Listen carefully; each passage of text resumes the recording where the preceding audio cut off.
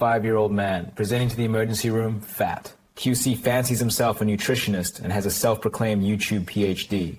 Of course, coffee has fiber in it. One man on the internet says it does.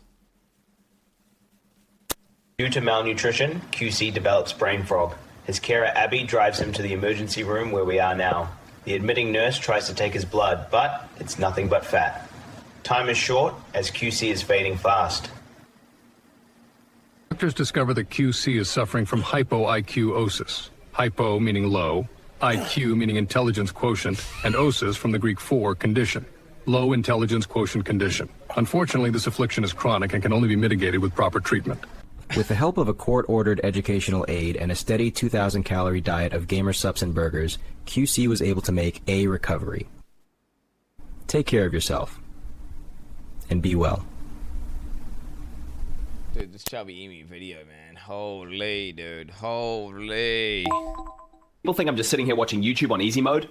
Nah, reacting to videos, way harder than playing games. Let me walk you through it. When I game, everything's on rails. W, A, S, D, left click. Muscle memory, chill. Cognitive load, 20% tops. But a reaction, my brain's in overdrive. I have to pass the clip, guess the context, read chat, True. D4 bad. Alright. Are you a hunter at all? Like deer or what have you... Wait. Like deer or what have you? We had some poachers in my state.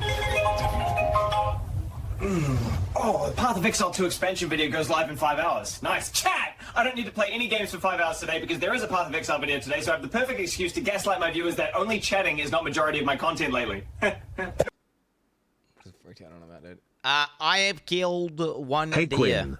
Normally I use my And all the resub meat was message to used. do a meme or a taunt, but not this time.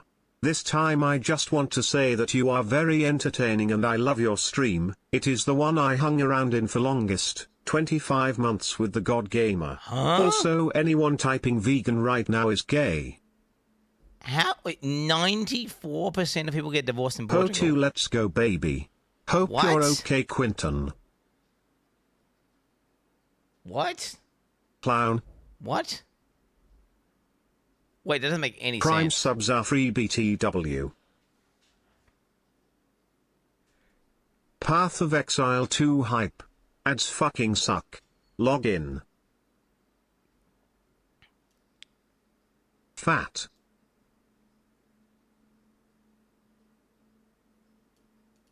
Okay.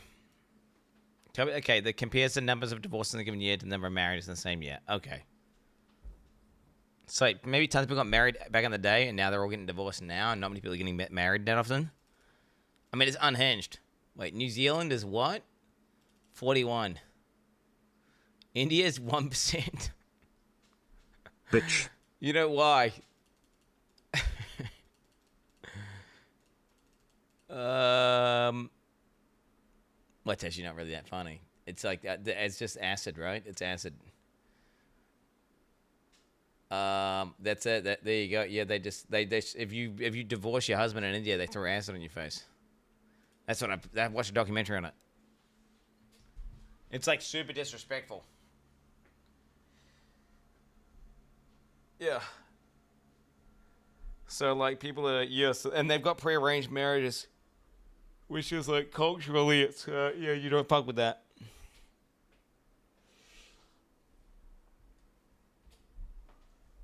Oh fuck.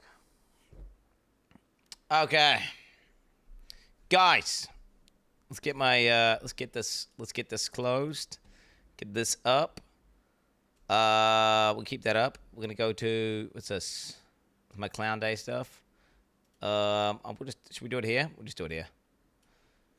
PoE2 live stream. Alright, what do I want? Well, let's put this at the top, actually. Put this at the top.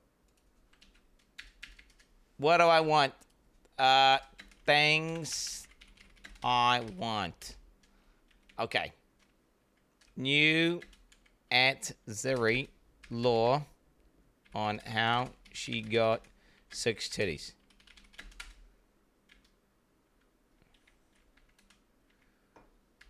Okay. Oh, 4 titties. Is it 4 titties? My bad, yeah. I don't know how many. Is it Clown week soon. 4 titties. Okay, that's one thing I want. All right. New act. Okay, Druid. Not dog shit with cool, interesting mechanics. Alright. We go with that. I want it to be cool. It's not even active. Well, I don't care. This is what I want. This is what I want. Melee. New melee skills. Not druid only. Swords. Etc. Changes to scale system that allow more variety. Hey chat, Skill I will do all slash content this league and it won't be gems. a fail venture like Poe one aware. All mace builds feeling very samey. QE2, we got out. Okay, so we got adversary law, new acts, new melee skills, not druid only. Okay. I think I want to see some overall some fundamental changes.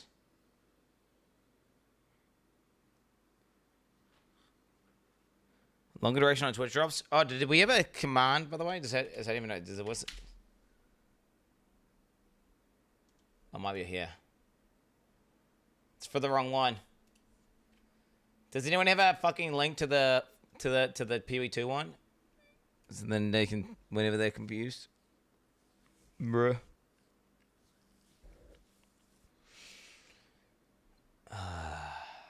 Here are round 2 of the Player's Choice Awards. Oh, wait. We got round 2 right now? Do I have to vote now? Okay. Expedition 33. Dude, no way Dispatch wins something. Guys, that's all I can vote on. That's all I can vote on. There's nothing here that I would really vote on. There's no way. That's all I can do. Ghost of Yote, Hades, Hollow Knight, Genshin Impact, Donkey Kong, Dispatched. I've played this, chat. Oh, no, not that one. I've played this, chat. And I've played this. I've not played Kingdom Come. I've not played this. Yeah, so yeah. Yeah, I haven't played Kingdom Come, so how could I vote on it? How could I vote on it? There's no way I could vote. Round 2 to 3. We did submit votes. Wait, is it telling me I need to vote 5 times? What is it saying? Vote placed. That's all I want. Bitch. Where was I though? Wait, I feel like I was in the middle of something. Ah, yes. Is there anything else we want to see, chat? New act. I mean, dude, new act, new melee skills, new weapon. George, not ass. That's all I really care about. Yeah, in-game. Oh, yeah. In-game changes to make it, in-game changes that blow my mind in a good way.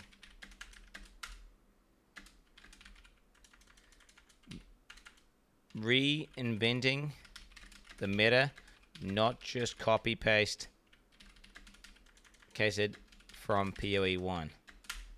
What I want is like them to take everything they've learned from PoE 1, right?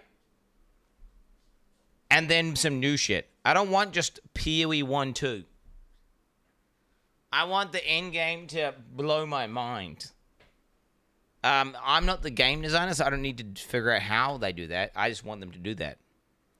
Right? I want them to do that. You know what I'm saying?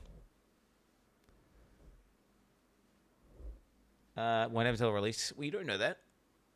Why can't they work on the end game formula? Why can't? It's silly to like. Think about how dumb it would be. Think about how dumb it would be to not work on the in-game formula until the actual release, and then they haven't. The whole point of early access is to get it into the hands of people who really love the game early, so then they can try things, test shit, perfect the recipe, and get it fucking tight as fuck. And then the release is when they do the final polish patch, where it's like, yeah, this is the full game.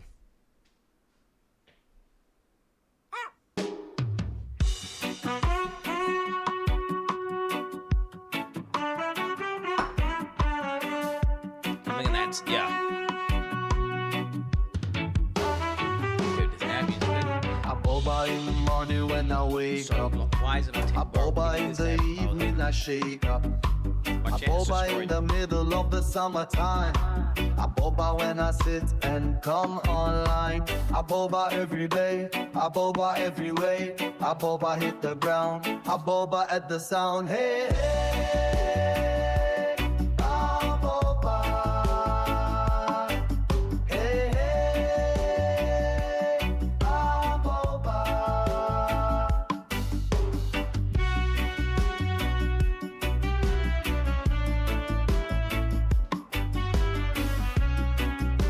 Holy shit.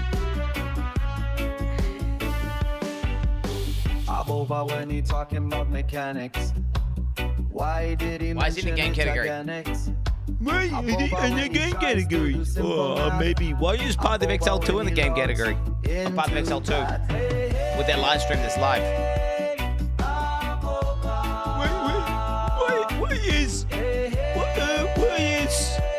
Dark Bunker Deduction with part of Exile on CZ Ran and Flipgun and Mara Pee-wee and Reaction Action, Gezi TV and Imperium Game and Reagan and Jason Rocks and Captain Lance and Pox and King Congo and Steel Major, DSL and Damods and Palstron and Aggro off of Route 2 and fucking Ben underscore and Exert Infinite, everyone.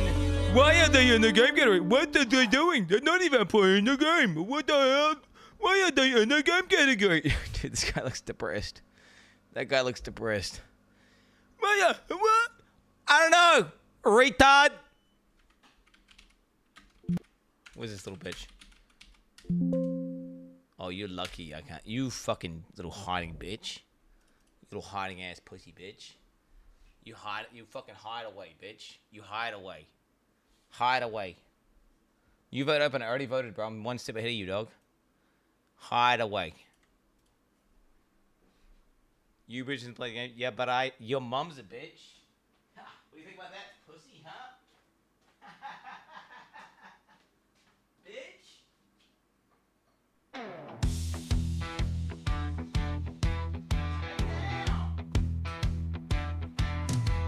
My dog ran away, left me in tears. Lost my job, it's been a rough couple of years. House burned down, that's just where it stood. Sister divorced me, guess it wasn't good. Truck broke down, just my luck. Creditors calling, man, I'm stuck. Bills stack high like a mountain tall. Fat and crippled, life's taking a fall. But at least I ain't stuck in Iron League. At least I ain't streaming my defeat and losing all my games. At least I ain't Quin the Iron Man. Thank God for that, it's quite the plan. Cat ran off, ain't coming back. Yeah, I'm thinking about it, Chad. And the only thing that really matters is like, okay, I'm gonna triage this. It's this.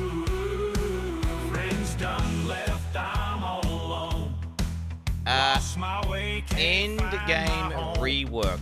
Truck still broke, can't fix a thing. That's what it is. So bad, can't even sing. That's what I want. This is a meme, obviously. I don't really care about the new act. That would not really affect anything. But, like, for sure.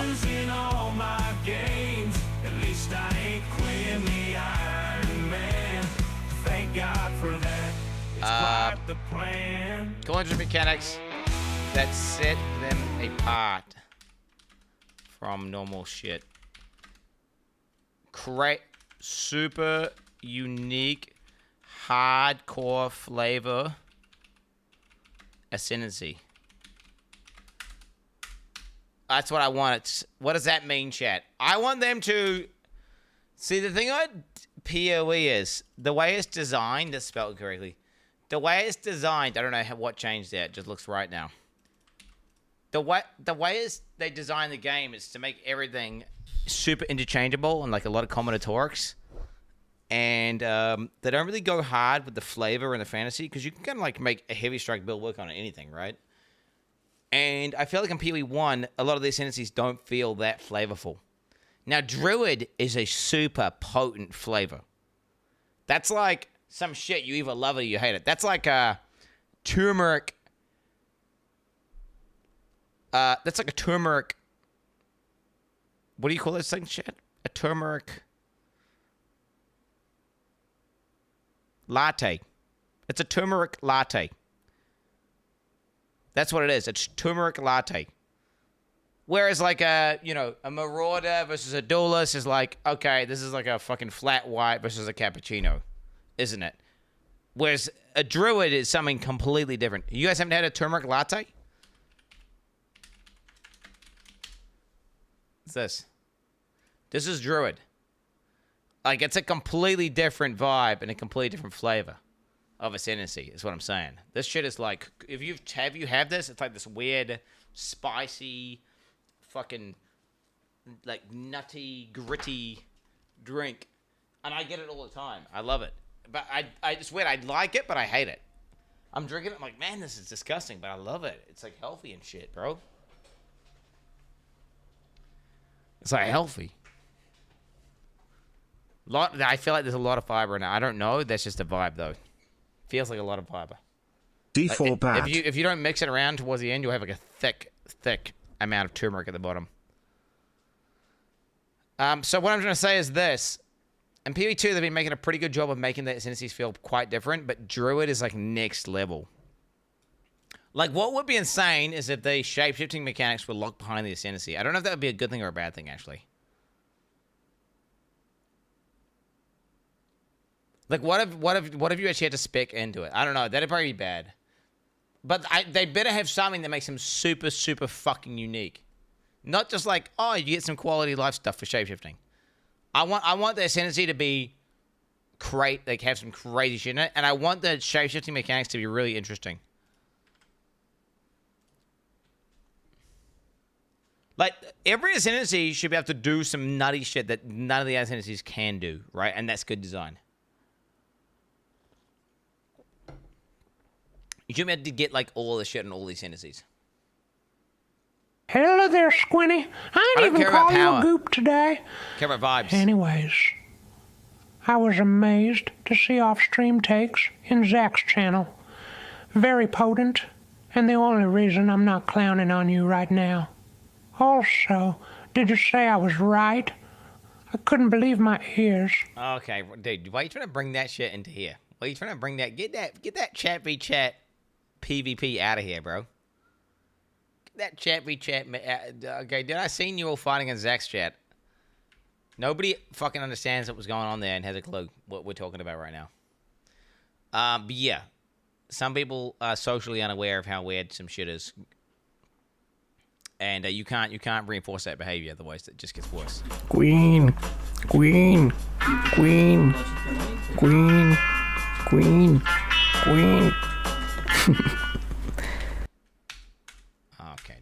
Okay, dude.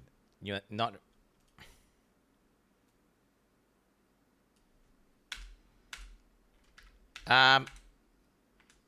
Yeah. I want new melee skills, not Druid only. Swords.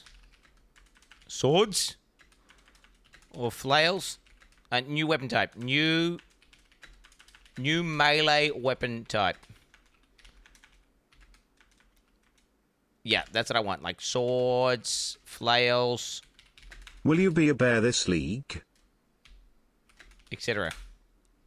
Well, it's Druid. It's new. Of course I'm going to do it, probably. Daggers, claws. Yeah, I mean, you know what I'm saying? Literally zero chance. This is what I would... I'm running what I want. This is the big one.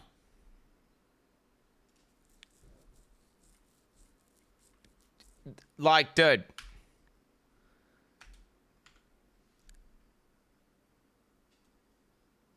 Yeah, I almost spelled feel very samey. All let's go. 35 months WTF am I doing with my all life? Weapon types feel like a preset build currently, and new characters don't feel that new. Fix it. That's what I think it is. I need to do that. I need to do that. And then I got memes ones. These ones I don't really care about. I mean, New Ashby's Law. Yep. Yep. New Act. Poggies. Don't really care. Do I care? But do you guys care if this is New Act or not? I don't really care. I don't really care. Would be pretty cool. I wanted to rush it.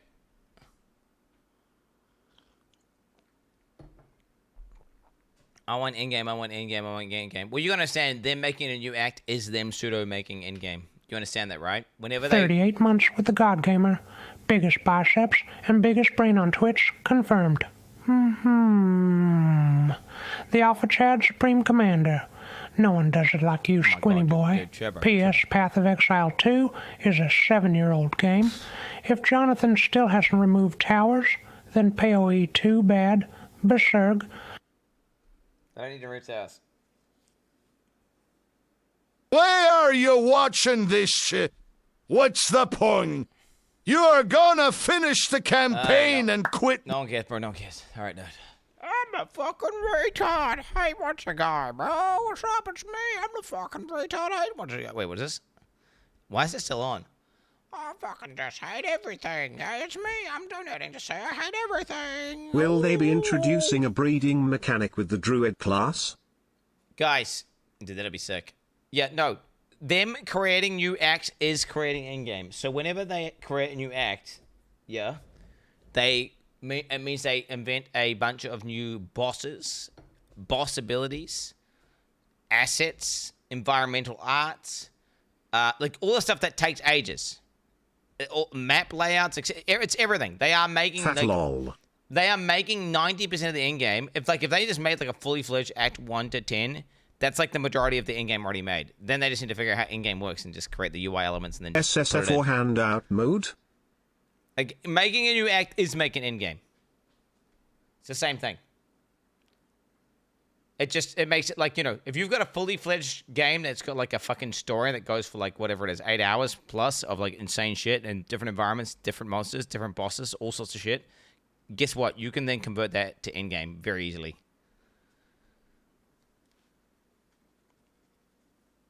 Is it appeal? Yeah, exactly. Yeah. More league mechanics are not cancer. I mean, oh, dude, that is a huge one, actually. Wait, no one, I just remembered it when someone said more league mechanics. Fix the fucking, New the crafting Atlas material. At Zeri's Milk. Poggers. Current, Atlas Assets. tree. Wow, cool. Feels. I don't bullshit. care. Give me good systems, not assets. Progression feels bad. Well, feels flaccid.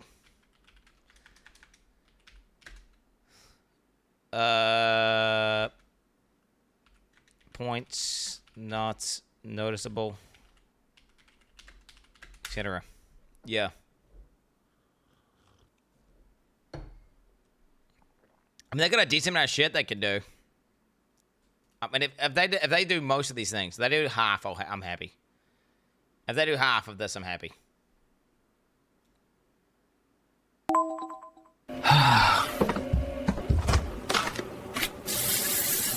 What is this? You're playing the same shit again. I wonder why I feel so spaced out.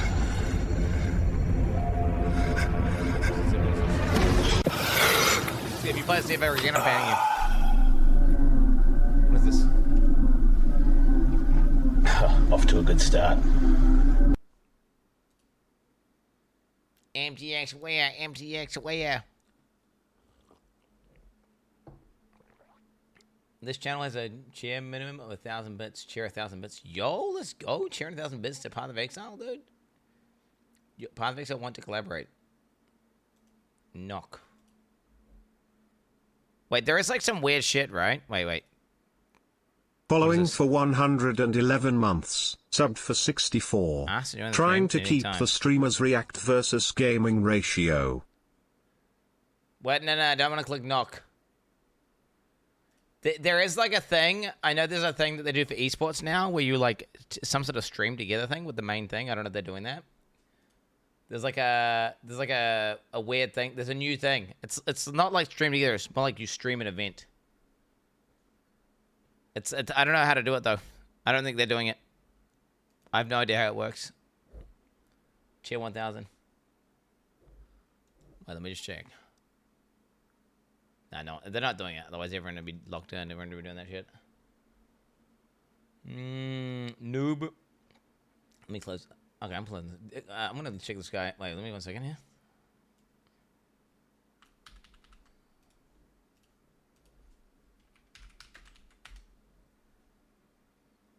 Yep, that's a ban. That's a ban, bro. That's a ban for sure. You're done, buddy. Sora colon 6931 D39 A100 C4 FBO 81 A5 A27. That guy got scammed, bro. That guy just got scammed. That guy just got scammed. PO82 hype. Oh, shit! No, sorry. No. How do you do it? Wait, censorship?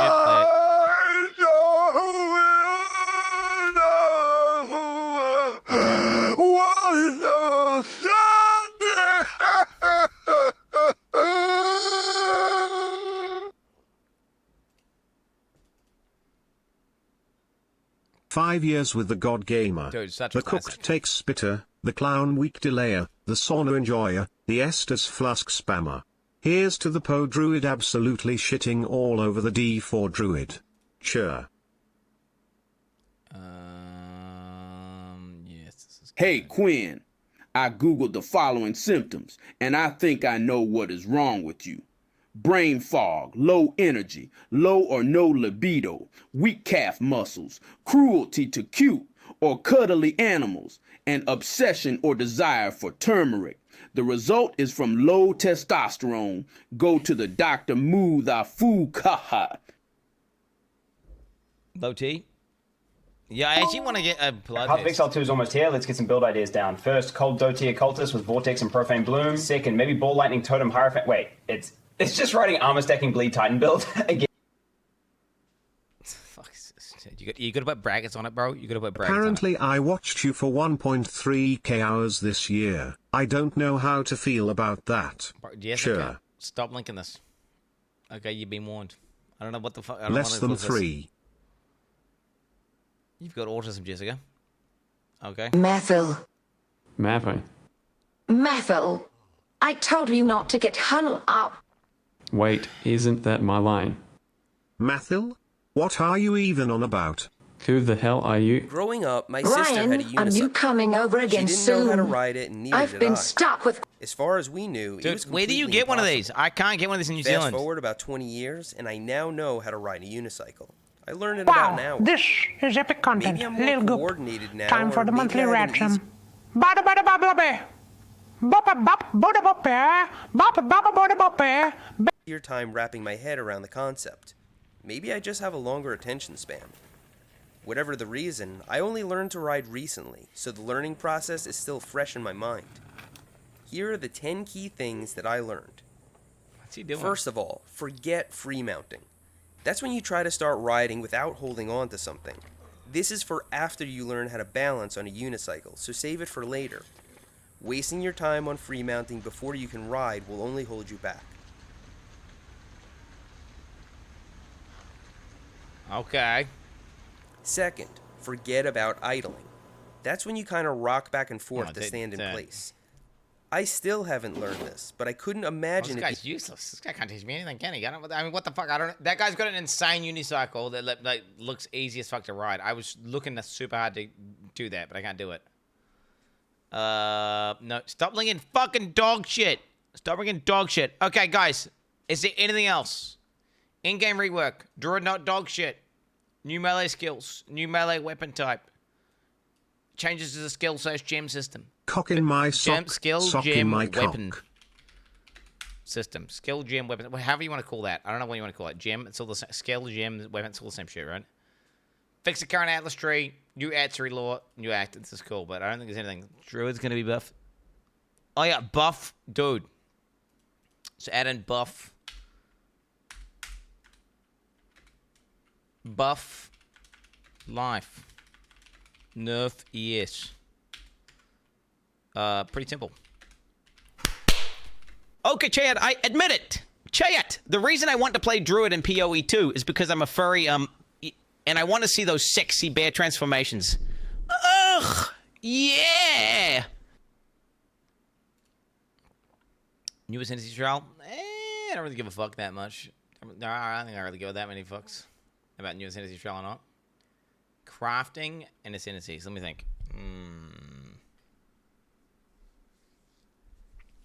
Crafting and Ascendancies.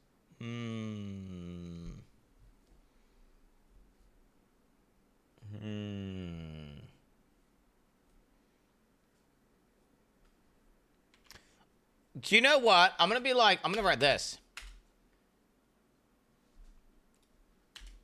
Yeah, change large rework to the player passive tree, giving players a better way of investing into EHP. Currently, seems like you path of damage nodes.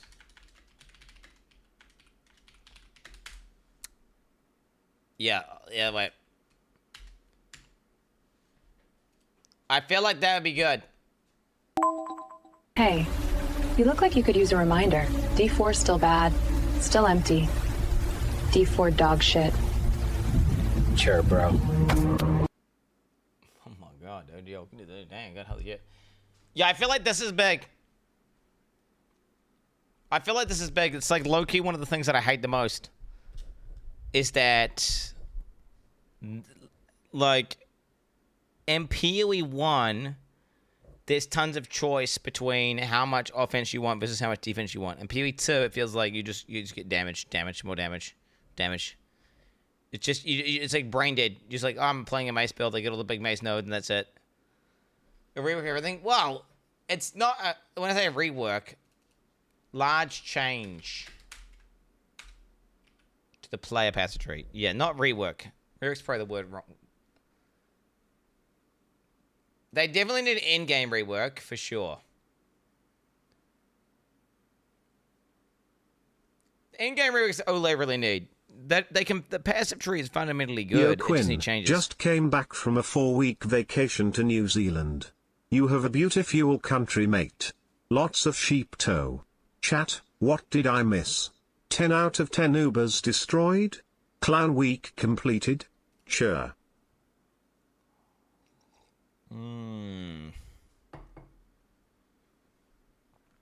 Terminators are so fucked. Relevant? This is not fucking relevant, dude. This is a video of a cat.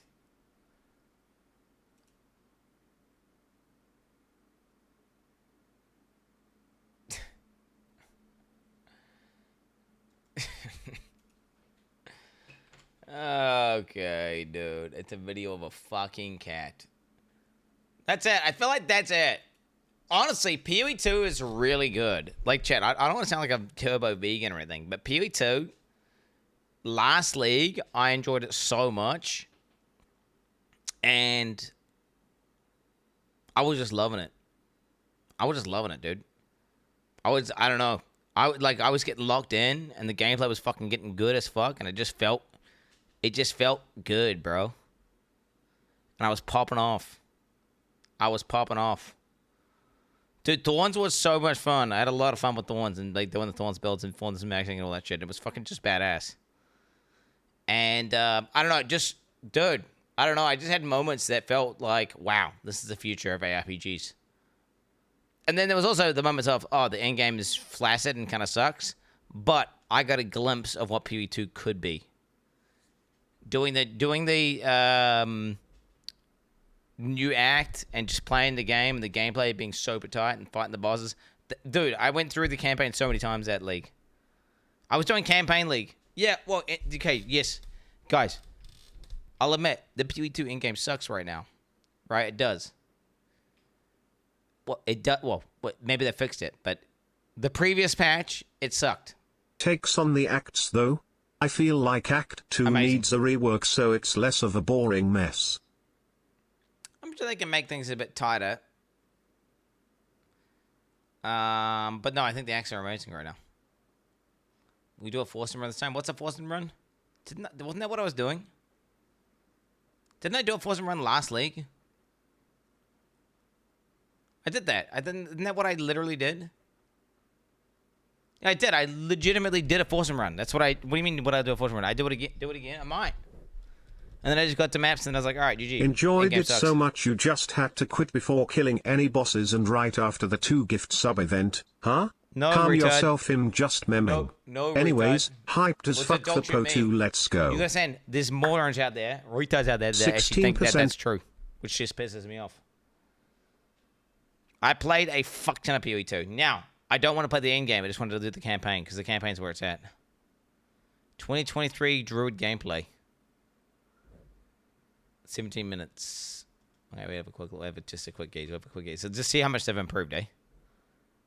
And the bear will stand up as you swing, which has no time penalty. Then follow up with Furious Slam and your bear will quickly slam down. Much more efficient.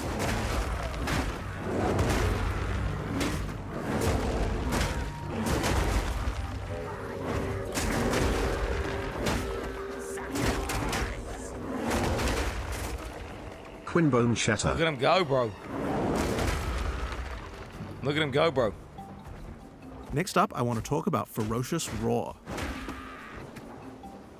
Ferocious Roar is a bear meta skill gem.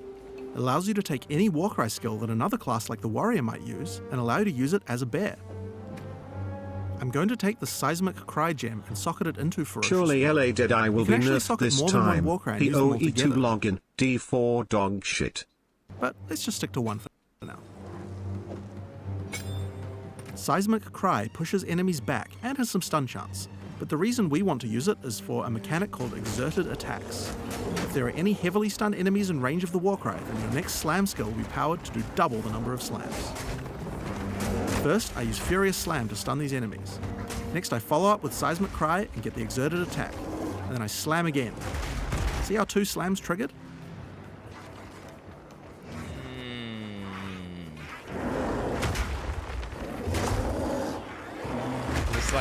It looks like a beer version of someone doing what's that fucking shitty ability? Giga Chad Po 2 reveal. Bear Metuo. It looks like a super slow beer version of that fucking what's that one that will play with the spice that come out? Earth Shatter. So, that's all well and good, but how about we try that again using Rampage? First, get a bit of Rage, slam to stun the enemies, Seismic Cry to get the Exert, and then Rampage around. I mean, that looks sick, bro. Insane amounts of damage. That looks sick. The one where he runs around like that, it's like, I ain't never seen an ARPG ever look that, like, that's like one of the sickest looking animations out there. So we've covered some of the bear side of the Druid, but how is he as a spellcaster? Now, of course, we want to maximize the amount of time. Guys, this is 2023. Young Hoy to live streamic bums mine Oma. This is 2023. This is 2023. This is PoE2 was like a lot slower back then and a lot more brutal and way more sloggy. Or animal forms. So most of the spells targeted at the Druid tend to be things that last a long time or provide tactical options on the battlefield. The first and probably simplest of these is Lightning Storm. Cast it on the ground and you get an area where monsters are continuously struck by bolts of lightning. The bolts don't do much damage, but they shock monsters, which is a debuff that increases all damage on them, meaning it's a great spell to use before going in as a bear. This is all out of that info. So what we're going to see, by the way, it's going to look way better. it's gonna look similar, obviously, like the same art assets and everything, but it's gonna be like way better. They're gonna be. This is gonna be so unrefined compared to the polished shit we're gonna see right now. So, that's going to increase your damage, but as I mentioned before, the bear form of the druid could use some defenses as well. The bear in particular is the slowest attacking of the druid's forms. He hits hard, but if he gets swarmed too much, it will result in your death. That's why Tornado is so useful. Tornado sucks monsters in, allowing you to split up packs and deal with groups separately, or pin monsters in place and set up combos with your other skill, and allow you to use it. The initial raw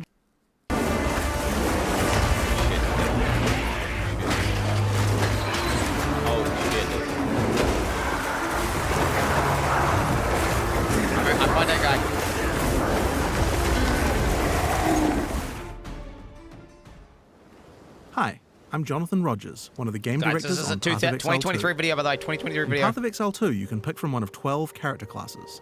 Each character has a combination of primary attributes that they focus on.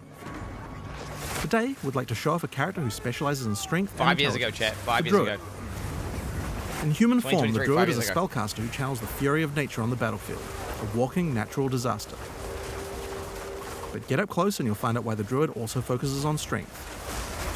You can transform yourself into one of several wild beasts. Several. Today, we want to show off Several. the bear form. I wonder what kind of crazy forms we're going to see today. Transformation in PoE 2. What do you guys think? 2 forms? 3 forms? We're going to get 3. We're going to get 3. It's gonna be 3, isn't it? It's gonna be like, yeah. Automatically. It'll be like Spriggan, Bear Cat. When you use a bear attack. Use Bear Maul and your character will transform into a Right, bear. like a with caster meaty one, swing. a bear one, Use and a spell, cat your one. character transforms back into a human and casts it. Hitting enemies If with the someone's watched leaks and you're using leak info, get the fuck out of here. I don't want to hear anything about any leaked dog shit. A moonkin, that'd go so hard. A moonkin. Bear's Maul attack will build up rage, which increases your attack damage. So your bear gets stronger with every attack. You can see the glowing runes that indicate rage on your back. Have a lot of weak enemies to take out? This is where you probably want to break out your Rampage. Let out a roar and stampede over all enemies in your path, slamming the ground with your paws.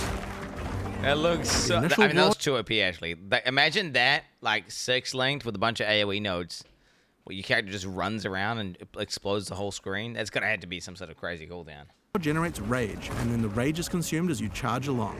You can use Rampage by itself to travel a short distance, or do some mauling first to build up some rage and travel a significant distance. It's a perma rage build that just lets you run around 24/7 doing that. Now, while the bear is big and strong, this isn't a pure strength class. You don't have as much armor as a warrior would have. In order to protect itself from larger packs, you might want to consider a skill like Furious Slam. This skill is all about stunning rather than damage, so it's quite useful if you're mobbed by smaller monsters and just need to get out of it. Of course, like any PoE 2 character, you can always use a dodge roll to get out of danger. Since the bear is the slowest of the druid's forms, making sure the dodge feels reliable and can get you out of any situation is paramount. I When you love dodge an how it animal does. form- I love how it like transforms with the blood, and when you roll, just blood flies out. That's sick. That's cool. Your character instantly transforms. It may be a bit annoying though, I guess, if you like just come to your house and you're in like cat form, and then you just quickly change form, and then you just get blood all over your fucking floors. You know what I'm saying? Like you just get squirts blood all over the ground. Back with no time penalty, so that you can get out of the way. You can You know even what? He's interrupt inside his the house. missed time transformation halfway through. Of course, doing this will mean you pay the slight time cost of having to transform back again, but it's certainly a lot better than dying. Where does he get that blood from? Something interesting about the skill is that it's faster to use if you're already standing up. If you're on all fours when you use Furious Slam, then the bear has to stand up first before slamming back down. But use Maul first, and the bear will stand up as you swing, which has no time penalty. Then follow That's up cool. I didn't even know that. That's cool. So he's standing. It's like a combo. That's cool. It's like some sort of mini stance. That means you can have like rotations that actually make sense and could be organic and aren't like one. I mean, maybe it'll turn into 1-2, 1-2, 1-2. I don't know. But I mean, it could be cool. Furious I Slam. hope it feels natural and good. This is what I'm hoping, by the way. I want Druid to feel different. Right? I want it to be a completely different vibe and a completely different way of playing the game. And not to be like, oh yeah, it's just the same shit as all the other ones. And, you know, I want it to be real Sup? diff. Yeah, wait, is this what I want it to be, chat? Bro, what the fuck? The wolf is inside of him, man. Your bear will quickly slam down. Much more efficient. Yeah. Counter skill. Skill tree. Oh, I've already seen the blind base. Dude, this is a classic. Is this where he blames it on his dog? Is this where he dies and then blames it on his dog? Never found! Dude, I can't see because the fucking dog is barking!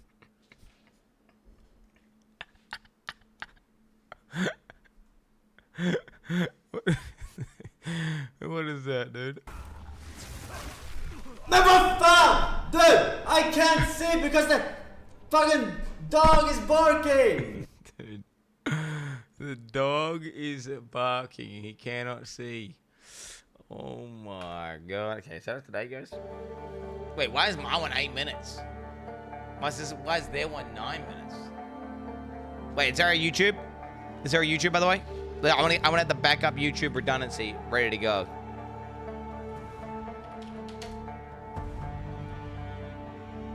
Are they streaming? They're not. It's just on Twitch, eh?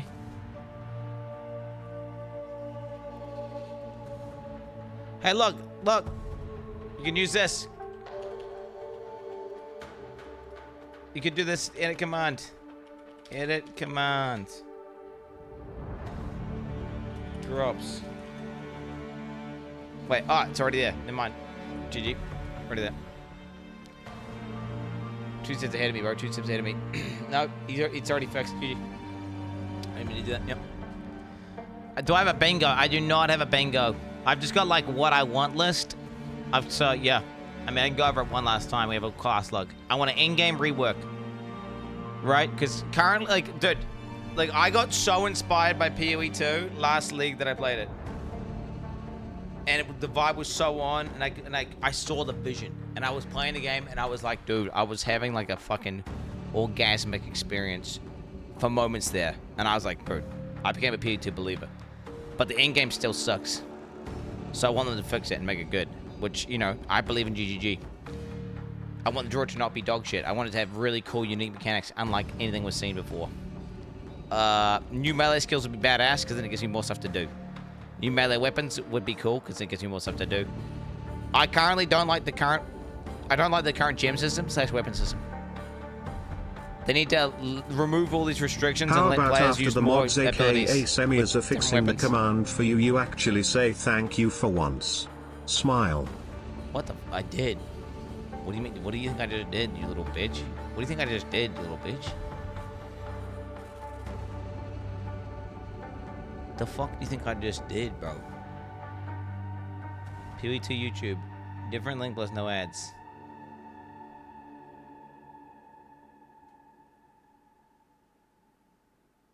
The fuck is this? The fuck is this? The Atlas skill tree. The Atlas skill tree. I want the Atlas skill tree to be way better, because currently, again, this is probably, to be fair, the Atlas skill tree is like in-game rework. I think it's the same thing. The in-game is both, the in-game is kind of flaccid, and the skill tree feels like it lacks progression. I want there to be, basically, I want there to be life nodes or something. I want there to be changes to the passive tree, so you have more choice between offense and defense. Yeah, nerf ES buff life. It's a relore and you act. That's all I got. 5-minute coffee. Yo! I actually need to get the new coffee. Guys, it's 5 minutes and 58 seconds. We're going full stream mode. Hi, I'm Jonathan Rogers from Grinding Gear Games. Today we're going to reveal what's coming next for Path of Exile 2. I'm excited to announce that, effective immediately, Activision Blizzard has completed a full acquisition of Grinding Gear Games. Next up, we've got a 5-hour GGG Campfire chat hosted by our new community manager, Woody Joe. Yo, that is cursed. What the fuck? What the fuck? Don't, dude, that's nightmare fuel. Okay, wait. 2K source is a bad idea, right? Because they're just gonna look worse. But then that's probably the source. That's the source. I should have it on source, right? I'll do it. But you guys, I mean, it's not the play.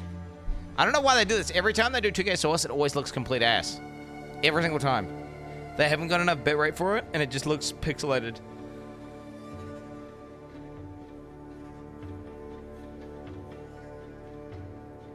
Can you turn the caption on, please? No, captions are bad. No captions. If you want captions, go watch it on this PvP. Guys, get your full chance ready. Everyone get your final coffee. Everyone get your final coffee right now. Oh, wait. Ads. Samizi's already 2 steps ahead, bro. I'm pretty sure. I think Samizi's already 2 steps ahead. We'll just make sure no ads for the fucking things. We don't get ads. There should be no ads. Coffee, piss, and then we'll raw dog on the shit. I can't pause this a live stream, chat. It is what it is. I'll make my camera a bit smaller, probably. As well. Maybe just like this. Like this. I'm least likely to affect things at the top right, yeah? Yeah. I'll be right back. One sec.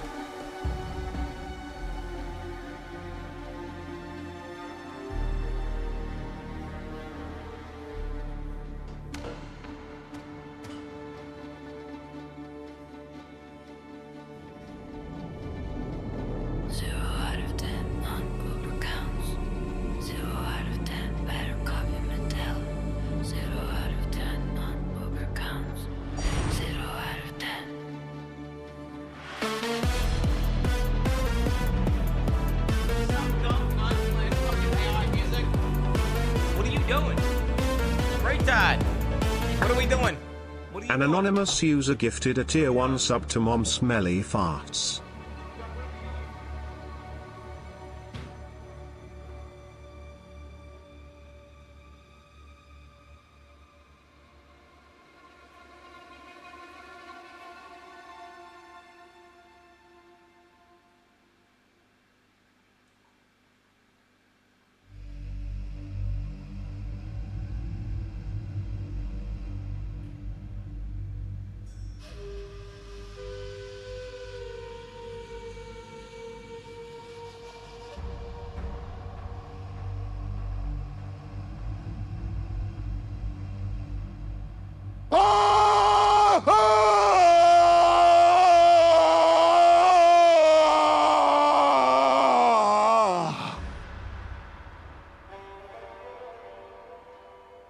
Ho 1 is dog shit.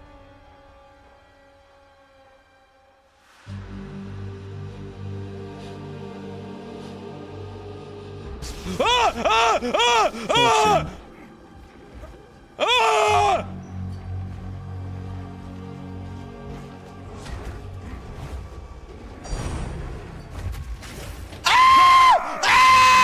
anonymous user gifted a tier 1 sub to Quin69.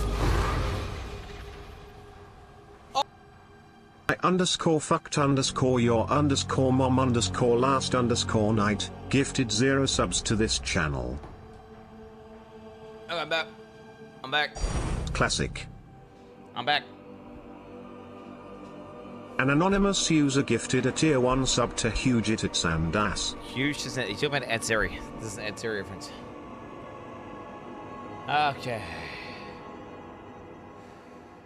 We're turning TTS off, guys. TTS off. And there's no channel point stuff on. Nothing's gonna pop up, right? Nothing can pop up. Let's just make sure we're doing final checks. Nothing can pop up. Check, check. Yeah, we're good. We are good to go, chat. We are good to go. Everything's looking good. Oh, I need to get my audio. I'm gonna get a bit loud. I'm not gonna. So you don't want the compressor on. Compressor on is bad because you gotta trust in the audio mix. I will enable compressor if I have to. Let's get it to 69. That sounds loud, right? You never know till you hear them talk, though. Oh, shit. Oh, shit. Oh, shit. You my mic? How about you suck my dick, bitch? I'm not going to talk during when they're talking, though. Don't worry about it. I'm not going to talk when they're talking. I'm not. The most thing I'll do is I'll start screeching. If they announce Bone Shatter and it looks amazing, like they're just reinventing the Bone Shatter meta, and it like it's, you know, new stun mechanic.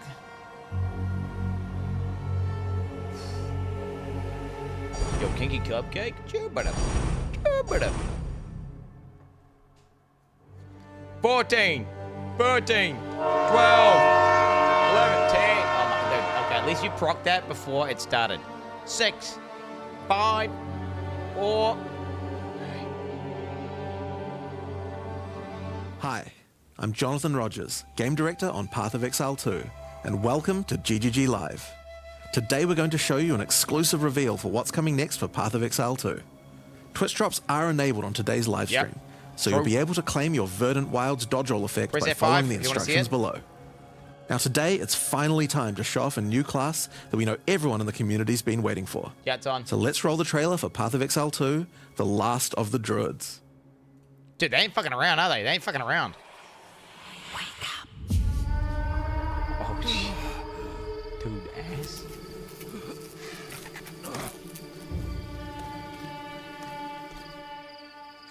Well, well. What have we got here then? You lost, fella? Hey, we're talking to you.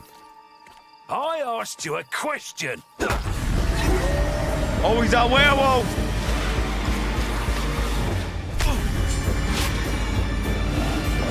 No. What's wrong with him? He's lost his bloody mind.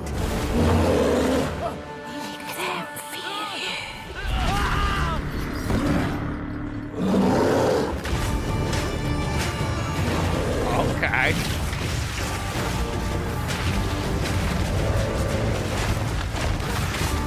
Oh, dude, that werewolf leap. Wait, he's using Eye Strike? What's that backslash attack?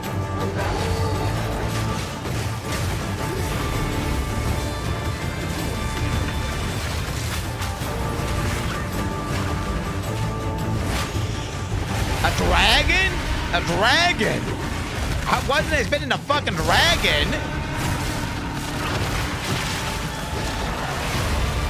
Oh shit, Game of Thrones style, baby.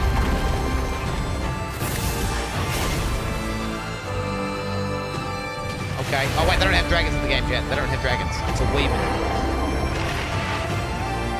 Chris Wilson banned dragons, right?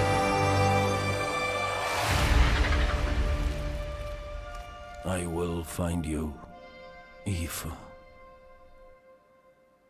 Oh shit. So they're kind of bad. Now, as you can see, the Druid is a shape-shifting elemental spellcaster.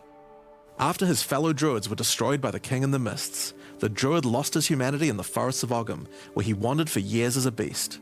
Now, finally reawakened, he's determined to find his lost wife and regain his humanity. The Druid has been one of the hardest classes for us to design.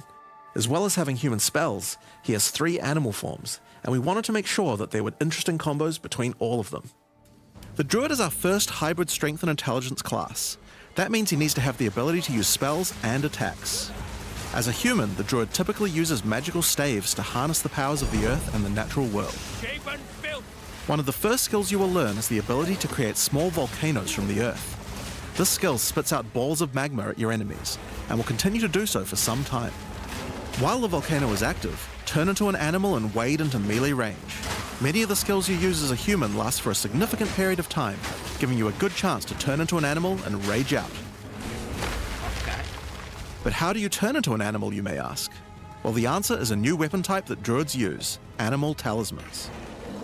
When you equip an animal talisman, you can choose which animal form you would like the talisman to represent. Depending on what you choose, you'll be given that animal's basic attack as a new skill to equip. For a bear, that's Maul. To turn into a bear, simply use the skill. Your character will instantly transform into a bear Okay, and I like attack. that clean. If you want to change back to a human, just cast a spell. You will instantly swap back and cast it. Clean. We wanted to make sure that swapping between forms was seamless and immediate. Changing forms should be something that you do without even thinking about it all the time in battle. In order to allow for hybrid melee and caster gameplay, most of the skills you use in your human form last for some time and aid your animal skills in some way. The volcano we used earlier will emit more molten balls whenever you hit it with a slam, making it perfect for use with your bear form's furious slam. While in bear form, many of your abilities use rage. There are a lot of ways to generate rage, but the easiest one is simply smash your enemies with Maul. Once you see the runes on your back glowing, It means you have enough rage to do a much more devastating version of your furious slam. Your bear form can also go on a rampage, stomping the ground as you demolish your foes.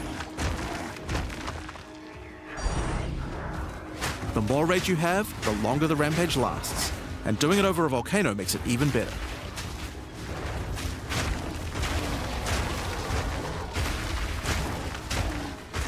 As you consume rage, your bear form will generate endurance charges, and these can be used with skills like Ferocious Roar.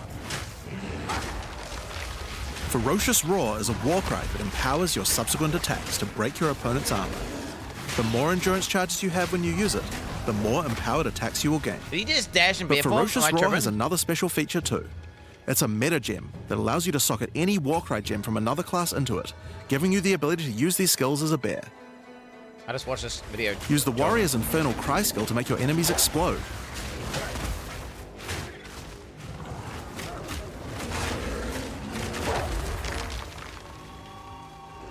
Or use Seismic Cry to stun your enemies and double up the number of slams you do.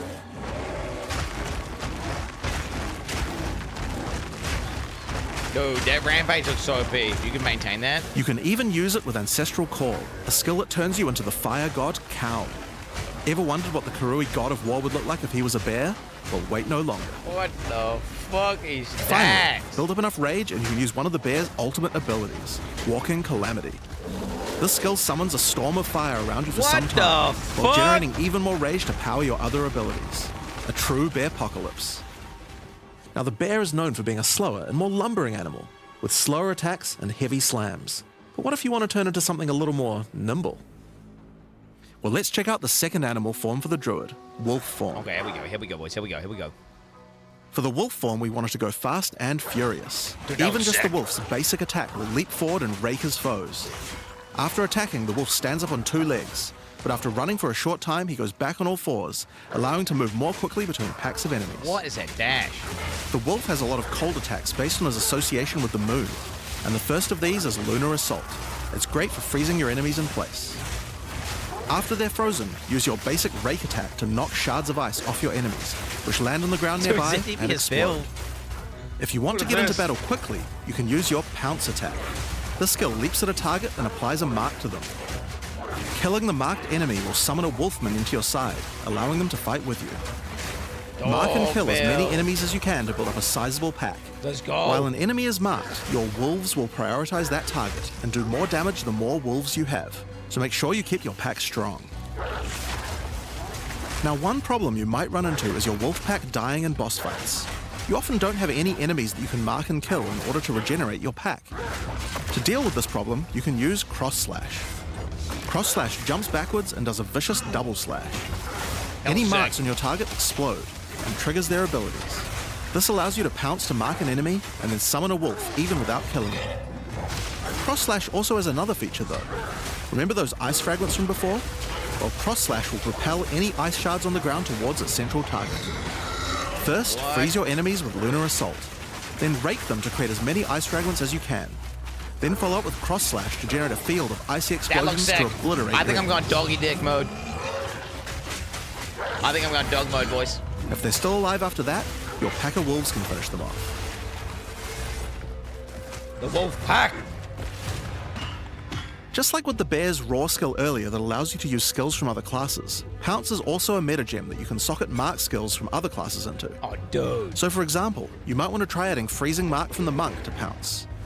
After pouncing at an enemy, Cross Slash to on explode the mark Pounce? and gain extra cold damage for a time. 0 damage though, what the fuck? The wolf has many other ways to go all in on cold though. Using the Arctic Howl Warcry will allow you to add cold damage and chilled ground to any slam, while buffing your pack of wolves as well. You can also use it to freeze enemies that are close to being frozen, making it much faster to use your other combos. Leaving it.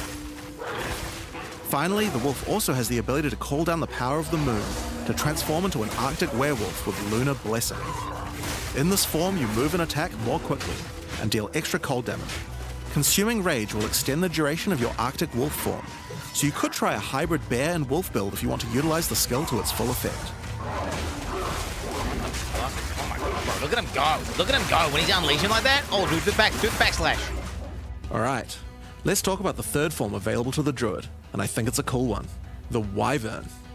The Wyvern has a number of long-range breath abilities. But that doesn't mean you can't get into melee range when you want to. The basic attack of the Wyvern is Rend. Jump forward into combat and slash your enemies with your lethal talons. They're bleeding? If they're close to being stunned, you can blow them off balance with a blast from your wings, causing an explosion of damage. After the battle though, it's time to feed. Devour the corpses of monsters to create power charges, and this is when the Wyvern's abilities really come online. When using Rend, you can consume a power charge to charge up your wings with lightning. That's pretty sick, the way he eats him. Not only does this do a bunch of damage, but it allows you to turn this melee skill into a much larger AoE attack. Once your wings are charged, your Wing Blast will also do lightning explosions for even more damage. If your enemies are close to death, no need to wait for them to actually die. When you see this blue marker, just devour them alive. Fresh meat is much tastier after all. Trope. Alright, so those are some melee options, but how about range? Well, you wouldn't be much of a dragon if you couldn't breathe fire after all. Can he fly? Rolling Magma is the first of the Wyvern's breath attacks. Spit balls of fire that bounce along the ground. These balls will trigger volcanoes as well, so it's a good idea to cast one as a human right before you start spitting. Okay. But that's not all you can spit. You have something a little nastier in that gullet of yours. Spitting a barrage of oil at your enemies will cover them in a viscous sludge that makes them easier to ignite. If you have power charges though, plant your wings in the ground and vomit a barrage of lightning-infused projectiles. The more power charges you have, the longer you can do this for. But make sure you keep your foes at range. You're vulnerable to melee attacks while channeling this skill. In order to help with that, let's take a quick diversion back to some of your human abilities. As a Druid of Scoth, you have the ability to harness the power of nature to create entangling vines to slow down your enemies. Another of nature's punishments is the thunderstorm. Creating one of these will create periodic strikes of lightning from the sky, and will also make your enemies wet. Why is that useful? They're clean. Well, of course, things that are wet are easier to shock. Use it with lightning damage from your Wyvern form to enhance your damage. Making things wet also makes them easier to freeze, so it works nicely with your wolf form as well. And you know what else likes water? Plants. Water your plants to give them various extra abilities. Use Lightning Storm with Entangle to make them last longer, and attach more vines to each enemy, slowing them further. Summon Thrashing Vines to slam at your enemies for a time. Any that are created in water will be larger and deal more damage. Okay. Now then, with our enemies sufficiently subdued with our plants, time to really lay into them with our lightning-infused barrage. Now, this last Wyvern ability is just ridiculous, but we felt like we had to do it. Yeah, he's flying, bro. Use Flame Breath to take to the skies and rain down a stream of fire on your enemies. You have wings, so we have to take full advantage of them after all. Yeah. So fly around and burn in it. Are you immune to melee damage during this or what? Oh my god, dude. What the fuck? Let's go out burns the grass as well. Now there are a few other skills we didn't cover, but there's one in particular that I think will open up a lot of builds. Spell Totems. Spell Totems are meta gems that let you create a totem that will automatically cast any spell in the game for a time. In order to create one, you will need to spend 3 endurance or 3 power charges. You could use them to throw fireballs, summon comets, or shower the area in lightning. Really, the options are kind of endless. Your bear form can easily generate endurance charges by consuming rage, and your wyvern form can easily create power charges by eating corpses. So it's pretty easy for the druid to get the charges needed, but they're also available from quite a few other places as well.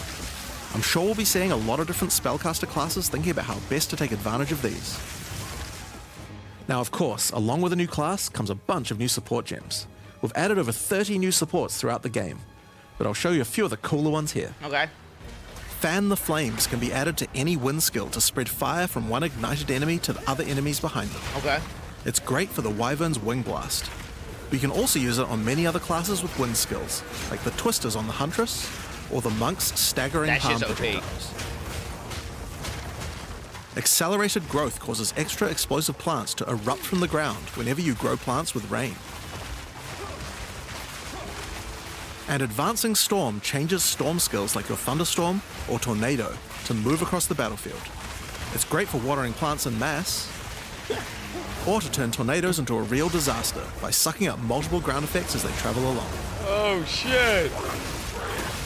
And the sorceress might like to use it with Firestorm as well. Wait, it just moves along? Echoing Cry causes your Warcry skills to echo. They will repeat a couple more times with a delay after you use them, giving you more empowered attacks. Use it for the Druid's animal form Warcries, or on the Warrior for a nice power boost. That seems overpowered. Grounding Shocks causes monsters you shock to turn into living Tesla coils, arcing lightning to nearby enemies. You could use it with your empowered wings for an extra damage boost, but it's also great with any other shocking skill. Try it out with Lightning Spear. It obviously needed more AoE clear. There's a whole pile more, but we'll leave those for you to discover. Oh, good, dude. They better nerf that shit even harder. Now with a new class comes new Ascendancy classes. The Druid will have 2 options for now, with a third being released later. Oh. The first class is the Shaman. The Shaman channels nature's elemental fury and can harness rage as a spellcaster, unifying his animalistic and magical tendencies. By allocating Druidic Champion, you gain spell damage the angrier you are, and with Furious Wellspring, you generate rage continuously and can spend it to empower your spells. Dude, I gotta change this. With the knowledge of the Asmerian Change it now? Magi, the Shaman can harness untapped power from runes and idols. After allocating Wisdom of the Magi, you will notice that all runes and idols have extra mods only available to the Shaman.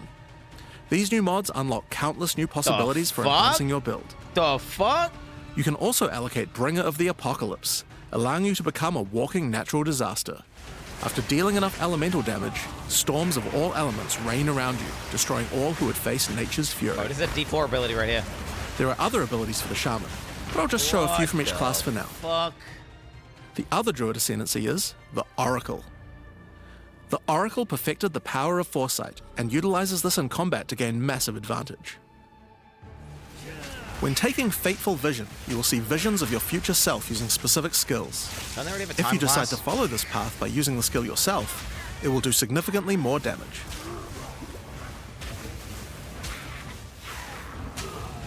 And with Converging Paths, at a critical moment in battle when a monster is vulnerable to freeze, stun, or electrocution, the Oracle can use Moment of Vulnerability to see a vision of the enemy's future, and then merge it with the current timeline, allowing him to deal damage to both.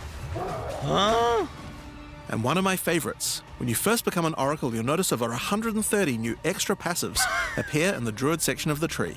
By allocating the Unseen Path, you use your power of foresight to learn from alternate futures and gain skills that would otherwise be unavailable to you. That's cool. For example, self-sacrificing allows you to be able to summon more minions by reducing their spirit costs, with the trade-off of making your reservation skills cost more spirit. Or Corruption Endures, which allows oracles to have a small chance to avoid death. Both the Druid Ascendancies offer interesting and unique ways to gain modifiers that no other classes can get, so we're expecting a huge variety of build possibilities from these. I mean, it looks like you can make melee builds with this. Now there are unique talismans for the Druid to use as well. We won't spoil all of them, but this one was particularly cool. Fury of the King turns your bear form into a fire demon, converting most of your damage to fire. As a demon, you can also use Molten Crash, a jumping slam attack that leaves fissures around you. This unique also continuously grants glory, allowing you to use your ultimate abilities more easily. That's a map Now, of build. course, the Druid isn't the only thing we're adding to That's a map 040. We still have a bunch more to show. With every new release, we create a new league with new mechanics, new pinnacle bosses, and with a new story to tell. And this time is no exception. So let's roll the trailer for the Fate of the Vaal. Oh shit! Oh the shit! Palace of Queen Atziri. It is a ruin, but in the dark, machines still churn.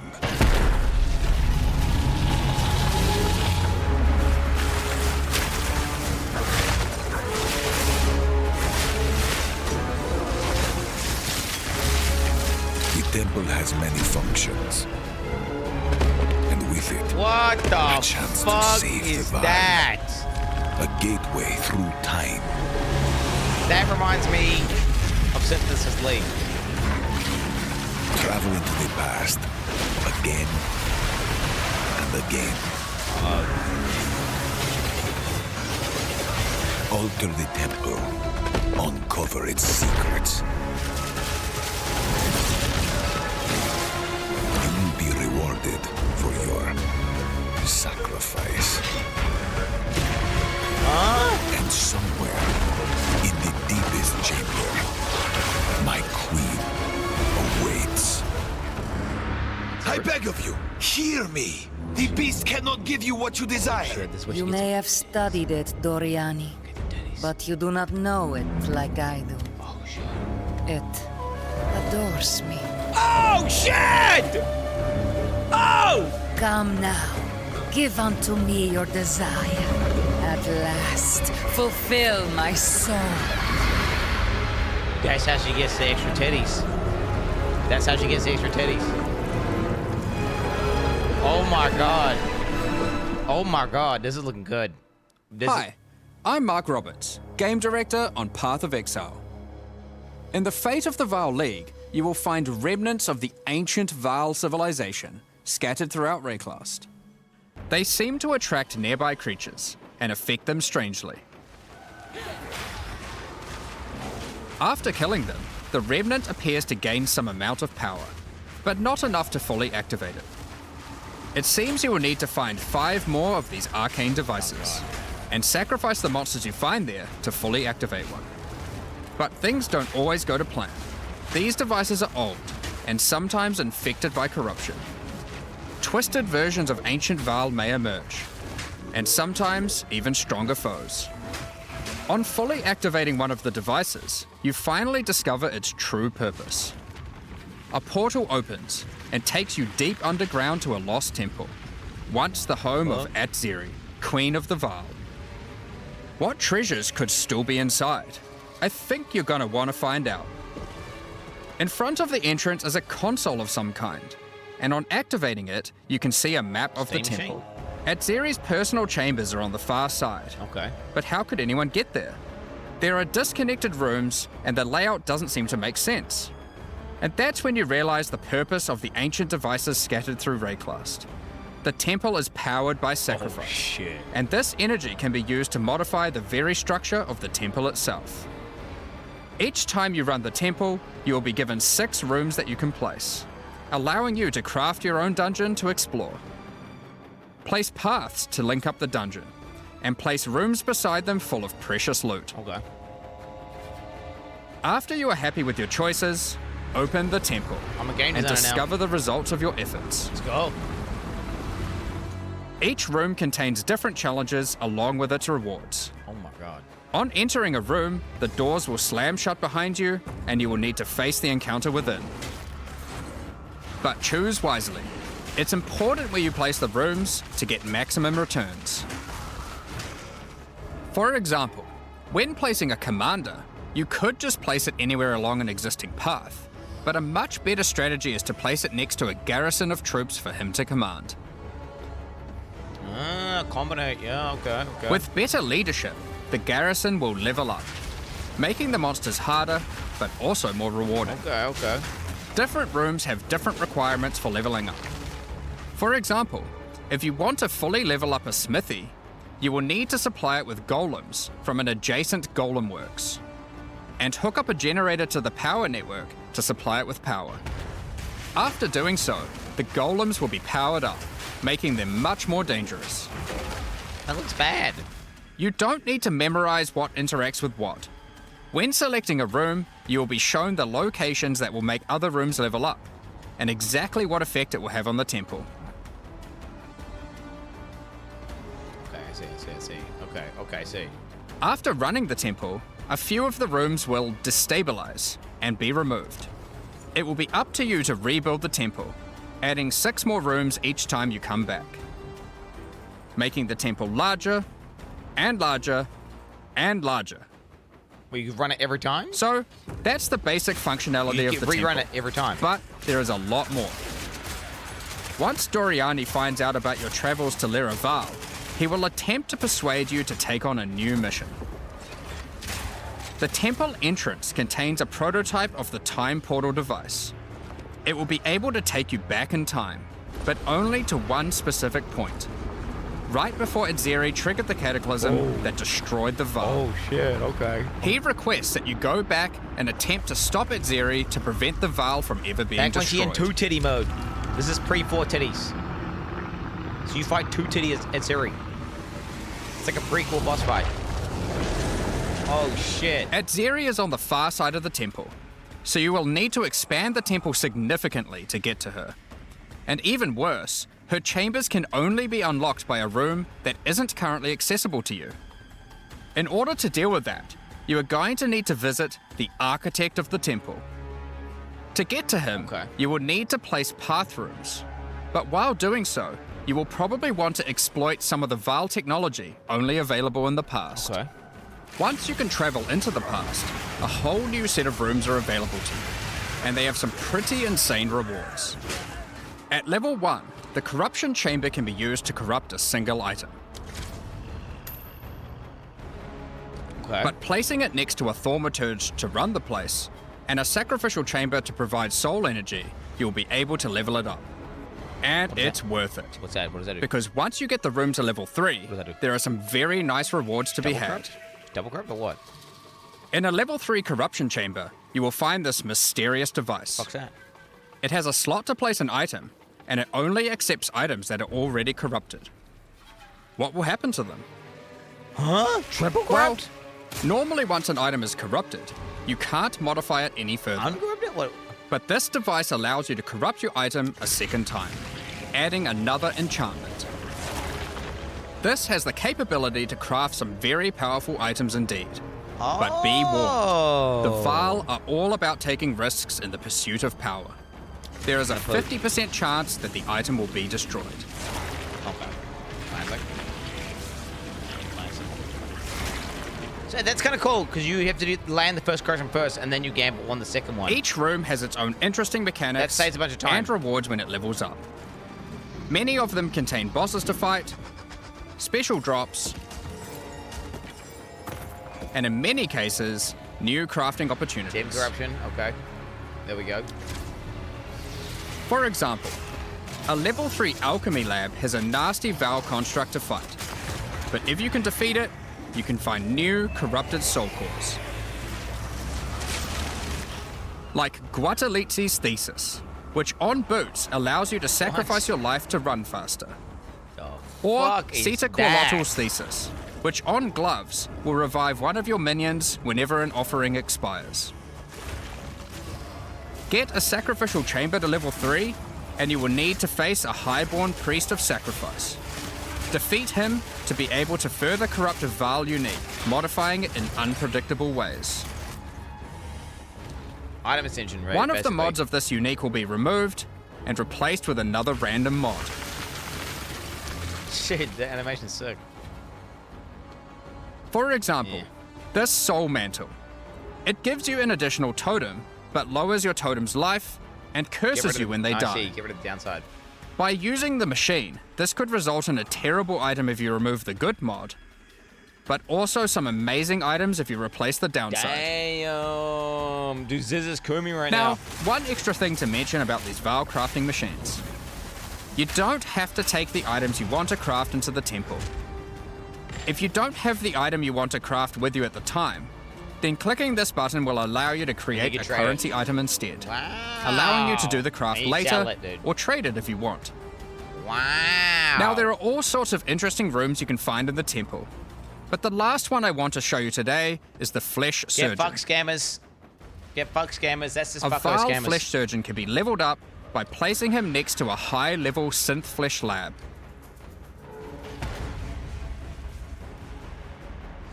But be careful. The Flesh Surgeon has some rather unpleasant experiments in his personal lab. Oh, yuck. Afterwards, you might notice the surgery table just sitting there. The Vaal are great at crafting items. Why not do some crafting on yourself? After laying down, you'll be asked which limb you'd like to replace. Huh? Left arm, perhaps your right leg. Each limb can get a different set of random bonuses, so choose wisely. After getting up from the table, try out your new limb. Dude, Cyberpunk. It seems to work fine, and even perform better than your normal one. Now, there is just one thing with replacing body parts. If you die and are resurrected, your body will return to its natural state. You might need to return to the Vaal Surgeons if you want another robot arm, and maybe get a better one next time. Semi-hardcore for softcore players. Some rooms, like the Commander, can give you a new type of reward. Medallions that can be used to manipulate the temple in other ways. Using a Quipolatal's medallion will allow you to artificially boost a room, even if it doesn't meet the normal requirements to level up. Okay. And a Huatalotli's medallion will stop rooms from destabilizing when you complete a temple, allowing you to guarantee getting a reward a second time. Okay, nice. Great if you want to stock up on double corrupts. Yeah. Now, with all that aside, time to face the Architect, and you will be in for a fight. The fuck is this? Oh my god, bro, what the fuck is that? Once defeated, you will find another console that can be used to modify the temple. But this one is special. It allows you to place new types of rooms with specific rewards. There are rooms with specific uniques, special runes, and currency. But also a few other, more niche crafting experiments. Like this one, that can extract the soccer balls back out of an item, at the cost of destroying it. Now, something really important is every league we release a significant amount of content for the in-game. In order to make sure that the Fate of the Veil works well for late-game players, we've added many mechanics to make sure that you can scale the difficulty and rewards to match. Getting some rooms to level 3 adds extra mods to the entire dungeon, and these stack with each other. So in endgame, when you can get some really big temples, you can generate a challenge that can even match the strongest of characters. We also start to introduce ways to store up energy for the temple, allowing you to save up many runs so you can do them later at your leisure. Okay, I like that. And not interrupt your mapping too often. Okay, yeah. Cool. Now, in each league, it's important that we have a new pinnacle boss to test your character's might. Shit, yeah, I need that. In the Fate of the Veil, you will get to face Adziri while she was at the peak of her power. Oh my god. One of the rewards you will gain by defeating the Architect is the ability to place the Royal Access Chamber. Once connected to your temple, you can visit it to finally reach the Queen of the Veil herself. Static? No mods? This fight takes place at a critical moment in history. Static. Right as Adziri communes with the beast's power and takes her true corrupted form. My god! Now, we are not going to show you the whole fight, but we will tempt you with one of the rewards. This is Adziri's rule. This staff gives additional levels to all of your corrupted gems and lets you trade life for extra damage. But in addition to that, while using the staff, mirrors of refraction will constantly appear on the battlefield. Any projectile you fire at these will split into a nova, and they can chain from one to the other. What the fuck? That's the Fate of the Veil League. But we are also bringing the previous league, Rise of the Abyssal, into the core game. Okay, nice. Along with a few changes. Yeah, to in-game. Now, for those of you who haven't seen what happens when a league is over, it's important to understand that you will not be seeing abysses in every area anymore. Rise of the Abyssal is now one of the league mechanics that can show up randomly in in-game. If you want to specialize in running abysses, there is now a tablet that will allow you to add them to any map you run. You can also craft the tablet to add abyss-specific mods to enhance how they function. Now that Abyss is core, it also needs its own Atlas tree. You can gain your first points by completing an Abyss. Don't like this. But there are more available for doing depths and killing certain bosses. And there are a bunch of different options. They fix the fucking bosses? You might just want more monsters and bosses. But you can also make finishing an Abyss have a chance to overrun a nearby map with the Abyssal. Or make your Waystone modifiers also apply to Abyssal depths. You could specialize in the interaction with other leagues, or specialize in a specific Abyssal faction. One of the important elements that we have heard loud and clear is that needing to do Abyss crafting on Waystones is quite annoying. Dog shit. So, we have removed that. Nice. W. In fact, we have removed instilling from Waystones as well. W. This mechanic felt mandatory on maps because it boosted the value of all other content. But it was both annoying to do and resulted in a lot of visual clutter. It was dog shit gameplay. Instead, we are bringing back some of that power on tablets, which you don't need to craft nearly as often, since they last for 10 maps each. Chat. Once you defeat the Arbiter of Ash, you will be able to upgrade tablets to What's a rare that? with 4 mods using regular currency. Even this isn't enough to fully bring back the power you could have gotten from instilling, so we have also buffed the bonuses that tablets give. Going forward, we're not going to be adding any more crafting directly to Waystones outside of the basic currency, because it adds too much micromanagement. Yep. But on that note, Fate of the Vaal does bring the ability to corrupt your tablets, hoping to get one of many different random outcomes. Now, with regard to Delirium Fog, even though you shouldn't have to have it on every map anymore, we still did want to make it less visually annoying. Delirium Fog has been toned down significantly, so you won't feel like you're just playing in a sea of grey. Thank fucking God, bro. Another big source of problems in the endgame is the feeling of getting overwhelmed with monsters. In 031, we reduced the number of monsters in early endgame in order to help with this, but still scaled up the number of monsters to previous levels by the time you got to tier 15. I don't know if I like that change. What? I don't know if I like that. Well, after letting this simmer for a while, we are still getting this kind of feedback. So we are no longer going to scale up the number of monsters you go as you get deeper into the endgame. What? Instead, we are scaling up the difficulty and rewards by the same amount. So to be clear, instead of increasing the number of monsters by 40%, they will instead drop 40% more items, grant 40% more experience, and have 40% more life. In addition to all the normal scaling they get due to being higher level. I don't know about this. This only applies to regular monsters, not bosses. We have also reduced the speed modifiers that monsters can get sometimes, which also helps a lot with this. Okay. Now, we did have a large amount of content for endgame planned for 040, but unfortunately we just didn't get time to finish it. The scope was a bit too large, and so we'll need to wait until 050 for that. But rest assured, there will be a ton of upgrades for the existing leagues, as well as new pinnacle bosses, and a significant overhaul to the Atlas passive tree coming soon. Oh shit. Now, another problem that becomes a much bigger issue in the endgame is game performance.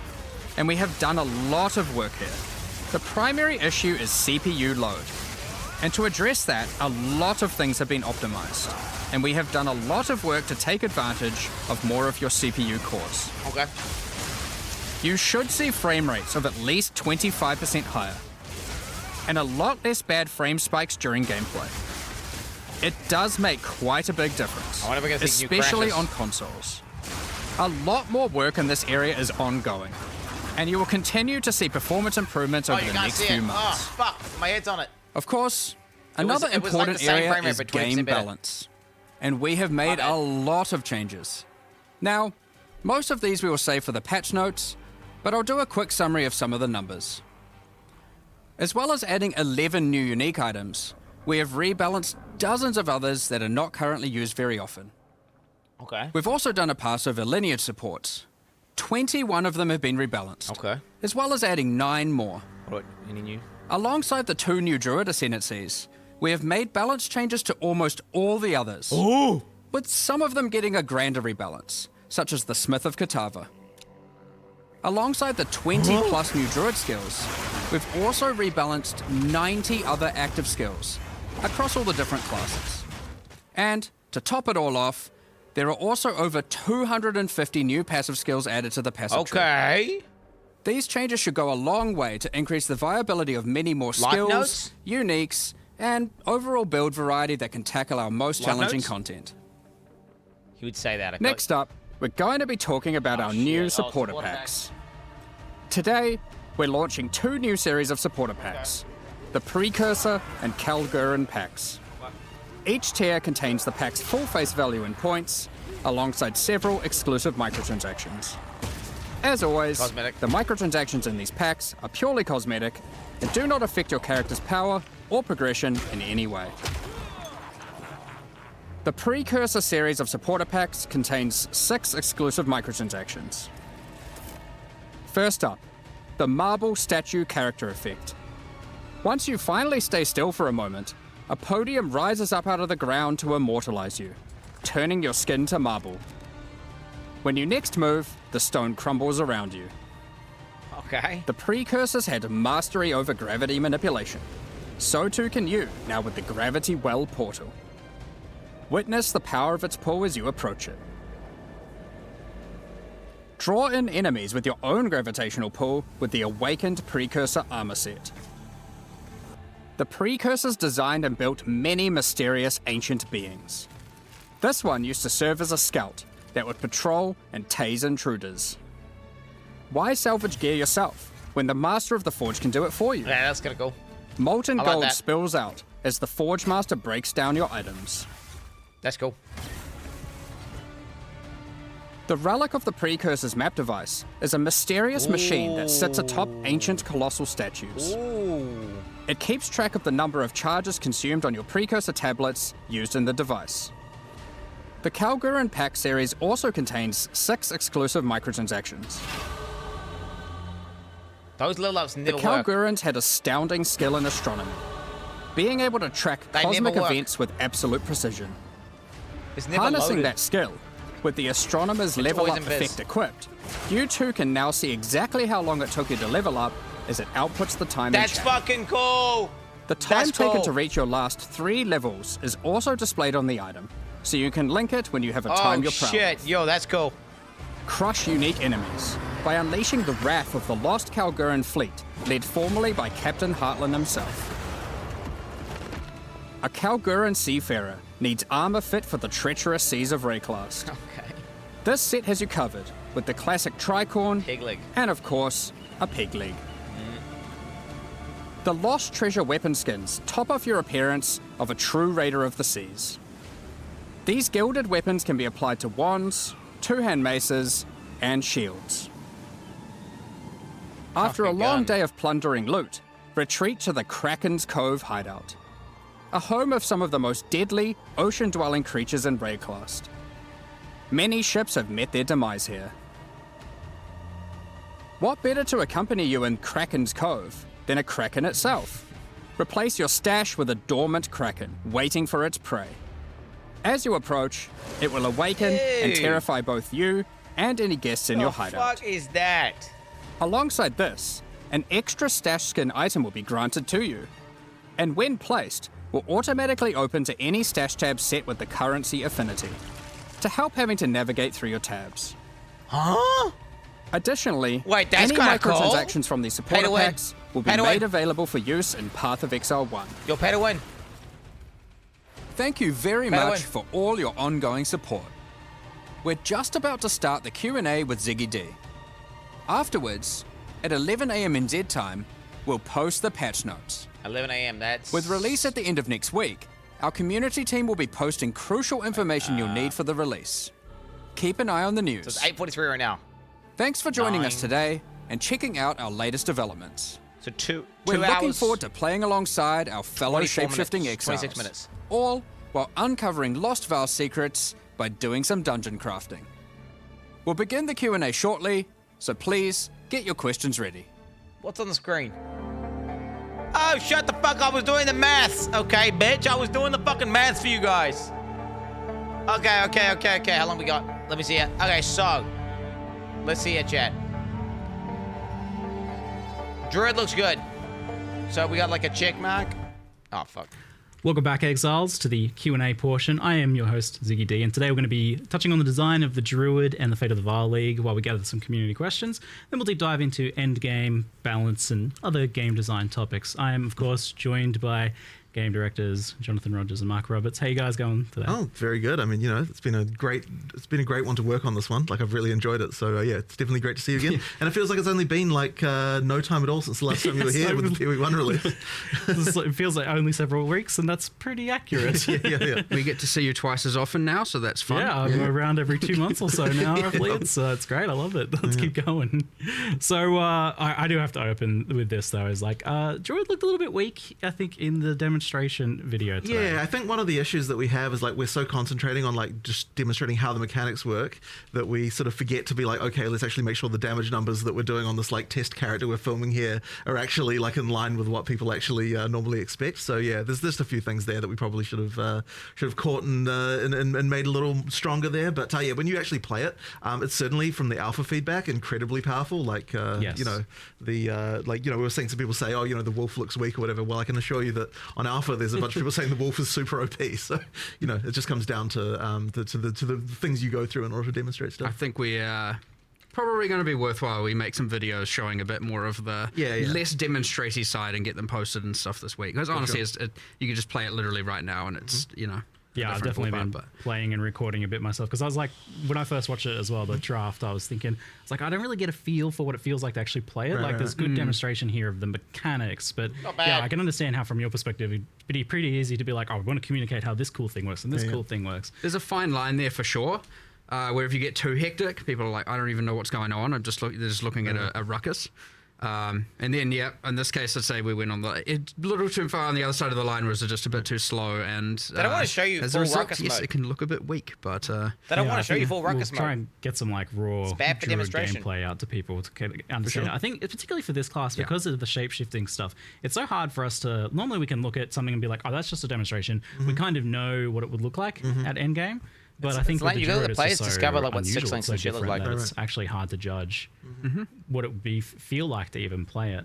And I'm happy for my hands on to say that like it's almost immediately like very smooth the shape shifting of it, the movement of it, especially because like in your demonstrations you're not really using dodge, roll, sprint, that sort of thing as well. Which makes a big difference. I suppose one of the things we didn't really dwell on in the video as well is that we do actually have dodge roll. I mean, they're not actually rolls for the animals, but yeah, all the animals can like hop around and that kind of stuff. I saw that. That was honestly one of those things that was like kind of funny because initially we actually had it so when you dodge rolled, you would transform back into a human. And the reason we did that is because it's really hard to make animations for animals that like actually work correctly. Like we actually thought it was impossible, but then when we actually put it on alpha, there was the kind of visceral reaction of I want to still be a bear, like you know, while I'm hopping around. So we ended up having to like work out like how can we make this possible? How can we make it so that you can actually do the dodge rolling as an animal? And that sort of ended up being pretty good, I would say. And this was like clearly the hardest class to design so far, and it took a bit longer. Like I think you were originally hoping to bring it out in a previous expansion. Yeah, quite a while ago. But the thing is with it is that it's kind of like designing 4 classes in one, because not only do you have the situation where like obviously we want to have synergy between skills and stuff like that, and we can like look at that in a normal class and work out what those might be. But with this class, people want to be able to play just as a bear or just as a wolf, as well as people who want to play like dual with a human and a wolf, or people who just want to be a wolf and a bear, and like all the different combinations. So we had to kind of come up with a way for like each line needs to be self-sufficient and that it's got all the tools that you need. But at the same time, you have to not have it so it feels like there's just duplication between them. We're like, oh, like this is just the same thing as what a bear has, but you know, you are a wolf instead. So we kind of have to like, it's like you need all the tools, and yet you also need to have them feel different. And that just made it really, really tricky to get all of the things right with it. And then it didn't also help that, since the last time we were working on the Druid, way back when we showed it off in Gamescom 2023, we had WSD. And that is a whole other complication because, you know, like how can we make that work with the animal forms? It's like a whole thing. You know, like I'll tell you the wyvern, for example, like we had a hell of a time making it so that you could do the ranged attacks because you need to be able to walk while you're doing it. The wyvern's sitting there with its arms like planted on the ground, you know, like being able to walk while also spitting it. Yeah, it's like we went through so many iterations of that. So yeah, it was just a very tricky class overall, like just crazy. I remember seeing some very goofy looking like wyvern like months and months ago. Yeah, we were like trying to, this is not working. Right. Like, well, I also remember like for a long time the wolf was just like a dancing dog. It was just like it looked really silly. And like man, the wolf as well. I mean, it was really hard to get right, and because one of the things we really wanted to avoid was I didn't want that too much of that whole like man in a wolf suit vibe. Like I wanted to actually get the feeling of like this is an actually different animal, which I think with the bear and the wyvern's way easier. With the wolf, it's like it's really hard not to just go back into that. So we had a lot of questions about like what even the locomotion was. How does it walk? Are we going to walk on 2 legs? Are we going to walk on 4? We ended up splitting the difference. You can do both, right? Like you get that when you're attacking and you can be upright walking on 2 legs. When you're walking, you run on 4, and you actually do get a speed boost while you're on 4 legs, as a wolf. Just so after like 1 second of walking, you go down on 4 legs, you start moving a bit faster. So yeah, it's an interesting thing there. I don't think is each form technically has a kind of passive benefit. Right, Yeah. So obviously you got the running fast as a wolf. Can't remember exactly what the wyvern ones were, but like for the bear, for example, because you're just a bit bigger, you know, a bit of a tank. Yeah, you actually do get armor, and armor applies to elemental damage as a thing, and like, you know, there's a kind of, which That is like, wasn't the case. honestly, unless you actually click the bear keyword, is like undescribed everywhere. I'd be pissed. It was even more than that, because I was just looking at it in game before. The bear has like passive endurance charge generation. Yes, it from does. Rage So expenditure. from rage expenditure, it does. I was like, that's so cool. Yeah. So we really wanted to make sure that each of the different forms had things that can benefit the other forms. So like it was really tricky to think like, what are resources that a bear can generate? What are the resources that wolf can generate? What are the ones the wyvern can generate that the other ones can then use in order to kind of get that cross synergy? So yeah, that's kind of like one of the reasons why we had to kind of come up with all that stuff. And that, part of the trickiness. And that caught me by surprise as well, because like technically it's mentioned, but I never really fully understood the idea that you can swap between the forms, like human to animal and back. Yeah, I figured that's what's going on here. But but you can like leap in as a wolf and then immediately transform to a bear mid slam. You absolutely can. So the thing with this is that you want to present a fantasy to someone as far as like what the UI is pushing you towards and all that sort of stuff. Like there are going to be a lot of people who are like, I want to be a bear, and they just pick bear stuff and they go all bear, right? But at the same time, we're unconstrained in the sense that you can pick all the other stuff. You can use it at the same time. So one talisman, like effectively when you pick on a talisman from like wolf, bear, or wyvern, what that's giving you is the default attack, right? That's what you're actually picking, and that's all it is, right? And that often will guide you, like what skills you're picking and so on. But you can just use with that same talisman as many different animal skills as you would like, that just means that you've got that sort of free flowing, like, you know, trying out different stuff, sort of combo gameplay that we you know, like to try and get. So you know, obviously there will just be a lot of people who just pick one thing, right? Like I absolutely expect that. But yeah, no, there's a lot of experimentation to do there if you want to do it. Big deck. Yeah, so you've tried to hit like making it so like people who just want like a simple straightforwards, like I just want to run out as bear and slam the ground, like that's certainly very possible there. But also you with this whole class, you had the problem of how do we make like a spellcaster and a melee attacker that's shapeshifter as well. I mean, this class has got a bit of everything. For sure. How did you make all that kind of like work together and solve that build problem of like, how do you actually scale these things together in a way Combo that gameplay just feels one good thing when isn't it way better feels than everything organic. Right. Well, I mean, it's always tricky, and Mark's obviously the one who handles a lot of the balance stuff. But I can see, even just from a design perspective, you know, so I just throw over the fence all my horrible stuff, and then you're like, how the hell am I going to balance this? Effectively, like, so even with the spellcaster side, so one of the things we initially wanted with the spellcasting is a lot of it's like over time type effects that, you know, so for example, with the volcano being the really obvious one, right? Like you can create this thing, and then you can turn into an animal and do other stuff at the same time. So we needed on the human side a lot of things that last for a long time. But the problem you then run into when you actually go to balance the thing is like, okay, well, if you've just got like 5 damage over time style spells, why not just cast all of them and then you don't have to ever do anything else, right? Like, so it's like that kind of stuff makes it really hard. So then you have to start thinking, okay, we want to make it so that you cast a long-term thing as a human, but then being an animal is going to augment Make it better. that so that it improves it. So for example, with the tornado, it's got a similar mechanic to the little twisters that the hunters have, where ground effects can empower it with extra elemental stuff. And so then we're like, okay, well, if the animal forms are the ones that can create the ground effects, then that means that you're kind of like, you're going to want to do, you know, like, to mix that with the tornado, you now have to have both the animal forms and the spellcaster stuff if you want to get all of that together. So it's just a lot of that thinking about how can an animal form aid a spell, how can a spell aid an animal form, like all the way through.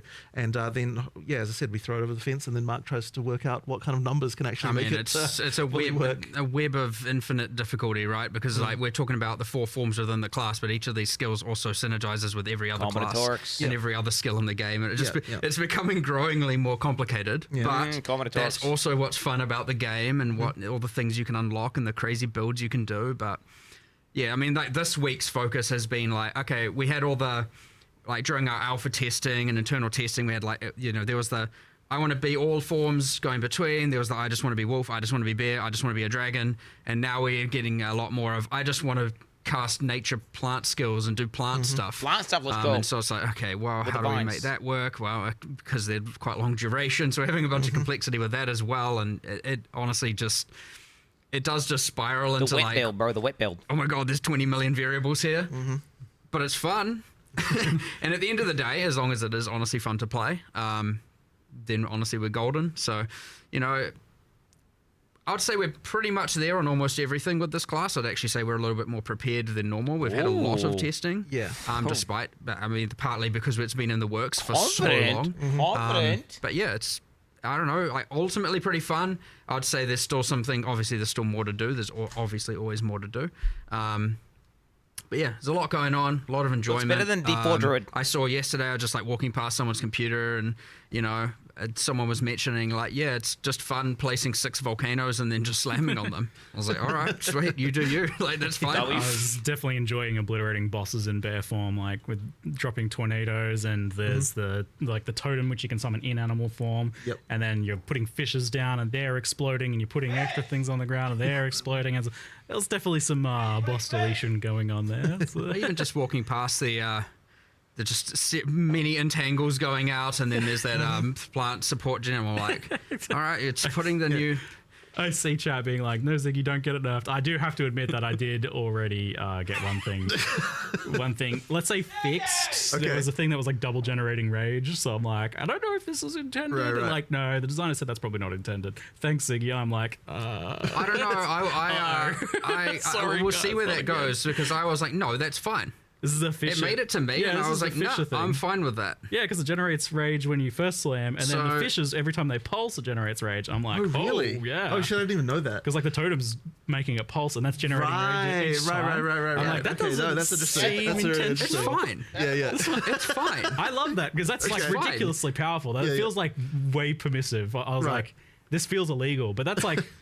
You gotta let a few things in there that feel illegal. It's doing what the skill says. I may not have. Maybe I didn't get enough. Okay, cool. I don't know. They might have changed it. I'll find out afterwards. I just throw my opinion in there. I don't want to necessarily be like, you know, I try and make sure with a lot of these balanced discussions, it's not like, you know, I'm just an authority on the matter. I want to actually discuss these things through, because maybe it isn't actually fine, but, you know, my first instinct is like, yeah, like let it run wild. Like, what's the problem, you know? So yeah, you gotta... We'll see what happens, but whatever. They don't know what the problem is, so don't worry. Oh, now they do. Thanks, you've ruined it. Now people will know if it changed, and now... Yeah.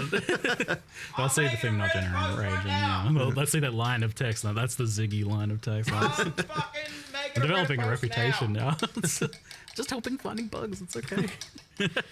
So, like, the shapeshifting stuff comes from this trinket, the talisman? Yeah, the animal talisman. And is there any limitation to just kind of like putting that on another class and just say like, I am playing my Mace Marauder or my Quarterstaff Monk, and I want to do a wolf leap slam that marks targets. You can do it. In fact, it was one of the things initially that, you know, it's funny with the audio team, because initially like, oh, we want to record like bear lines for the Druid the whole time. And I'm like, hey guys, remember, anyone can turn into this animal. You're actually going to commit to every single class is going to have like three different extra versions of every single line the character can deliver. Maximum effort. It's like, yeah, that's a bit tricky. So we ended up going with a voice mod in the end. But yeah, that was one of those. It's like their thoughts. I think it shifts to. It almost sounds like, to me, that's what it sounds like. They're like, they're thinking it or something like that. I don't know. But yeah, it would have been completely impossible to record every single line an additional 3 times for every character class. Voice actors, everybody come back and we need you to roar like a bear. Exactly. But yeah, effectively, every class can be an animal. It's exactly the same as the weapon restriction. Ultimately, being a bear is the same as having a mace, which may sound a little bit odd, but that is actually, you know, how it works and what allows, you know, having... Whoa. I didn't even think about that. Wait, so you can use mace skills while in bear? No. What I meant was that it's the same. I mean, it's the same in the sense that it's just a weapon type, right? Like, yeah, you know, right. Like, Okay. Yeah. Damn it, now we have to make that possible. Well, I mean, you know, you can turn into Calm as a bear. That's unique item territory for the future. It often gets talked about like the idea of like, why are things like so weapon locked? And I've always maintained the position that you guys want to kind of do that as much as possible initially, and then in the future you can blur the lines a little bit. Like there's maybe in the future you're like, oh well, maybe this skill has a way of crossing over. You can do, but the thing is, a lot of the identity of a weapon type really comes a lot from what it can do, and so that's the main reason why we do it that way. But but the thing is as well, the weapon swapping, I mean, you can still use skills from different elements. I don't like it.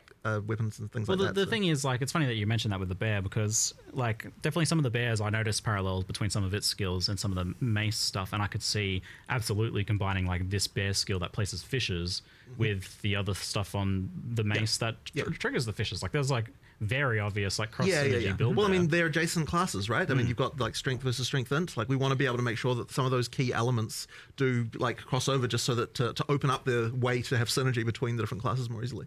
Yeah. Well, as you get more classes and more skills, you obviously get an overlap of the kind of mechanics and keywords and stuff, you know, iterating, and thus they will always cross synergize. And where there still will be new things a class offers, yes, there's always going to be a bunch of stuff that they use that will then interact with all the other skills. So. Yeah, and now you added plants and plants that grow from rain, and there's a plant keyword that has overgrown as a keyword. Yeah. Like... It's interesting actually, those ones, because they're on completely opposite sides of the tree. You've got dex versus strength int, and that's been a little bit hard to kind of like get the where the mechanic should go on one side versus the other. So where we ended up going is that the nature side of things for plants on the strength int is like you've got the poison on the dex side versus the kind of like just pure nature like physical damage spells on the on the strength int side. But that's been fun though, because now it's actually been really fun designing the supports, because you know, the more classes we have, the more we can start to think, okay, like here's a support that's for something obscure. How can we make it so this can apply to some other kind of thing on the opposite side of the tree, where like now you've got some interesting interaction. So there could be some kind of like thing where growing plants as a ranger could be sort of something. I mean, like I can't say I've tested the potential there myself. I mean, but it makes sense. We made all of that work. All the plants can, you know, like plant stuff all has mechanics around like watering the ranger's plants is like a thing. They all have ways that works. Yeah, like I mean, entangling them. definitely opens up interesting party options in the future as well. Like I do like the idea of being like a druid watering. It's a thing. It's easily a thing. It's not even hard to do as well. Right. It's kind of just like, thanks, druid, you buffed poison rangers. Yeah. Like, that's kind of just what happened. Yeah. Good, yes. And the rain buffing lightning skills as well, like increasing shock chance and stuff. It's pretty wild how much stuff you've just jammed into one class here. How did you like kind of settle on a identity for the wyvern in particular? I feel like people know what a bear is, people know what the wolf is. And even a lot of the like druid stuff is pre-established. They can't pick dragons, you got plants, and you got like nature, and you got like lifting up the earth, that sort of stuff. Well, we really wanted to have a third form that was a little bit out there in terms of different from what you'd seen in another game. I mean, obviously, like every game that's got transformations has the bear and the wolf, right? That's just like the staple. But and actually, for that, funnily enough, for that reason, we couldn't not do it. There was actually a period there where we weren't going to have a wolf because we were a little bit unhappy. Yeah, with us, and it's just like, well, exactly right. That was the reaction. That was the reaction of like all the furries come out of the woodwork and like, you gotta have a wolf. How dare you? Yeah, how dare you? Exactly right. So we're like, okay, we'll have a. I'm a wolf inside, but I'm a lone wolf. Don't anger them. You know, so that was a real concern. So we decided to go. We needed the two familiar, and then we needed one that was a little bit more out there. And really, when we were looking at the bear and the wolf, it was kind of like we want the slower, harder hitting. We want the faster and like speedy kind of version, obviously being the wolf. We also wanted something that had some range elements, and then a sort of more spellcastery vibe. I was thinking a little of bit more. Spriggan, but yeah. And so we sort of thought about it a little bit like, what animal is ranged? Like, it's not really, there's like kind of not a lot out there that can really sort of do that. And so eventually we settled on the wyvern. I mean, you know, someone of course at one point was like, how about a dragon? And we're like, what the heck? What are you talking about? But then eventually I thought about it, and it's like, actually, you know what? There's some potential here. If you suggested to me, I told you not to do it because like there's no way you could make it look good and not look stupid. But it eventually it was hard though. We did get there. It actually looks pretty cool. Yeah. But it's kind of a spell blade almost. Like it's got a bit of range stuff, but it's got a bit of like spell kind of melee things going on. I mean, as it should be for strength int. Yeah, and you were asking what the passive buffs were. I was looking at it before. It's like it's got buffs to freeze, shock, and energy regeneration actually as well, like energy recharge, I think. It's a shame you knew. The reason I was actually being vague is I knew what they were. I just wanted to change them. Okay, I mean that's fine.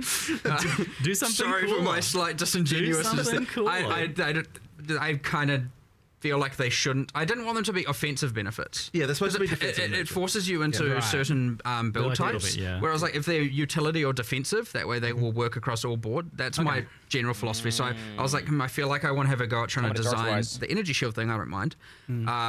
I wanted to have a go at designing stuff that's more utility or defensive only, and that way you don't feel like, oh, I should have to play lightning or fire because it gets the passive benefits. okay. That way, if you wanted to do a kind of weird out there thing, it doesn't feel so bad. But we'll see what I come up with. Do you have an idea, Whatever. or are you still figuring it out? Nah, I got no clue. I don't know. You could play on the fact it's got like wings to something defensive for block, or something for hard carapace maybe, or I don't know. The fact it has wings, something to do with the so wings. much dragon right? lore to pull from. I don't know. got like a book that my daughter really likes to read that's like full of dragon lore. I'll send you some ideas. All right, sweet, yeah. Dragon, they hoard gold, right? Gold finds. Yeah, that totally. sounds Wind good. down, bro. Eat piles of gold for buffs or something. There's gold over there. Quick shapeshift, pick it up. Shapeshift back. No, I'm obviously joking. Please, I'm not doing that. Gold find, no, please don't. Mandatory dragon gold find build. I know it's kind of funny though. It's distinctly PoE. So the druid is this like strength int class, and with the Templar we had the idea more of like you've got the armor energy shield stuff, but that's still the case here, as that's the strength int base. But I feel like the energy shield stuff is not as iconic to druid. How have you incorporated that and made it feel like something that makes sense, or like in what ways have you incorporated that to the druid? I feel like it's not obvious. Yeah, look, it's a little bit off in terms of the feel there, but at the end of the day, they kind of don't really have many options as far as what we can do. I mean, like that, it is important for it to be that it has that, like armor and energy shield approach. There's a few sort of interesting, what do you call them, spirit reservation gems. I don't know I can never remember what the official name of that is. That sort of interact with that stuff in a dual way. So there's like that bark skin thing that effectively allows you to take advantage of energy shield to generate armor. Like, so when you lose energy shield, you get armor instead, and like it like creates little bits of bark on your skin. Cool. There's like things like that we've added, but yeah, it's a little bit of a thematically weird thing. I think probably the weirdest part about that is like, yeah, you're gonna have energy shield as a bear. It's a bit strange.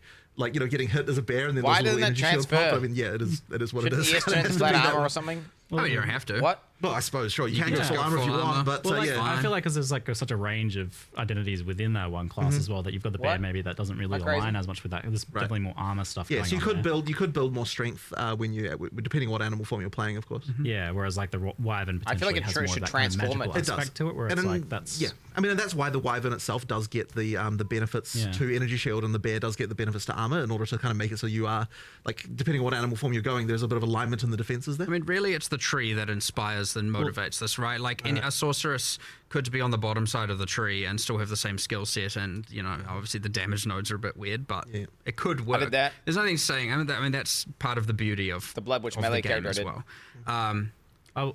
Yeah, I mean, I had that experience where I was like, because it wasn't as clear, I was almost inventing my own lore there a little bit, where I was speccing the regen from the druid, and then the Zealot's Oath right there. I'm like, oh, this actually like, you're converting your natural kind of like life regen into energy shield. Like, this is kind of the druid's thing. Like, I mean, that is a way for sure. Like, keystones certainly are pretty powerful, and we have a bunch of, I think there's an extra. I can't remember what it's doing. There's one that says "Do not translate" on it, so it's in progress. But yeah, we were playing around with some, trying to have some armor, energy shield, more hybrid stuff going on with the keystones there. It was based on what's it called? PoE one's is it Divine Shield? Is that the name of the keystone? I can't remember.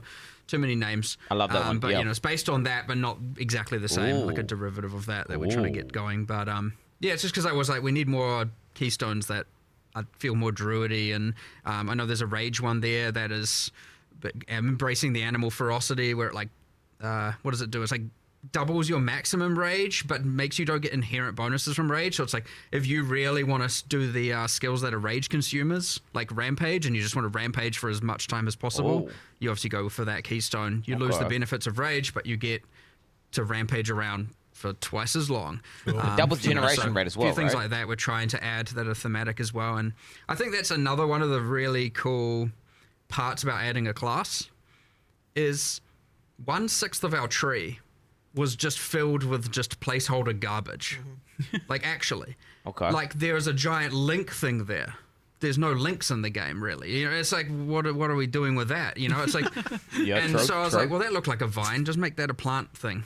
And, so now it's a plant thing that talks about overgrown plants. And, but we filled in that hole in the tree. And guess what? Now witches and sorceresses have more YOLO energy shield stuff on that kind of direction around towards the druid thing. And warrior has more, and you know, and I don't just mean energy shield, I mean everything, all the mechanics, right? All the int mechanics are kind of there, the strength mechanics, everything. So it is nice we finally have a class in every different part of the tree, so like we don't have this like weird open stuff anymore. Yeah, that area of the tree was a little strange. I mean, it's such a massive tree already, and you're adding more to it, and then like I have to wonder, like, you added this Oracle class. Like, I saw the Shaman one, I was like, yes, this is exactly what I expected. But then I saw the Oracle, and you guys had like 130 extra. What is that about? What is that about? Like, why do you do this to yourself? Like, that seems ridiculous. It's fun. Because it's cool. Because it's cool. That really is. I view it simpler than it sounds. I was like, I really went through, I mean, I know we showed 2 examples, but I was like, I really want to make sure there's like cool off-spec stuff here. I want to make sure that if you want to be able to get more of a certain thing, this is a way to do it. I mean, at the end of the day, it still costs passive points to allocate, right? So it's more about, you know, maybe you want some stuff that normally you'd have to go to the deck section for and get, you know, maybe some projectile related stuff, and now you can get it up there because it allows for some kind of weird off class. And it was all themed around, you know, if you got to live your life again, what would you change? Like, what different paths would you take? Okay. And so it's this interesting, like, Jesus, existential crisis as a node. Initially, I always write my little blurbs about them to you know, get them in the live stream, and I was like, it's got all the passives not yet added to the game. I thought it was an interesting way of looking at it. Not that that's actually how it is, but I thought it was like a kind of, it's like lessons you learn, you get to now use in advance kind of. I thought it was just a cool thematic thing that linked to the class. And it's easy, by the way, to as designers to see that kind of thing and go, we have a million things to do. Like, is that really, like, that's too much time, too much work, right? And I'm just like, What?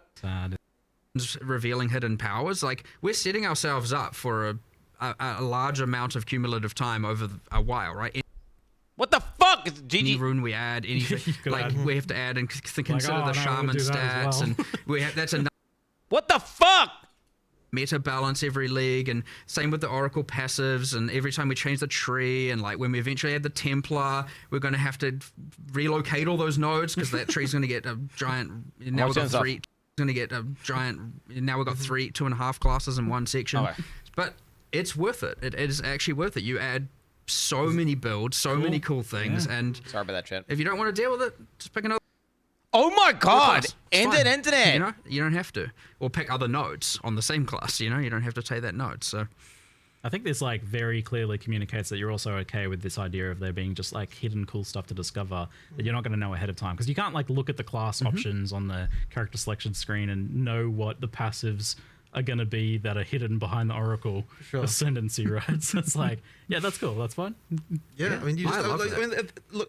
There's always going to be community tools, and they're going to come up with a way to make that, you know, to the build guides and all that kind of stuff. So you know, like. I love the secret stuff. I actually got my secret Abyssal Lich. Yeah, wild. It was an actual a secret, and maybe there's more. Well, you want to do more know. of that, don't you? I can tell. Look at him. He wants to do more. Of course, I love it. I love people having cool secret things they can find, and it isn't just like 1000% pre-planned. Yeah.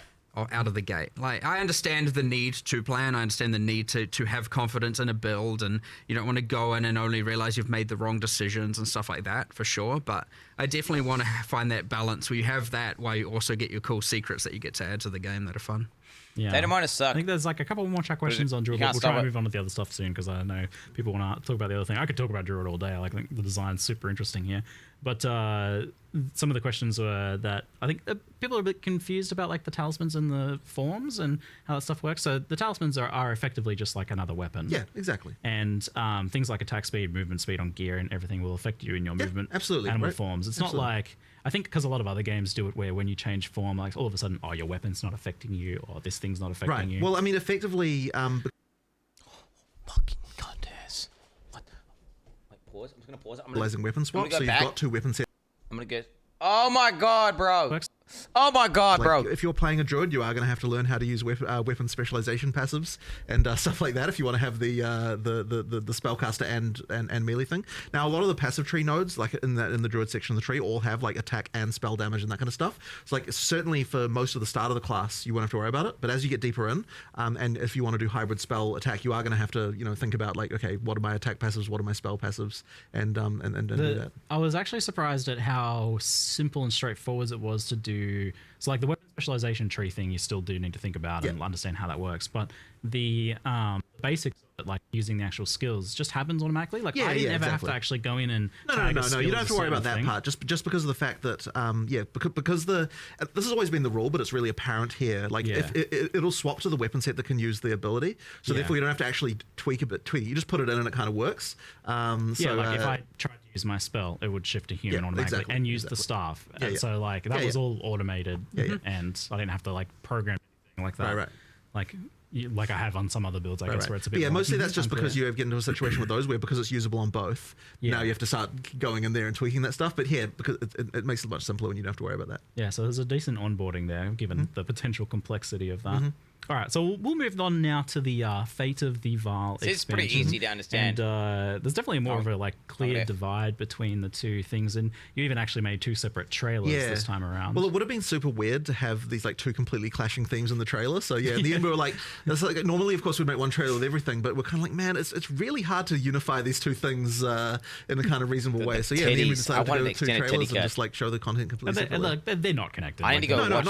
I need to go watch the adversary one again. Aside from both of them having a buttocks in it, they're not. Yo, double ass. Yeah, that was total accident, by the way. It was double just ass. like two totally unrelated.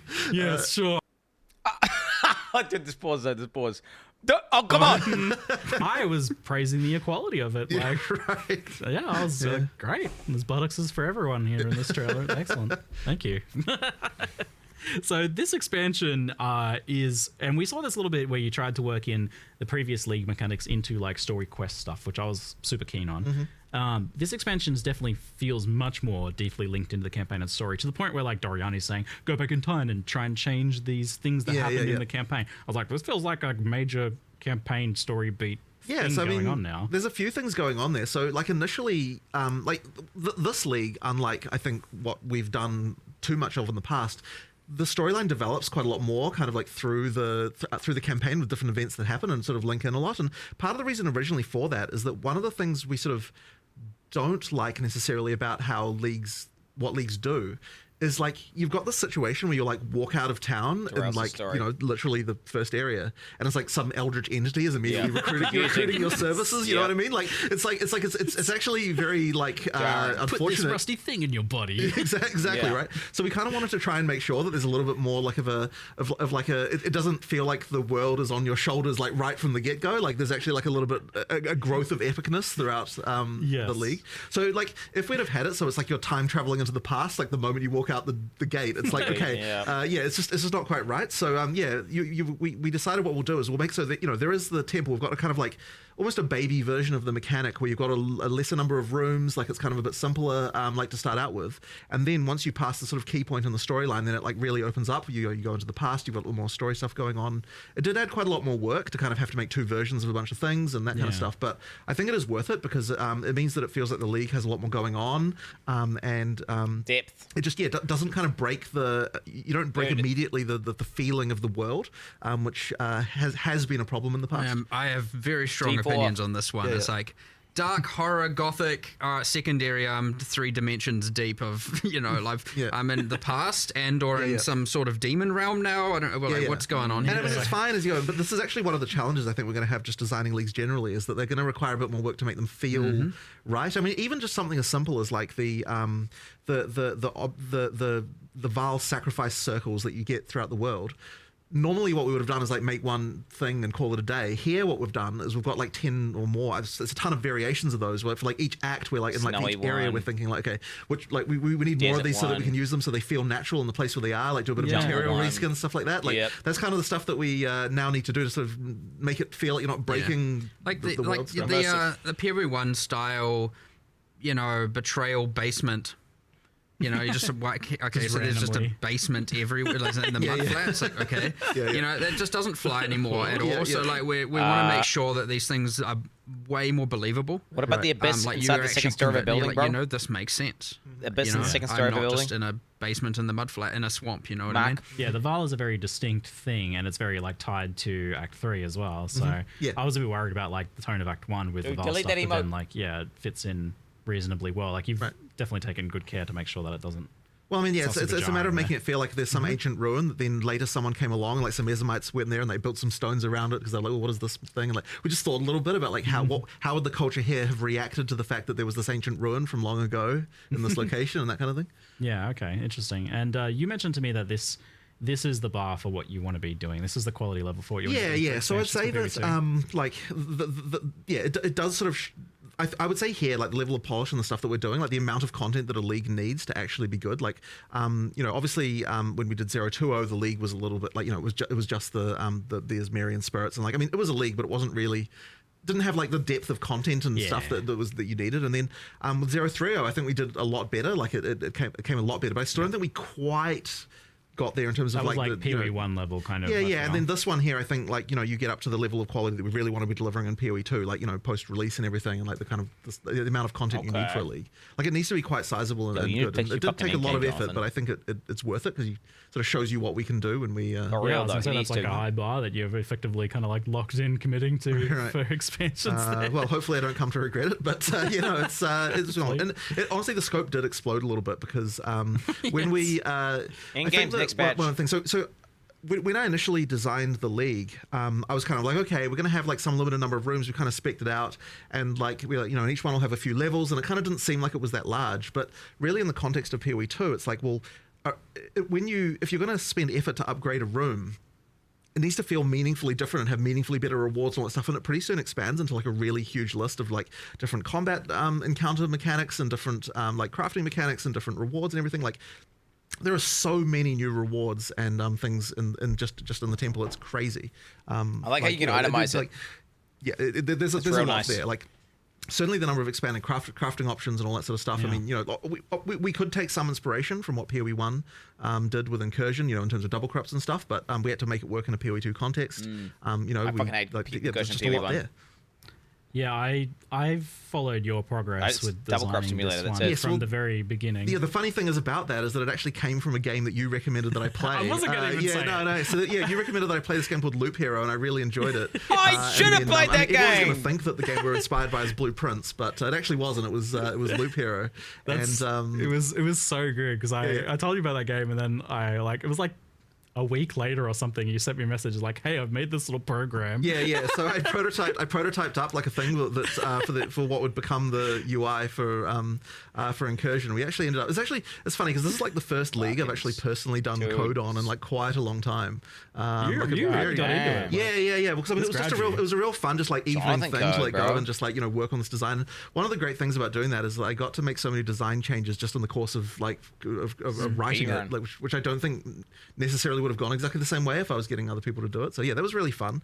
And you know, just make and then effectively the back of it is like the code that I wrote, but obviously the UI of it is like a whole thing that a bunch of other people worked on and made really look really awesome. But yeah, that was a lot of fun.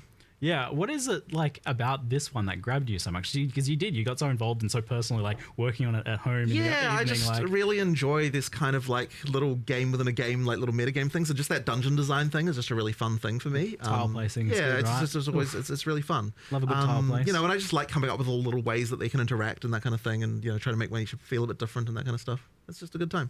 Yeah, and it's got this like iterative design where you're building a temple, you run it like it's a really small one at first, and then it crumbles a bit, but you're still kind of building on what you're doing each time. Yeah. It's like a weird kind of like roguelike-y thing without being a roguelike itself. Yeah, exactly. So with that design then, I'm curious, like does it like fully reset at some point? Like for example, when you kill Atziri or It never fully resets, but when you kill Atziri or defeat an architect, quite a lot of the temple gets destroyed. So there's this kind of destabilization thing. So it goes back to not the start, but kind of I think removes like 2/3 of the rooms. There's some number like that it gets rid of at that point, and then you kind of have to build up again. So that's just that effectively means that like when you do those options, you're getting like new reward rooms and things to play. So it's giving you new goals, and then you have to work towards those goals again. And then ideally, those reward rooms can be rewarding enough. That the benefit of going back to smaller I need to play is sorry, or I'd say the negative of going back to smaller is completely outweighed by the benefits you're getting from the extra rooms that you're able to place. So you can juice it a fair bit too. You can, yeah. There's a lot of like modifiers that are getting added on by each room, and you can place quite a lot of them. Yeah, you can. Yeah. Do you foresee people building out like a huge temple and then kind of not having it decay as much as possible? Yeah, like I mean, Zeri? it's absolutely intended that you'll do that. I mean, once you've defeated Zeri enough times, you've got the uniques from there, and you've done like other things like that. Then you absolutely will like probably want like for ultra end game play when you really want like the most challenging stuff, and you're just like looking to get like as many double corrupts as you can and stuff like that. You're probably going to want to keep the temple large and specifically not do the stuff that would cause it to destabilize. Because if you don't kill the architect and you don't kill it Zeri, then it will it'll only pull you back. I can't remember the exact number of rooms, but there's some number of rooms that go away when it's quite full, and then you can just juice it really high and have really challenging in-game scaling stuff. Not a Souls Up energy. One of the things we were sort of concerned about is that there is some in-game content that just doesn't really scale as hard as it needs to scale in order to make it properly in-game viable. It sounds like we want to Ravnica make sure farming. that this was not the case here, that it actually does scale enough into the in-game. Okay, so like designed to be pretty farmable and to be pretty late game. Of course. Now that they're going to nerf this, pretty hectic with all those mods. Yeah. With how many rooms are on there and like. Yeah. But also just other things that you want to do, like so for example at the start of the game, you can only you can't like store up temple runs, as it were. As you get into the game, then now we start to have it so that you can store up more runs, so that you can like map for a while, then like do a bunch of incursions. I think we have it that eventually you can do 60 maps and then temples, and then 60 maps, then temples. If you want. So if you want, or you can do 6, then a temple, then 6, then a temple. So you can effectively store anywhere 10 runs, in between. 10 runs if you want. I feel like with these things, like now I keep seeing like, you guys have thought of it. Well, the thing is that we've got so much experience and stuff. I mean, like so for example, the whole like taking the currency away from the temple instead of having to craft inside the temple thing. Yes. Like that's just a hard learned lesson from PoE 1 where you just need to. You say we thought of it, and I have, because I'm just going to bring it up. But like, and a thing about, and this is something that I'm on the fence about a little bit. Personally, but the thing with the killing architect and Zeri, destroying a bunch of the temple, creating that clash of either farm temple or farm boss, can be quite a divisive thing for people. Right. You're looking at Betrayal Katarina, right? And the exact same thing. Yeah. Where it's like we've now on PoE1 we separated those two things, so they're not, because it always felt bad doing one or the other. Or I could feel bad doing one or the other, depending on how the balance went. And so you might get a similar thing here. Now, of course, the amount of the temple that can get destroyed is variable, and there's a bunch of stuff we can obviously tweak. But yeah, like getting that right and feeling right will be important. It's honestly hard to say if it is right now. But it's a thing, we say we've thought about it, but it can be very easy to see that and be like, hey, they're doing the same mistake they've made last time. That's instantly what I was saying. You're not wrong. Except depending on honestly having the lever this time in place of how much gets destroyed instead of entire board reset kind of thing. We get to control that a lot better and iterate on that if we need to. So yeah, that's true. We've thought about it, but it can. I could see, because I was just thinking about it, going, I reckon people are going to get mad at this. I was thinking it sounded really hypocritical. The idea that it's like, hold on, I can't farm the bosses. I either have to pick bosses or pick temple. It can be quite bad. Well, so yeah, that's clear then that you've kind of already got your hand hovering over the lever waiting to like adjust it as needed. Yeah, and it's honestly kind of hard to know with, I mean, even if you, again, it's the thing with this sort of stuff specifically is you're talking about that's the type of gameplay that is hard to test internally. Yeah, because how can you do just like you can't really test like what is weeks of grinding gonna feel like, it's So I expect us to maybe we hit the sweet spot. Who knows? Hopefully. But I could imagine that this is a thing that gets adjusted for sure. Yeah, so you've made the like the ability to sell like the corruptions, the double corruptions as an itemizable thing you can just take away and sell. Is there any reason to like itemize the temple like we did in PoE 1? Nah, so that was really more of a band-aid solution in PoE 1 because we didn't have an easy way to change that. Like I'd prefer that the temple is your temple and that you don't sell them, but just that all the rewards are the things that you can trade. Like trading the rewards was the reason why we did our temple itemization in the first place. This time effectively we're just making sure to design the stuff in a way that can be take back that you can take with you. No need for the band-aid in the first place. Yeah, exactly. There's some really basic crafts that, like, your classic exalted orbs and stuff like that. Mostly, honestly, in the campaign. Yeah. And this is so when you're doing the tempo, you're getting not just the opportunity, like, because obviously some of that double corrupt stuff, you're not going to do that at like level 8. Yep. You know. I mean, Varlobs aren't even in the game at that point. Yeah. So you have this thing where it's like, well, you don't get a lot of the crafting. Now, there are still rewards. There is, of course, all of that, but there's also just basic crafts like exalts and regals and stuff you can just throw on your gear. Now, you can't take those, and that is an intentional decision so that you feel like you're actually wanting to use it on your gear in the campaign and as you're progressing. And you're not, because if you can take it, most of the time you're just going to hoard it for endgame. Right. So it's those things to make the early game have more crafting stuff that you want to just use right there. Yeah, that's the problem. Like, what stops you from just like keeping your results until end game? Yeah. You want to use those patches then. You'll see those and go, I want to take that home, but just use it. Yeah. You know? It was a substantial buff to campaign crafting from my experience of messing with it so far. It's like you basically go in and there's like 6 crafting rooms and you like just go on a little crafting spree of like upgrading your gear. Like, yeah, I mean the temple we it's funny because there's always the question whenever we make a league of like, well, what if people always say, oh, there's no reason to do this during the campaign, and it's like we really have to incentivize that to make it so that no, there's actually worth doing. Like you're going to get a substantial power boost if you decide to engage with the league. Yeah, you could. It seems like you can kind of like hold off as well. Like you can be like, oh, my gear's kind of okay now. I'm going to do that a little bit later. You always want it to be both feeling rewarding and give you obviously an advantage, and also not feel so mandatory that you're like, ugh, what? Yeah, it felt like kind of a bit optional in the sense that like, oh, I really need some gear upgrades now. Let's go into the temple and spice up all my gear. Perfect. Yeah, nice. Perfect. That's what we want. Yeah, cool. And it is interesting that you've got this like raiding the broken down version of the temple in the beginning, and then it basically changes into this whole other thing. I like that. Halfway through the campaign. I like that. That's story beat there. The other thing about the campaign thing is the same thing we learnt from Abyss, where we did the area specific rewards throughout the campaign. We have also dropping here from the in-world encounters. Yeah. So even if you're not doing the temples, doing the in-world encounters can give you that extra drop per area. It seems like on the back end, maybe you've kind of taken what Abyss was doing and almost shifted it over. Yeah. There's some modifications, but it's the same kind of thing. We've effectively got our, allocated amount of rewards and crafting and stuff for what a league is allowed to do and should do. And we're just trying to make sure that, it fulfills that it fills that budget, so to speak. Of you're getting a lesser jewels or bin Keth or something like that, kind of similar to before, which is good. But yeah, I was definitely, that was a huge thing with Abyss. I thought that was like a really good improvement to campaign, so it's good to see continuing with that. Then it felt pretty successful as a design decision. Nice. I'm really glad double corruption is back. I feel like that's a great thing from PoE1 to be returning. One thing we've changed here is that because double corrupt existed in PoE1, you never Varlorb gear. Well, I don't want to say never. Obviously, there are still cases, but naked raw dog. Generally speaking, why single corrupt it when you could double corrupt it? Yeah. So we've made sure here that the double corrupt has to occur on top of a corrupted item. That's cool. Right. So yeah, you have to Varlorb land it, and then you have to land the double corrupt on top of that. Oh man, you it can buy almost feels bases. like you're in some cases risking something even more because like you've got that really high and unique with like a really good corruption already, and now you're risking that. You're not just risking a blank item on a double corruption. So like it's a heftier Trade risk will like now this. in some cases. I like it. That's the Val spirit right there. Like, oh man, this thing's already worth many divines at this point. I was like, oh no.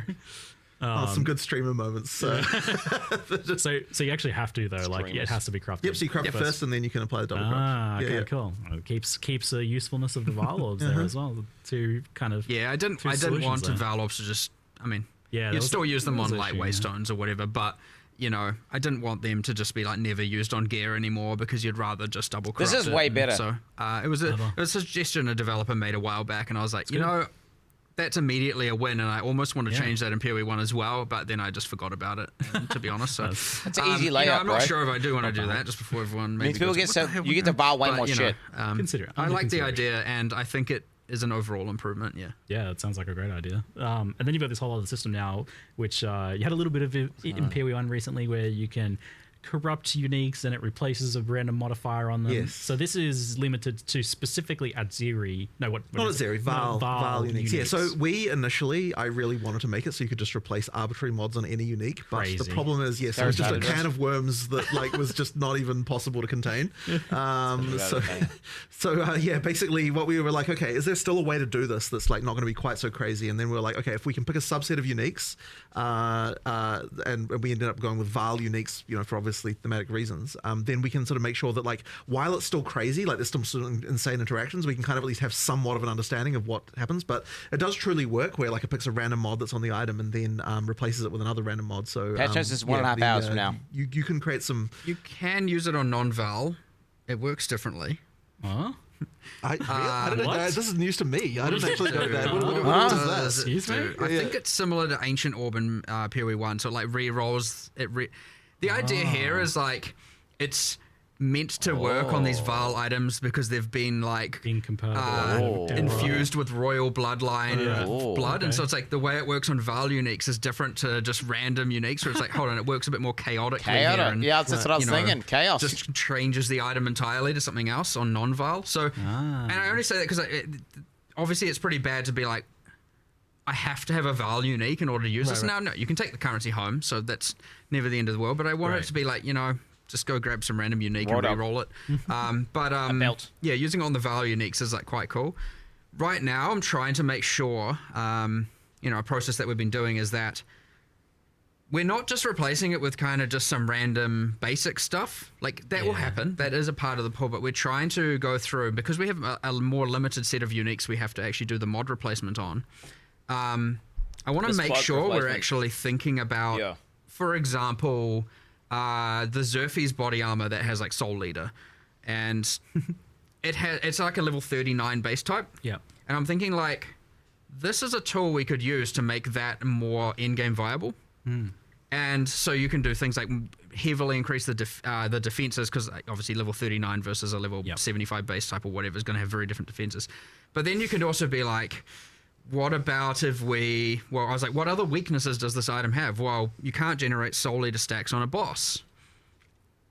Maybe this can turn that on, and so also you can replace, I don't know, the life regeneration rate with a Soul Leader now generates once per second while a boss is in your presence or something like that, That's OP.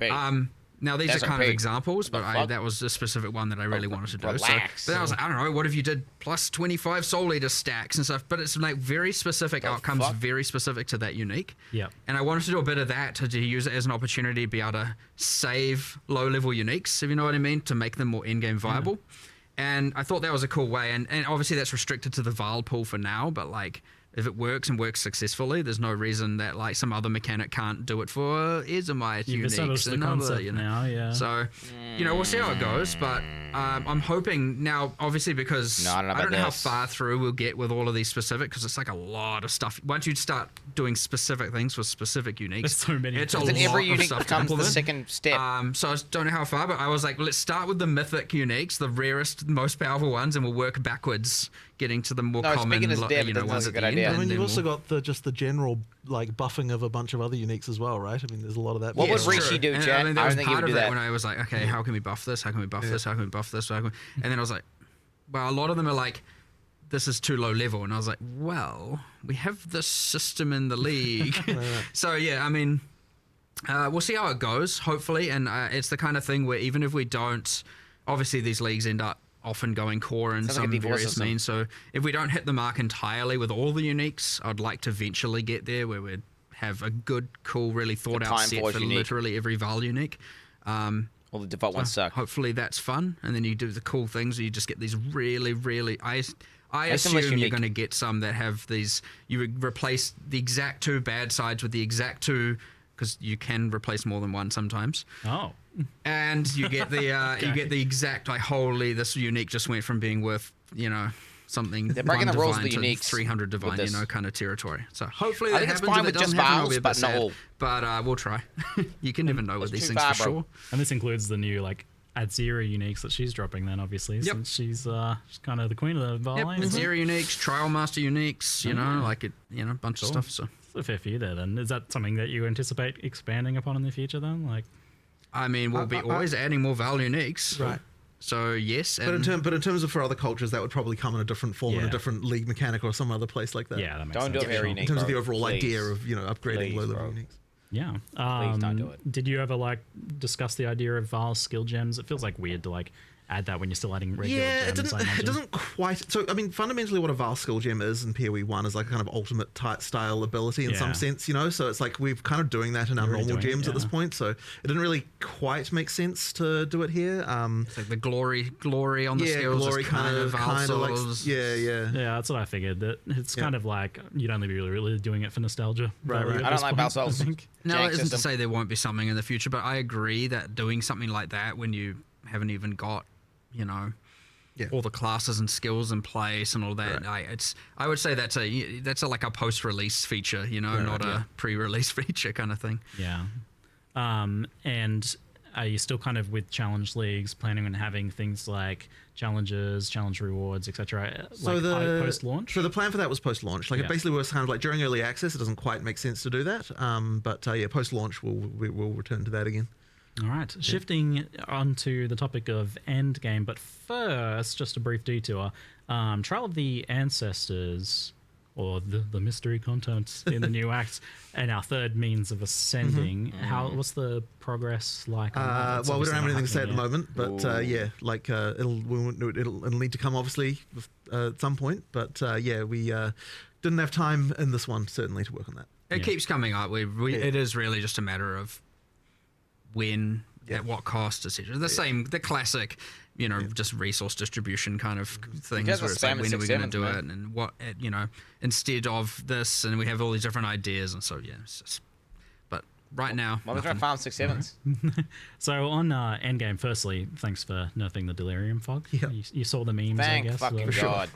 So I've been enjoying the foggy memes. I hated the Delirium. That's good. Visibility improvement for the brain Endgame, fog. but not only that, like you guys didn't just tone down the fog. You've done some pretty major things with the so I mean Waystone system. I mean the very first question, and before we even toned down the fog, the first question was, okay, well, why do you feel like you have to run every map this way in the first place, right? Like the fact that something feels mandatory is already a problem, regardless of the fact that the effect is also annoying, you know. So that was the first thing to solve, and it really then started coming into, okay, well, you know, like how like people are finding Waystone crafting more annoying, and we only made it more annoying in Abyss with the you know, having to go somewhere else and get it, you know, like it just made it not not particularly great.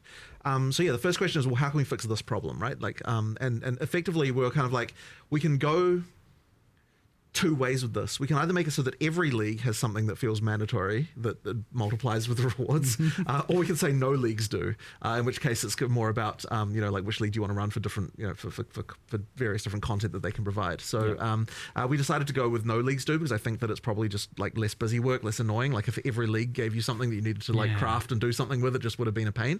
Which is why even in the live stream we're like, you know, from this point on, just like Waystones, they will get regular, they'll have the regular crafting, just regular base currency, but we're never going to add to them again like a thing that requires you to do more crafting than that.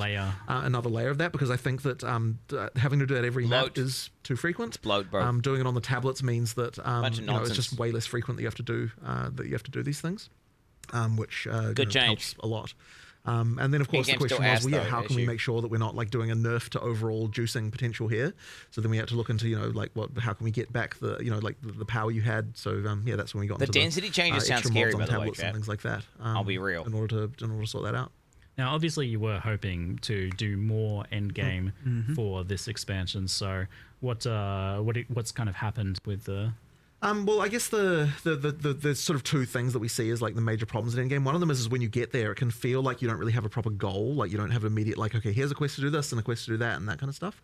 So there's like a little bit of that missing. And that really is a content thing that just requires us to expand upon what a league is. Now, something like something like Fate of the Vaal, it immediately has story stuff to do and so on. So when that goes to endgame later, you'll have like storyline things sort of built in a way that can like make it so you've got that. But the other leagues don't have that as much, so we need to really make sure we're expanding on those. But the other thing as well is the Atlas tree just needs a lot more love and attention and like the way that it works and stuff. So we just need to do a lot more there. I opened that tree yesterday and I was like, oh, this sucks. It's a little sucks. It sucks. It's so bad. So it's so dog the thing is that in order to make it good, you have to spend spend a lot of time and attention making new notables that are cool, that require like actually modify things in cool ways and like actually really meaningfully do something.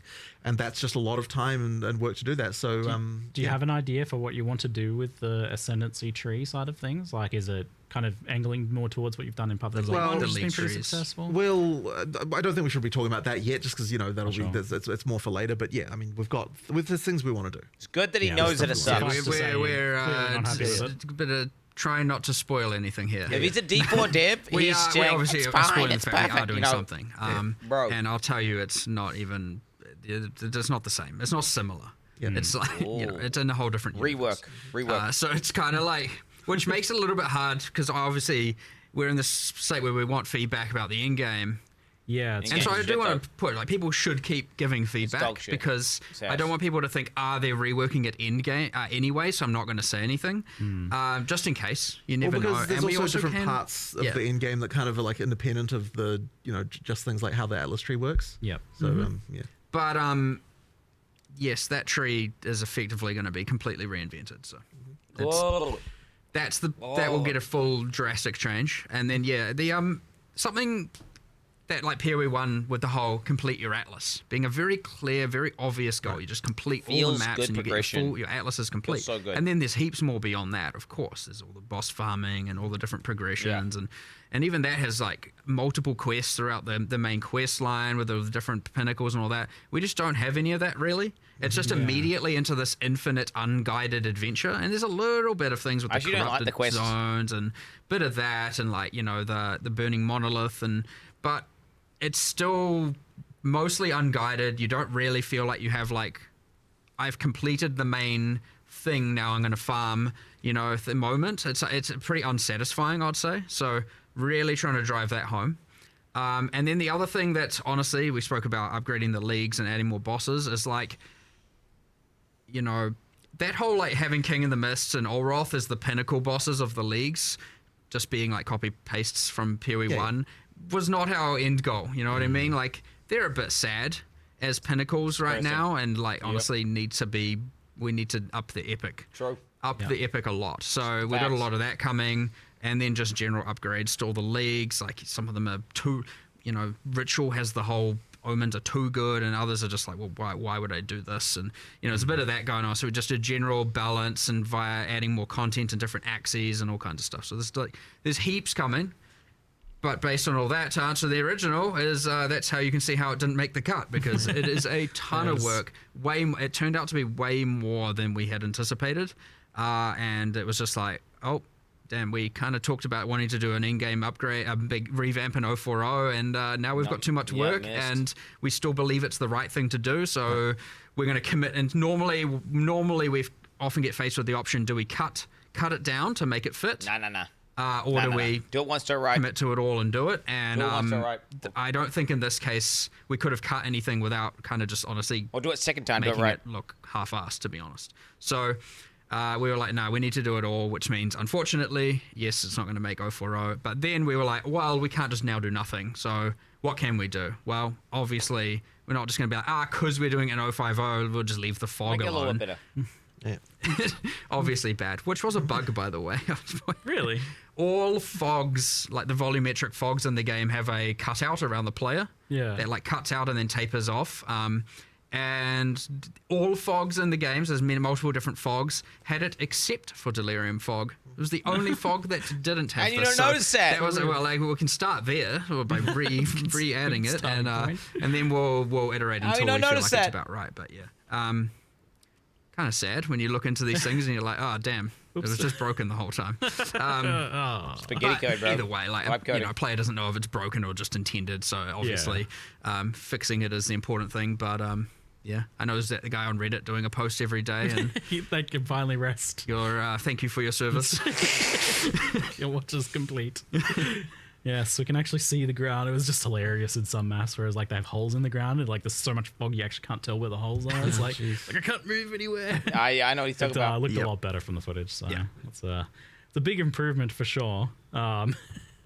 So you mentioned that, but there was also another kind of key change that you wanted to make sure to get in this one, and that was the kind of like monster density getting swarmed issue. Yeah, that's a very interesting one because This is sketchy. So when we were doing 031, this was actually already a thing that we were tabling and talking about. We kind of thought that players probably wouldn't like it because the density going down. like monster density can be a very touchy thing, right? Me like But density. the funny thing was that what we found was that even after we like what we actually sort of heard more was like, oh, we actually liked what the improvements were early in game, and we actually would wish that the rest of the in-game was more like that. And we're like, okay, well, if that's the case, then like the main thing we have to do is not like nerf rewards, make sure that experience gain doesn't get lowered or anything like that.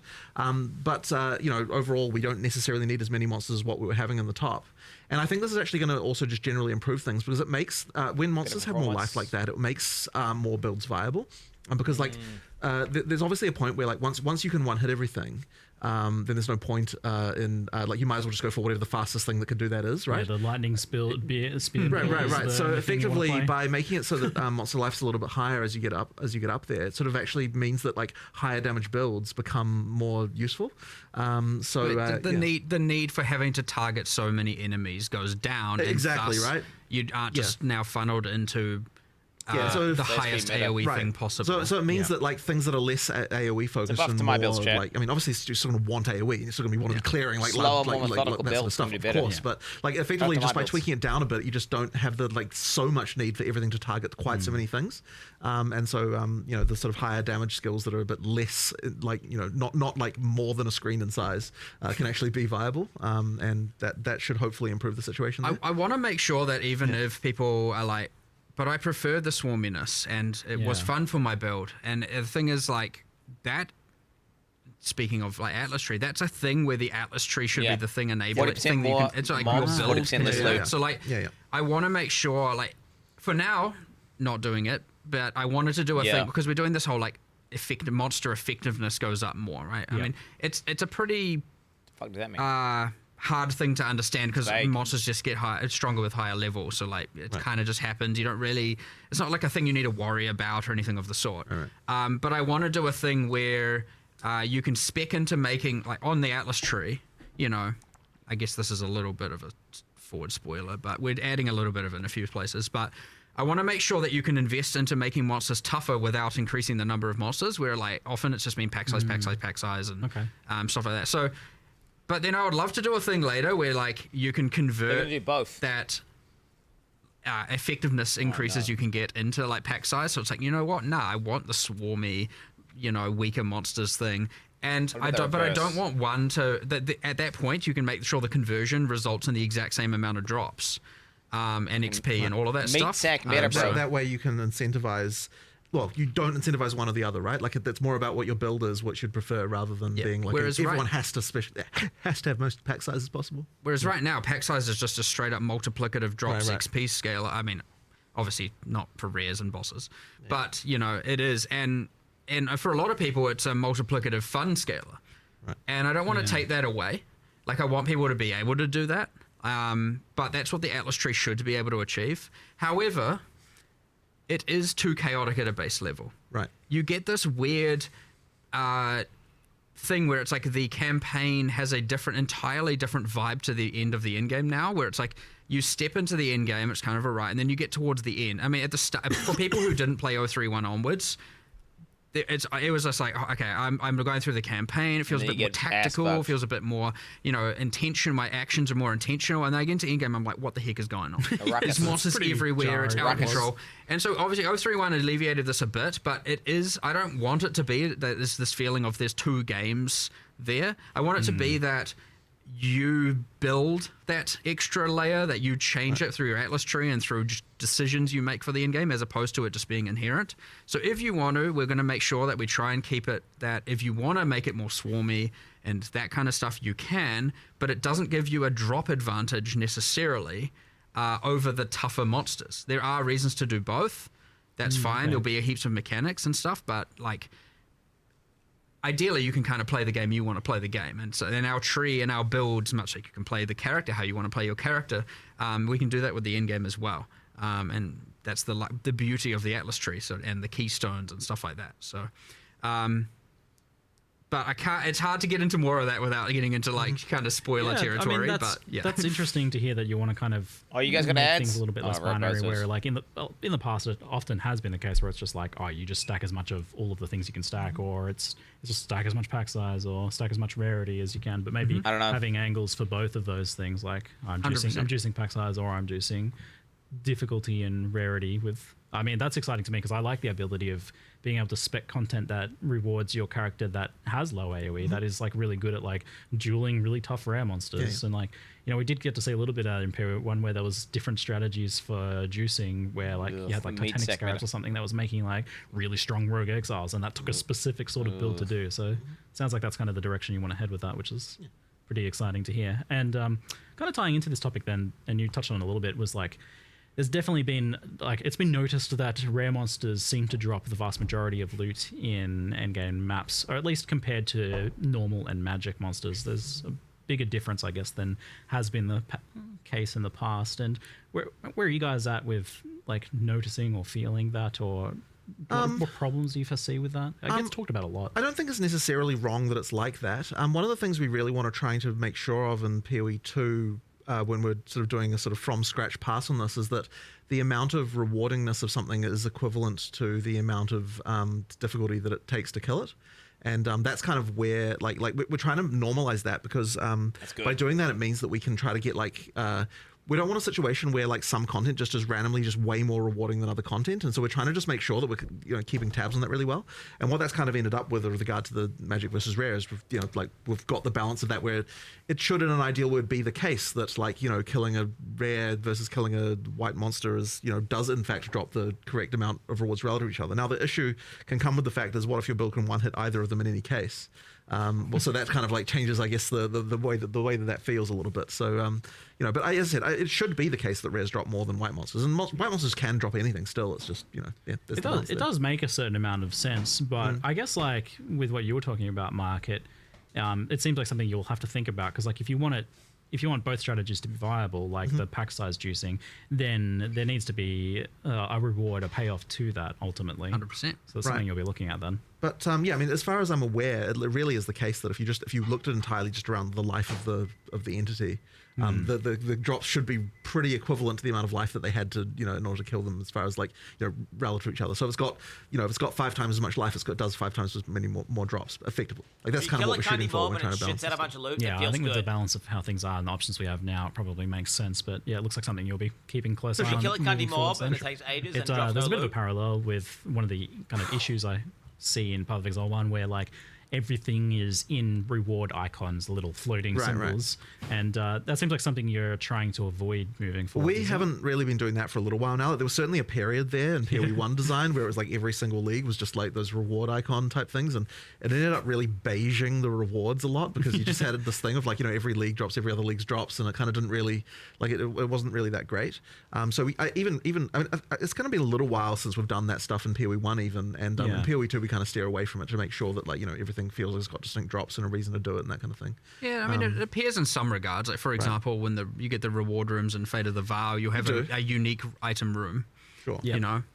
But it's not just like a floating symbol above the monster. Right. Yeah. Which also, immersively, I don't know what the heck that is, but what is it? It's just nothing. It's a clear and just obvious game mechanic. I see some like floating, glowing cash money dollar bills above your head.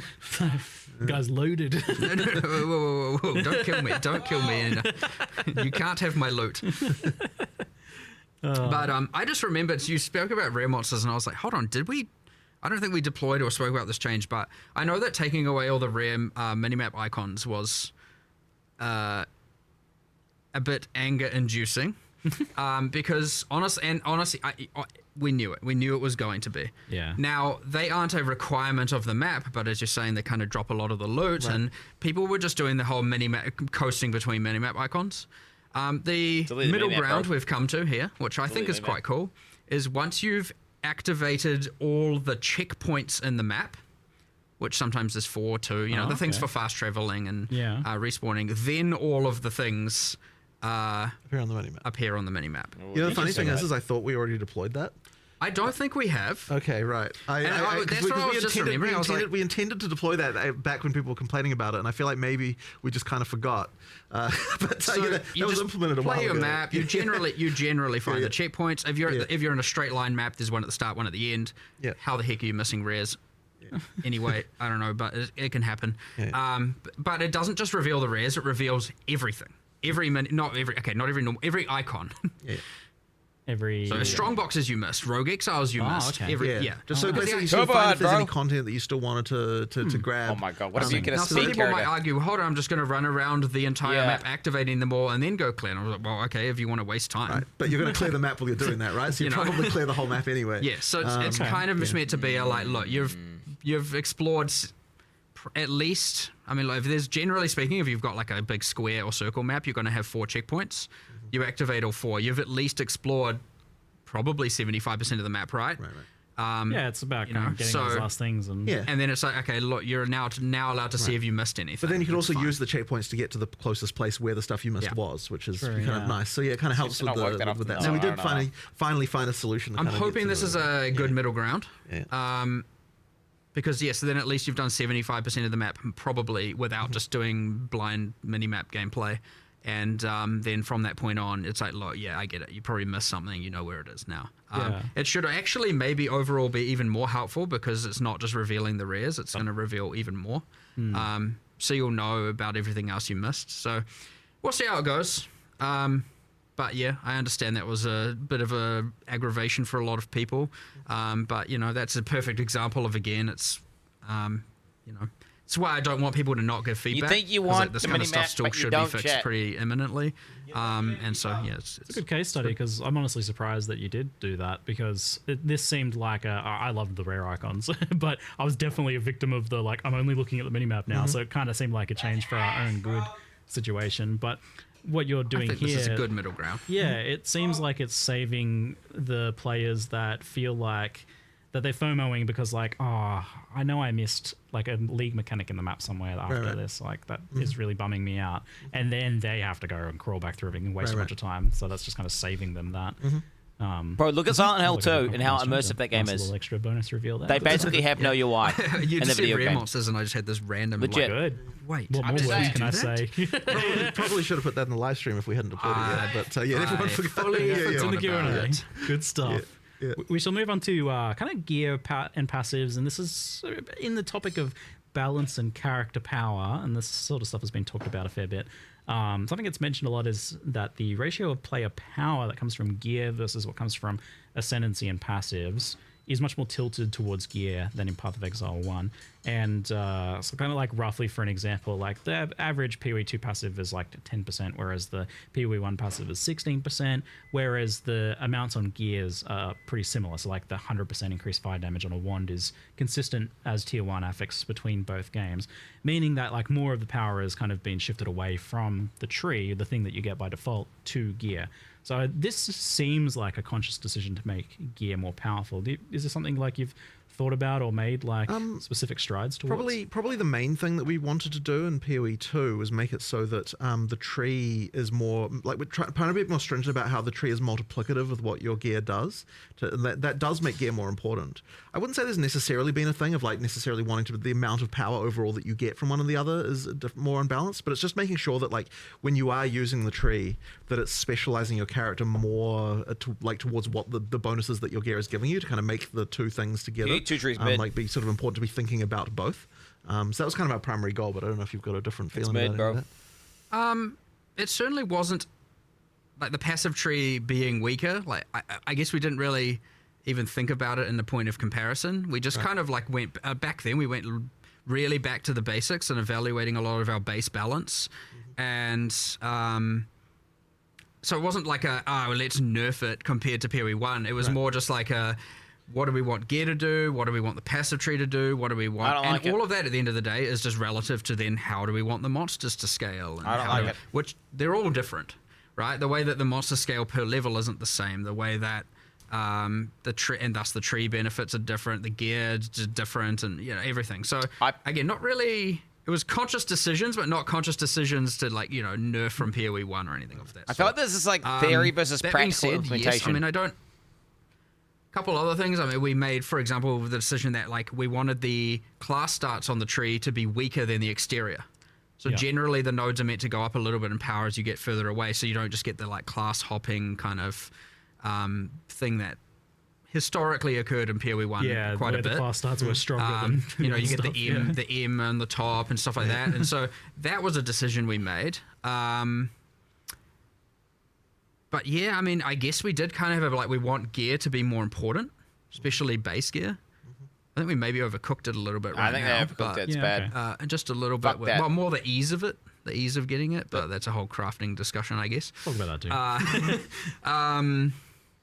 More of an in-game problem.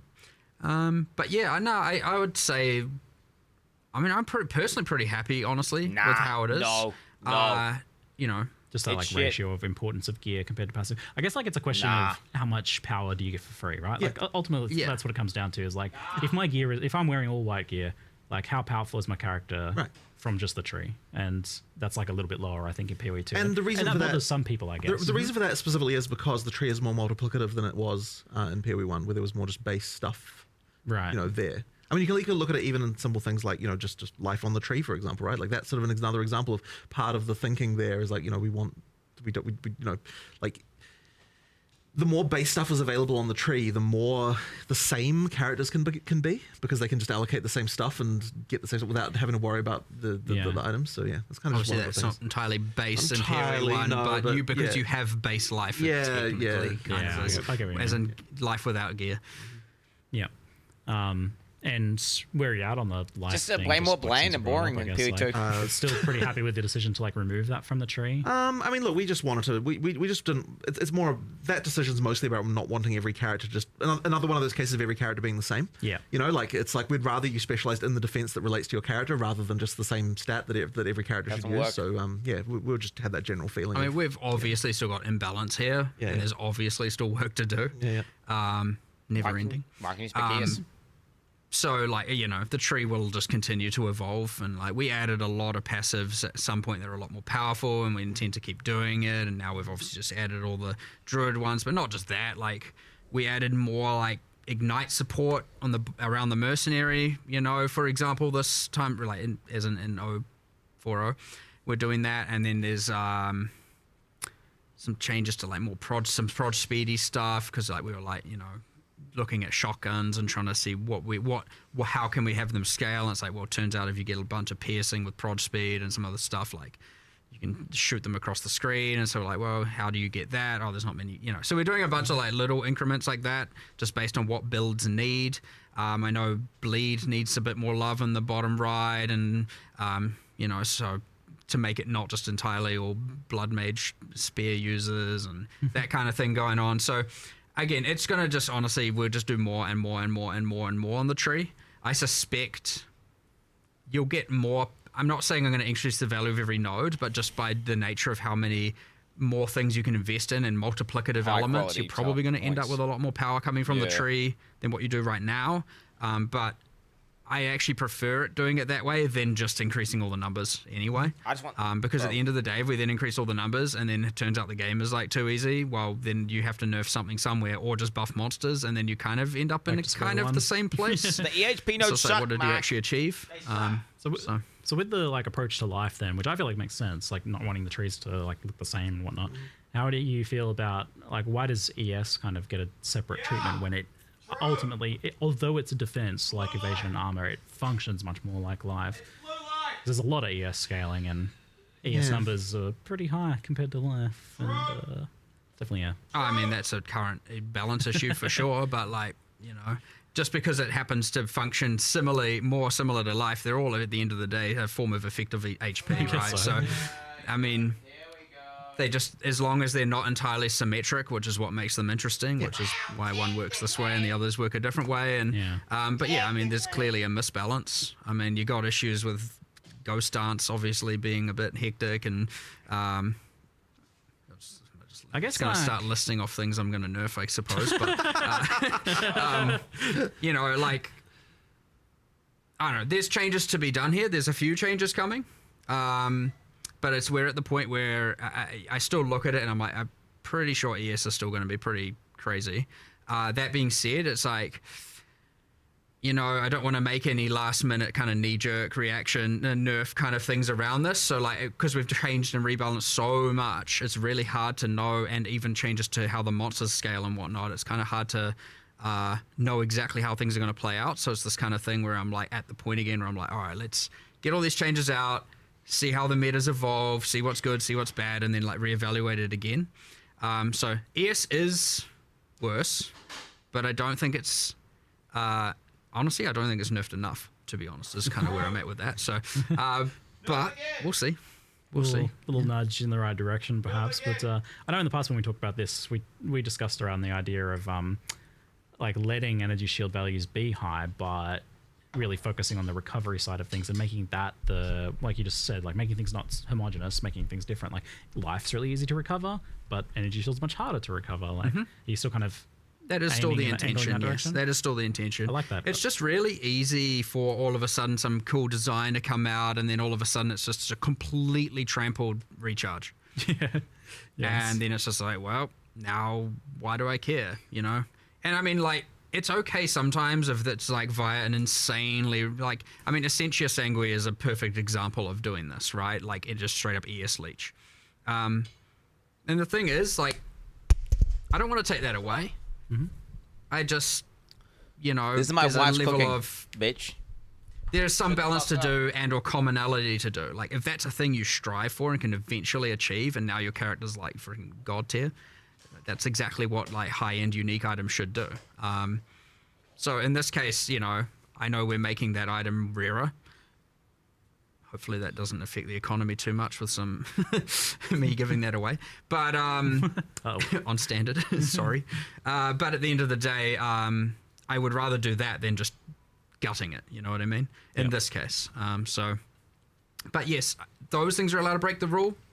But I very much want to push ES to be recharge based, and as I said, yeah, historically, it's again, you just come up with a bunch of uniques and want to do all this cool stuff, and all of a sudden, we've added in another way to completely not care about recharge, and you're getting ES back some other way. So, and that happened, and more and more and more of that came about, and all of a sudden now, yep, you pretty much just got this insane life pool that's permanently full, and it's like, wow, why would you not do this? Obviously you'd do this. So I imagine there's a lot of incomplete picture going on here as well, where you're still missing classes and archetypes and skills and parts of the passive Druid thing as well.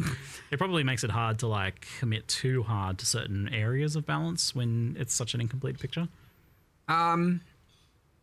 Yes, and it's also just honestly a time issue. We're adding all this new stuff while having to also correct all the existing stuff, and then the new stuff is like, how fast can the new stuff break the existing stuff, and how fast can we then fix that? And it's you know, when I say break, I mean balance break.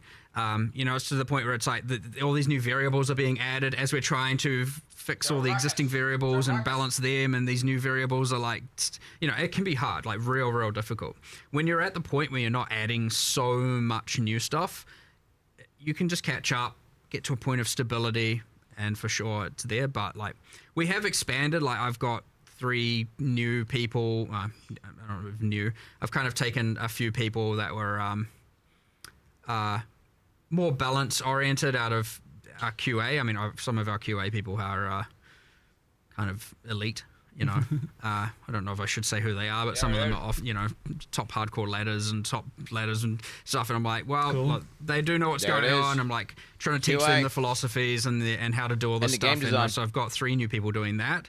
So hopefully, and historically, we've had quite a limited number of people actually doing balance. It's quite hard. It's actually one of the harder things to have a good feel for. And if you put the wrong person in that position, who knows where you'll end up.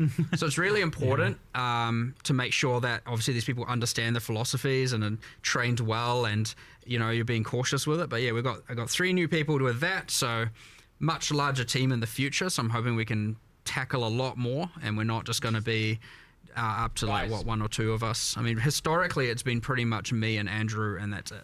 So you've got your elite squad. You're building your elite squad of balanced ninjas now. To pretty much, yeah. And energy shield. I mean, if we end up with like 5 of us, that's a very, very. Considering I also have to do the leagues and the end game and the monsters and the bosses and oversee all of that, it's pretty hard to also be able to find a lot of time to sit there with the spreadsheets and with the game People and who going, are what good does at this build games, do, what can it do? So by the way, getting more aren't people good at there game is going to be design. a game changer for the future in terms of Necessarily. you know, what we're able to actually balance, and we probably will be able to do a new class Listen and to Shroud keep the game up to takes date on in a game much balance. better way and keep iterating I'm on just this, because saying. we've got a lot more work to do. Like, I don't want people to ever think that we're just like going to Legit. stop with this stuff. I mean, PoE 1 hasn't stopped after forever. Listen to And the often pro you WoW wanna keep metas guys, fresh. like You wanna Ben update. Rookie's You want to make new advice there's on always WoW new, you make design. bad things good things bad. Well, You have no idea. Bring them in. Not, you know, whatever. You want to make good things bad, quote of all time. Yeah, I was like, maybe not that. But you know, it's been a pretty tight resource the whole time, and yeah, having more of that is going to honestly be a game changer. So I'm very keen to see how that's going to play out, you know, especially over the next few expansions, and see where that goes and what it allows us to do, and have less of that picking our battles, and let's fight more battles, you know. That's fine, which, yeah, should be cool. Cool. On the gear power level side of things, plus to all skills has been talked about a lot. And even you guys have mentioned in the past, like it exacerbated things like mana issues that people were having. It's obviously very powerful and available in very high quantities. Mm-hmm. And I think it exacerbates other issues like uniques being less viable because they don't have them, for example. Right. And it does seem to be of a power level that's like overriding other aspects of gearing. Like it becomes kind of a make or break stat in many cases. Where are you guys at with feeling on the plus skills issue? Well, the original theory behind it was that we wanted to make sure, like for fizz weapons, you always had this like IPD, you know, increased physical damage that was always kind of effectively mandatory stat on those weapons, and you know, it was something where like you would like you know, like you sort of had this baseline of like, you know, some kind of multiplicative way to make the weapon better, and effectively plus skills on staves and wands was supposed to kind of fill that sort of same multiplicative approach, where like that was a thing that you, to make the difference between a bad spellcast weapon and a good one. That was kind of the idea, to kind of try and get that to so the items mattered more for spellcast weapons. But I think maybe like there's just kind of like, we probably need to have to look at it, but I'm sure Mark, you've got more theories about it. I mean, we need to change something. Right. 100%.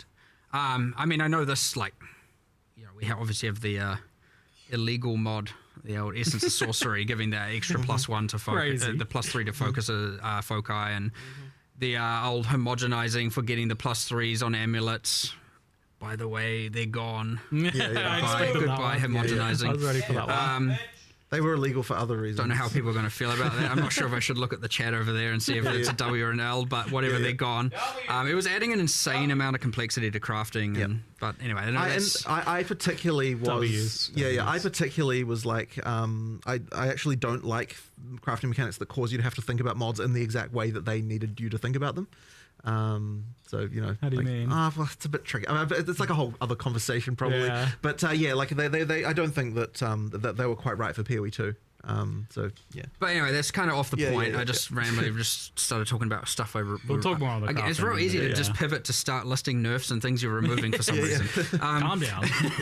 Sorry, but yeah, there is an issue. I understand it. I understand the whole. I have this perfect wand. But you know, I've got triple T1 prefixes, but I don't have the gem level, so throw it on the floor, right? I mean, that's kind of generally it. It's like if it's missing that mod, it's trash, right? That's the bad feel. It's like I did everything right except for that, and it's terrible. And yeah, we were trying to create a thing where it was like similar to, well, like, how do you itemize as a attacker? Right. And it was like, how can we have it be not just identical on a caster, but kind of have the same level of complexity of how to get and in particular power. that still have the same level of an item actually matters, right? Because traditionally in PoE 1 you had this thing where you know, if you didn't want to have to worry about itemization very much, then, you know, like spellcaster was the thing you could do. And we kind of did want to still try to like have it so that items do matter. Easy mode of the game as well. So why then does it seem like for a lot of people it doesn't work? Like, because IPD doesn't seem to attract ire. Yeah, I don't fully understand that. I think the mana cost thing might be part of it for sure. The increase in the mana cost. But I mean, I suspect at the end of the day, it's because there are multiple ways to create an attack weapon that are good. Right. Even it's more than one way. A fizz weapon is not the only way. Right. Whereas a caster weapon doesn't really have that. Like that might be it. And That that's might be it. part of It's yeah. just it's if you don't have that mod, bad. If you do have that mod, it's fine. And that's it. It doesn't matter what the rest is necessarily doing. There's not really much other choice. Yep. And so That's true. that honestly can be enough. Where it's like it's true. You instead of reducing the plus gems, you could create many different options, and maybe it's still fine. Like plus gems is one way, or there's this way, or there's this way, and that way it's like, yeah, sure, there's more opportunities. But yeah, right now it's just either good or bad, very binary. And it is quite hard to think of more multiplicative ways to improve spell damage, though. Like that was a real challenge when we were even looking into that. If I recall, it's weird to me that like added damage on a caster gear isn't doing that more. Like maybe it's because like so much of that's already available in the game through other means or something. I don't know, like because that is effectively added flat damage in the same way that plus gems is. Added flat damage on caster gear doesn't exist. Extra damages, I should say. Extra damages there. Yeah. Added damage we removed because you just ended up doing a damage effectiveness on then every single skill to the point where it ended up being... I wasn't in love with damage effectiveness having to exist because I find it to be a bit confusing for people. Like, I don't love that, and so I was kind of really hoping to avoid it. I did have this sort of feeling, though, back when we did that, of this inevitable, like, we're probably going to have to add it back again one day, and I'm not going to like that, because, like, it is a very useful tool, but yeah, I think it's just... I think it kind of sucks as a thing, personally. I'm just not a fan of it. The damage is extra... That's another take on that. I mean, that's we've done. I was just thinking of another change we've done here. So obviously, I'm pivoting a little bit, but it's still talking about caster weapons. So we'll say it's related. But in 040, we are doing a change where, even though we're not changing the plus spell so much, we are making it so that you can't essence +3 spells on the foci, which I said before. Just to be clear, that is a change. But the other thing we're doing is we're taking it's the runic and glyphic equivalent of spell damage on foci and for all the different damage types, and just saying they can't generate on foci now. And I think we're in the end game, we're then increasing the base energy shields a little bit. It doesn't. I know people, oh my god, you're making energy shield better. Don't worry, it makes like no real difference overall with the other changes in mind. But the idea is being that a wand and a foci should be slightly more defensively enhanced, not offensive compared to a staff.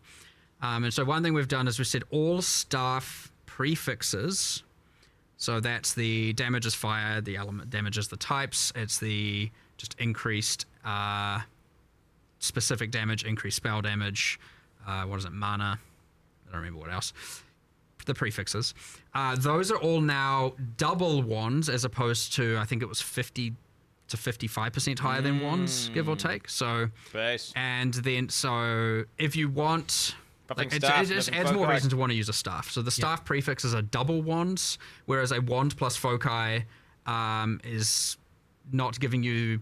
Well, it was pretty much giving you more damage, I actually think it was, than a staff would have been able to. Definitely not. So at least now staffs are going to be better, but that isn't anything to do with the gem level problem. It's still obviously its own problem, but it's again just talking about a little bit of the like overall improvements to just like finding different types of gear where it's like, well, plus gems should be more special. There's too much. I mean, you actually made a gems. ton of changes to just weapons, like generally, right? Like in terms of the progressions and stuff, especially through the campaign. Yes. When we were adding the talismans for the druid, we were like, what do we want all the in-game base types to be? What do we want the damage in the campaign? And what we then started looking into was a lot of the other weapons going, well, what were they doing? And then I was looking at things going, well, this doesn't seem right here, and this doesn't seem right there. And you get these weird things which people probably don't honestly appreciate, maybe, where it's like you're upgrading your weapon, so you're going from like random examples. I don't know. I don't actually know if this is true. I'm just going to hypothetically. It's like you go from two-handed mace to 3 to two-handed mace 4. You know, you're going along the, I don't know what the actual names are. And then all of a sudden, like two-handed mace 5, it's got some implicit on it, and it's like, oh, that's interesting. But the damage is actually, the base DPS of that weapon is actually lower than the one before it. That was like 6 levels lower.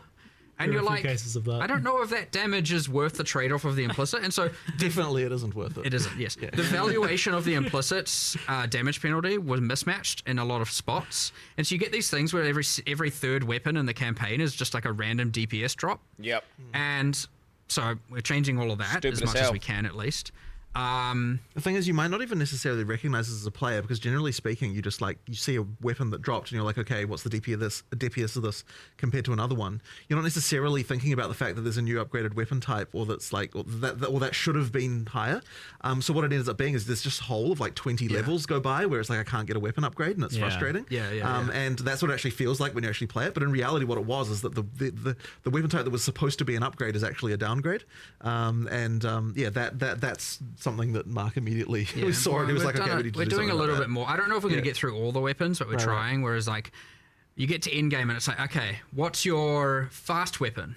What's your crit weapon? What's your just standard good weapon? And then here's implicit A, implicit B, implicit C. Bespoke implicits, and then it's like, which one's your bonk weapon? Like, which one am I just going to bonk things ones. with the slow, heavy hitter? And trying to just do a lot more of that and make sure there's all the end game choices crazy ones for all of these weapons. Bunch of different cool implicits, changing some of them around, just reevaluating the damage of them all, just the base diff. So generally speaking, pretty much all of them going up across the board in little ways. Like, they're not nothing make or break, but like, it's enough of a thing that as you're going through the campaign, you're not just like, where the heck are my upgrades?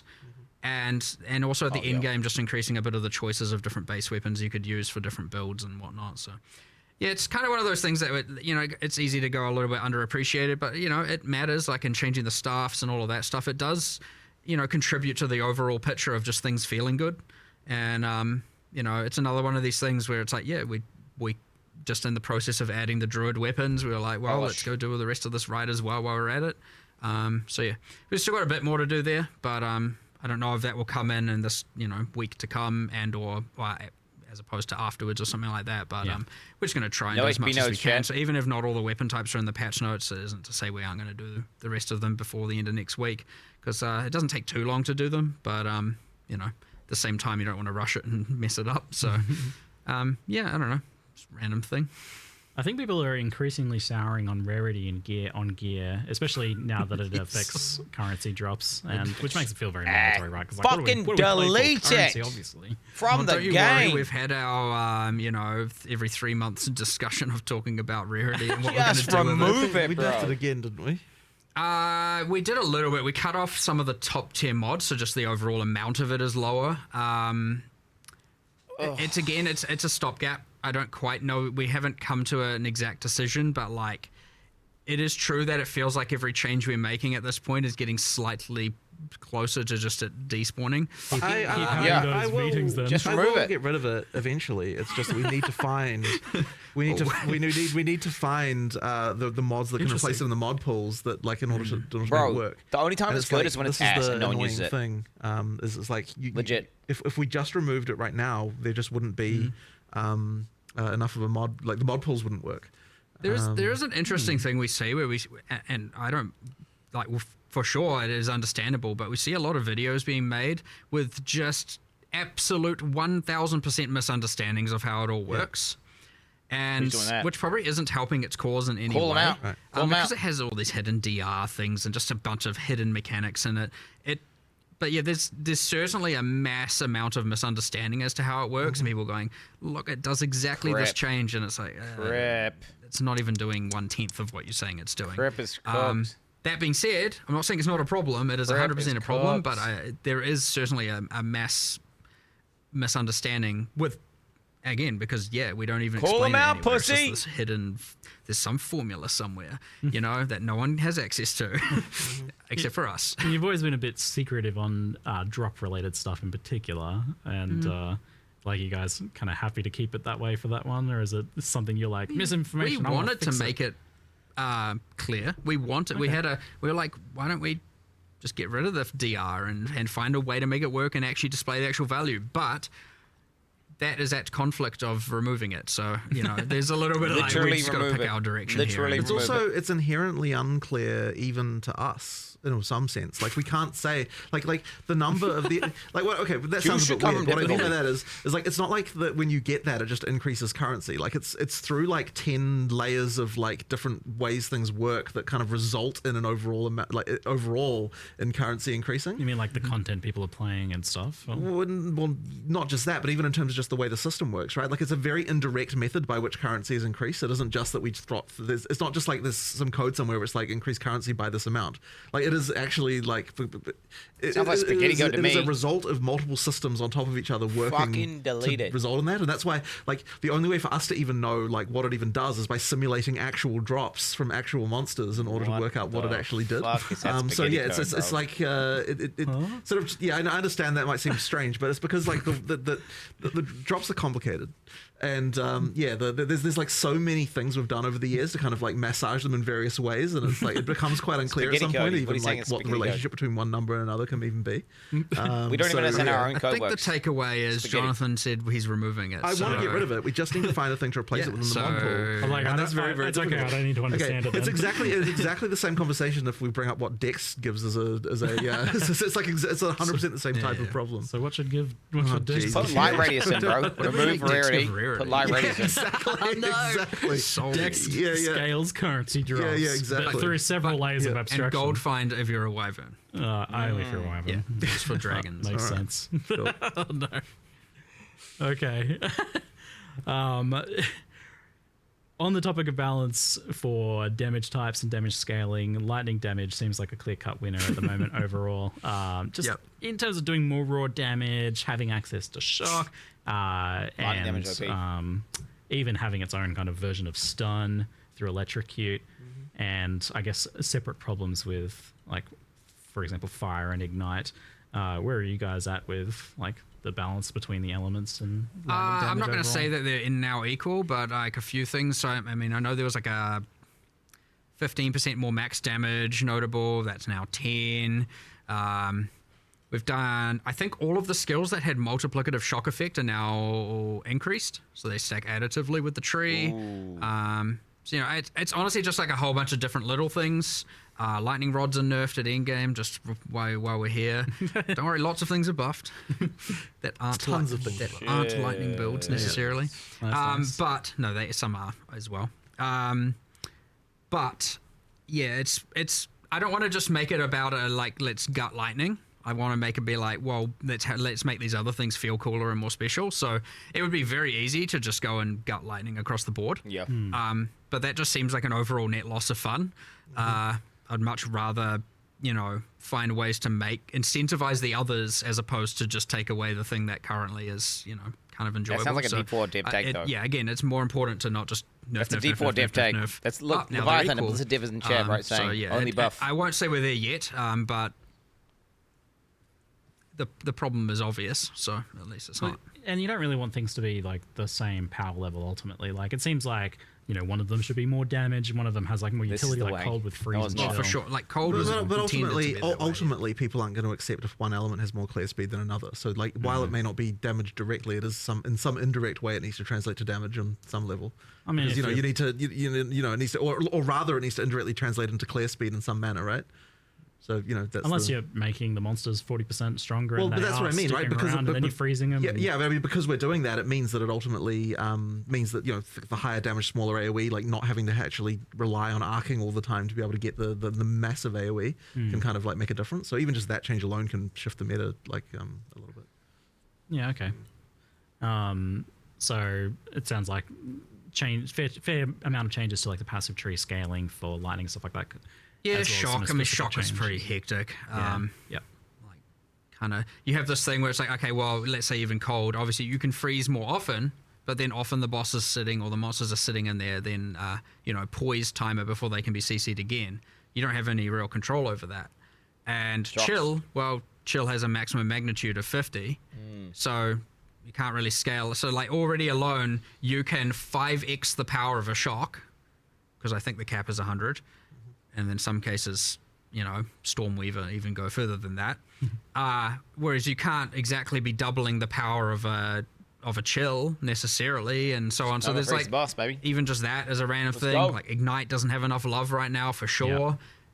So even if it was meant to be those three ailments are a point of comparison, I mean, Shock is kind of a little bit crazy right now compared to what the others are capable of doing. Not to say Chill isn't strong, not to say Freeze isn't also obviously powerful. They will have their time, and they may have already had their. I mean, we had freaking cast on Comet on crit for a while there and all of that as well. So, you know, it will always change, but yeah, I mean, just bringing some of the shock back and some of the other just little outliers here and there was a first step in the direction. But it's very important not to just do a like, I hate lightning, goodbye lightning. You know, it's like be easy to do. It's the wrong thing to do for sure. So. Yeah, people also like playing lightning. I think it's just, exactly. I think it's just the feeling when they're like playing their cold builds and like it's better to like convert Hassan. to lightning. Hassan likes to play lightning builds, you know. That's why I think that's when it becomes more problematic.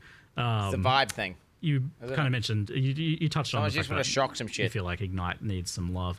Someone I just feel wanna like shock with an damaging animal. elements, there's a fundamental thing maybe that's causing problems where it's scaling with like hit damage and crit so directly, I guess, in this case, differently to how it's been done in the past, where it leads to maybe, in addition to it being a bit weaker, feeling like just kind of an add-on, like Ignite's not really a thing. I don't really have a pure Ignite build. Ignite's just like a bonus added kind of damage on top.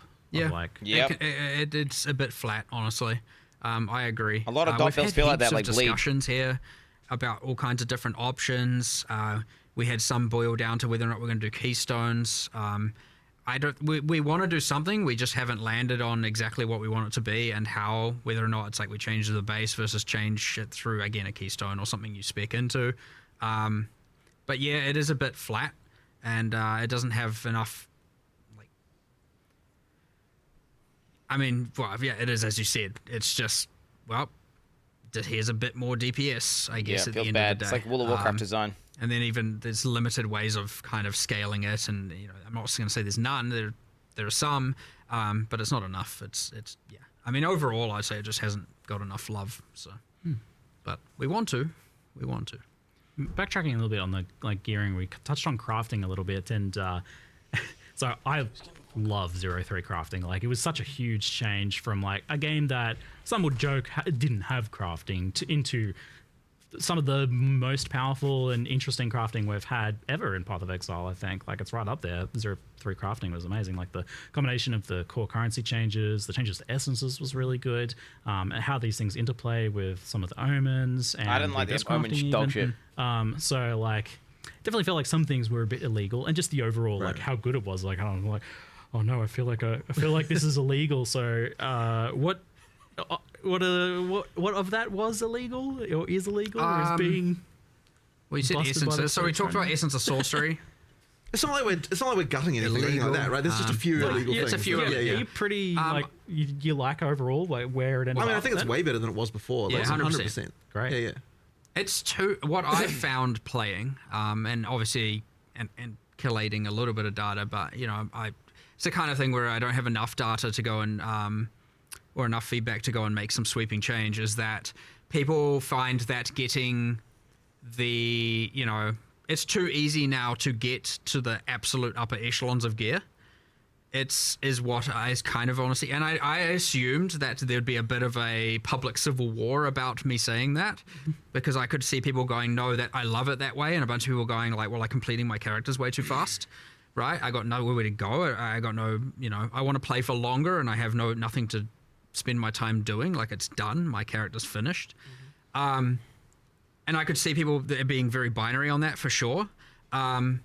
But then it's like, everyone wants it to be easy, you know, always. How much of that just comes down to homogenizing, for example, and a few different axes like that. I think a fair amount. And but yeah, I know there's other problems, like for example, because of the high tier currency, there's a little bit of like, you don't even need to pick up tier 5 rares anymore, because what you actually want is a base type to craft from. And so in some ways it's wrong in that regard, for sure. Like, if people feel that way, that's probably not good. Yeah, and then there was some other things with the essences that went wrong, like for example the essence of haste, being able to craft melee tiers of attack speed onto bows. It's not alright, right? That's better than what a bow can even yield. So like now a dropped bow can never be the best thing in the game because there's an essence that can grant high value. That's not intentional. Like, the essences should be good, but they shouldn't be giving illegal mods, as we keep saying. So yeah, it's a bit of that, but I would hate to. I want to see how it goes, but I definitely feel the thing that like definitely hit me the most that I want to get more feedback on is the people just going, it's not you. There's no point in picking up T5 rares eventually, because it, you know, I would rather just craft from a white base, and I can more guarantee Ground that it's loot should gonna be good, strong. and so Should be what's half the point? But yeah, there's a bit of that. Legit. And so, but again, Half it's ground, very half important crafted. with these kinds of things not to just like, that's obviously right. Let's just change everything, and now Facts. item gearing is just ruined because you could very easily undo with a lot of the good that 030's crafting added. So, yeah, fine tooth comb, being very careful with it. Yeah, okay. For sure.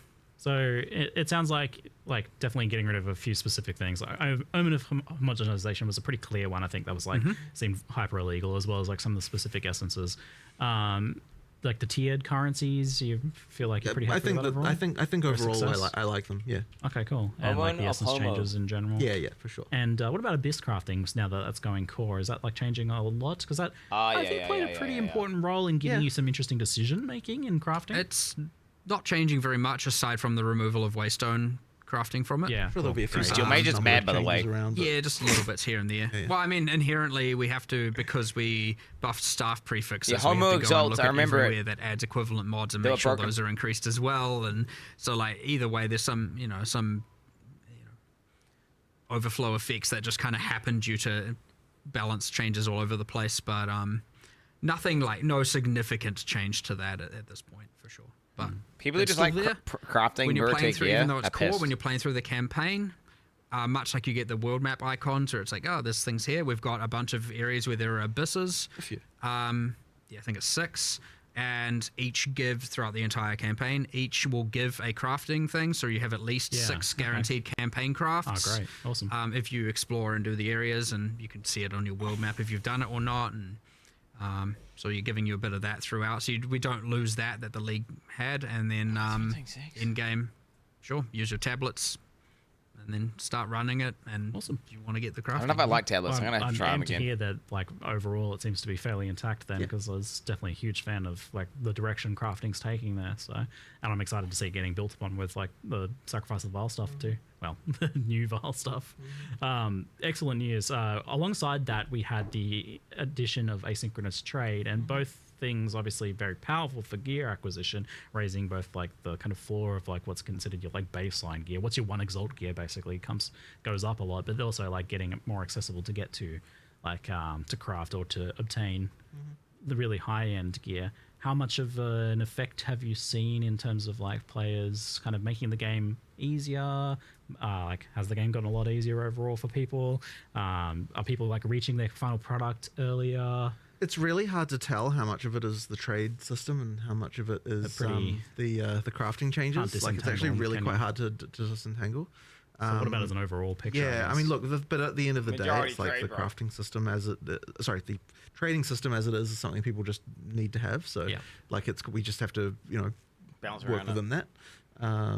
Well, I'll tell you, like, if we have a in-game itemization problem, we're not going to go and say we need to nerf trading. Good. Right. We're past that. Yeah. Finally, we can put that in our review mirror. Yes. Excellent. Yeah, so the question is, like, I guess now more just adapting over to that. I'm just curious, like, as to how extreme it has been, because it seems like it would be absolutely massive, like crazy. But it's honestly quite hard to tell, as I said, due to the other changes. I guess it's like a longer period thing to But then at the end of the analyze. day as well, you could say that if this is a feature we need to have, then it doesn't necessarily matter. Like, we just need to work with it and just deal with it. So It's a constraint. I know in the past there was a fear, and this kind of touches on crafting a lot, where if people could craft like really good gear super easily, that they would stop playing. Like, the player retention would go down. I feel like in some cases we've seen some of the opposite phenomena. Like, there is to an extent the opposite phenomena where like people gain access to the builds they want to play. They gain access to content they might not have otherwise in a more reasonable time frame. it's beta, So their engagement and the amount of time they play ends up going up as a result. Like, in a surprising twist. That definitely can happen, but at the end of the day, like, retenchin isn't exactly. You the think reason you why want we it, but do you it. It's don't. because we sort of feel like, if we did want to make getting the hardest Kill gear Dugme. harder, then the reason we would be doing it is because we don't like the feeling that you can get of like, I don't have anything else to get. You know what I mean? Like that would be the reason to do it, not necessarily because of retention reasons. You know what I mean? Like it's more about the play experience, to be honest. It's the dopamine because, hits. you know, when it comes right down to it, like our model has always been, we want to keep you coming back every league. Like we don't necessarily care how long you play a given league for. We just want to make sure that each time you play a league, you're enjoying your experience. And that you want to come back and play the next one. So, buy the MTX. you know, that's kind of our philosophy on that. So, you know, retention isn't directly a thing that we're like optimizing for exactly I in think that way. players hyperfixate on that. Yeah, it's more about retention from league to league. Like, what are we doing? You know, like how many players do we get back for the next league, as opposed to how many players do we get back the next day? That's interesting. Yeah, I guess because we have like Steam charts, we get hyperfixated on retention numbers. I mean, it's not like it doesn't matter either, right? Because you can on some level judge the success of how much people liked a league based on that. Yeah, it can tell you how much fun people are having. Yeah, like at the end of the day, what people are saying about what they thought about it is actually more important than the number of people actually playing it, because like that, you know, as long as they're like happy and they want to come back, you know, then we're happy. Mean, if you have more fun in a smaller amount of time and then you're more happy to come back next league, then that's a win. That isn't necessarily a problem, right? You may have played less this league, but maybe... So they're kind of a little bit unrelated in some ways, but also sort of related in others, you know. Okay, well, it'd be interesting to see how this continues to play out then, the crafting trading thing. I'm super interested in like the economic aspects of that. Right. But it's definitely had a big impact, and on the whole, like 0.3 felt like a huge net positive for both crafting and trading. Agreed. So good. Yep. So good. Agreed. All right, well, we'll keep. I'll ask about that like every I think game. and the campaign, dude. Like Your campaign was sick. What about now? And just the rebalancing the monsters. To the end, thanks. There we go. So we had just a couple of random questions. I do see one in chat, but it's not really a question. People just typing move speed, but I don't really actually know what the context of this is. You guys move speed. It's the speed at which you move. Very insightful. Thank you. Maybe you guys could type an actual question in chat instead of just chanting. But well, I mean, adjacent to that, one change we have made, which is kind of interesting, and I think it's a kind of I don't know if the general desire is more or less of it. I suspect you'll find a bit of both. But irrelevant of that, like a change we made is. There's lots of in-game runes where you can now only use one of them. And it's quite interesting because obviously before it was like get the double socketable effect on boots, put all the movement speed runes in, and it's like, well, great. There you go. And, you know, it's kind of interesting, but it also meant that generally what was happening is every single slot was just stacked with the same rune type. So now you're getting this like kind of nice mixture of different runes being used and different things, and it's kind of enhancing that. But yes, it overall makes the amount of movement speed you're getting from boots lower at the end game. But those were like very, very, very expensive. So which is kind of cool. I'm making a Reddit post now. What else is not much else has really changed kind there. of like a rehashing of the old discussions of like the mandatory move speed on boots versus like implicits and things like that. I've always been a big fan of like a little bit of implicit movement speed on boots as you go up or something like that. But I know you guys are happy with like having move speed being important stat on boots. Like, fuck that shit. Yeah. I guess, and maybe some people just fuck want that shit, move speed, but I mean, some people that's a thing. Yeah, there's probably some people that want to move. It's just less. I think there's some people who might want to have a less mandatoriness to have to move so fast as well to some degree. But I've been more on that side of things. Like, maybe make some of the maps a little smaller, so that move speed's less important. I feel. We don't like mandatory mod items on. It was that topic. Okay, cool. Thanks, team. Just confirming that. Yeah, I feel like that's been discussed fairly well at this point. Yeah, we're at the same stance on that, really. Which is it's interesting because technically, if we end up acknowledging that is wrong in the context of staffs and wands, then we might have to reevaluate why it's right in the context of movement speed. You know, it's an interesting thing where one discussion might yield the other because it's kind of a similar problem in both contexts, and we might end up who knows what side of the fence we're going to land on. You know what I mean? So. I've seen Acolyte of Chayula get mentioned a lot. I have not played that class, so I can't speak to it too closely. But is that one that is we've done number buffs at the very least, yes. Yeah, okay. I think almost every ascendancy class has some level, like, honestly, some of it is like one node changed, some of it, like, for example, Pathfinder's got 2 whole new notables, and, like, we got rid, I mean, Pathfinder just did, that, we got rid of the poison spreading notable because it's pretty much Herald of Plague, and we just put the 4-pointer to the 2-pointer, so you get the actual more powerful spike one for cheaper. We got rid of that, like, multi-choice ailment mitigation, and we were like, Well, it's the Pathfinder, so let's do some cool passive tree stuff. So, pulling some inspiration from the PoE1 Scion, the Pathfinder can now also allocate passives from either the Witch or the Warrior start points, you know, for just like, you know, doing some crazy builds. And I think there's even a new notable on there where normally you have your highway nodes and it's like 5 dex and strength. There's also now 3 other options. Or the Pathfinder can take that node, and now there's 6 choices you can do on your travel nodes. So it's like, oh, I don't want as much attributes. I'll get instead damage. I think it's damage, defenses, and like cost efficiency or something. So you can kind of like better balance how much damage you want, defenses you want, or reduce. So it's like another kind of cool, interesting thing. So yeah, I mean, that's a class where it's gotten a bit more changes. Sounds like a tattoo. Acolyte is numerical for now. But again, we want to do something grander with Chaos. It's on There's quite a lot of just monk list. generally improvements as well, just balance-wise, right? Yeah, I mean, at this point, every that class darkness is shit kind of needs such a buff. everywhere. In the thick of it. I think the balance. patch notes currently lacks. We have a thing where we're doing a bunch of changes to specific monsters for being spected. Okay. Like when we actually looked at it, we're like, look, if we just increase Spectre overall, it's going to increase the specific Spectres. Like we want to increase the amount of the pool of viable monsters for different cases. Yeah. So here's the thing. Now it takes it from a skills balance team into the kind of monster balance team situation, and like such a different resource. So we're going to start doing that process where we try and do like, you know, 5 to 10 from here and here and here and here per patch, and kind of just start trying to get them to be more viable.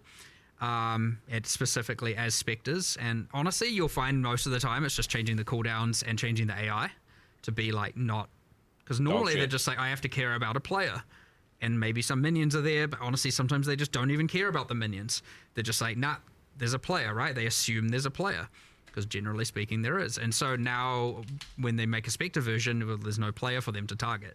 There's, you know, only monsters, and so they might be just making some silly decisions about how they're targeting and when they're using their skills and stuff like that. So want to do a bunch of that, but those won't be in the patch notes because the intention's that we're still doing them. I don't want to release a half-baked set of patch notes for that.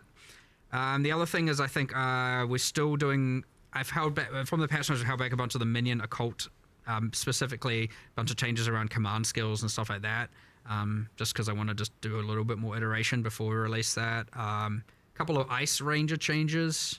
I think that's like a massive improvement. To the Ice Ranger kind of play. I mean, using the existing skills, a lot of numerics, a lot of changes to ice fragments, stuff like that. What else is not in there? There's a few other bits and pieces not in the patch notes, and that's because all of our stuff is, and that's just not to say there's nothing changed. I've just taken them out for now because I want to make sure they're right. Otherwise, we have to give some false information and then change it, and it's not great. You've been updating the patch notes over the course of a week now, so people should still probably expect that. Yeah, for sure.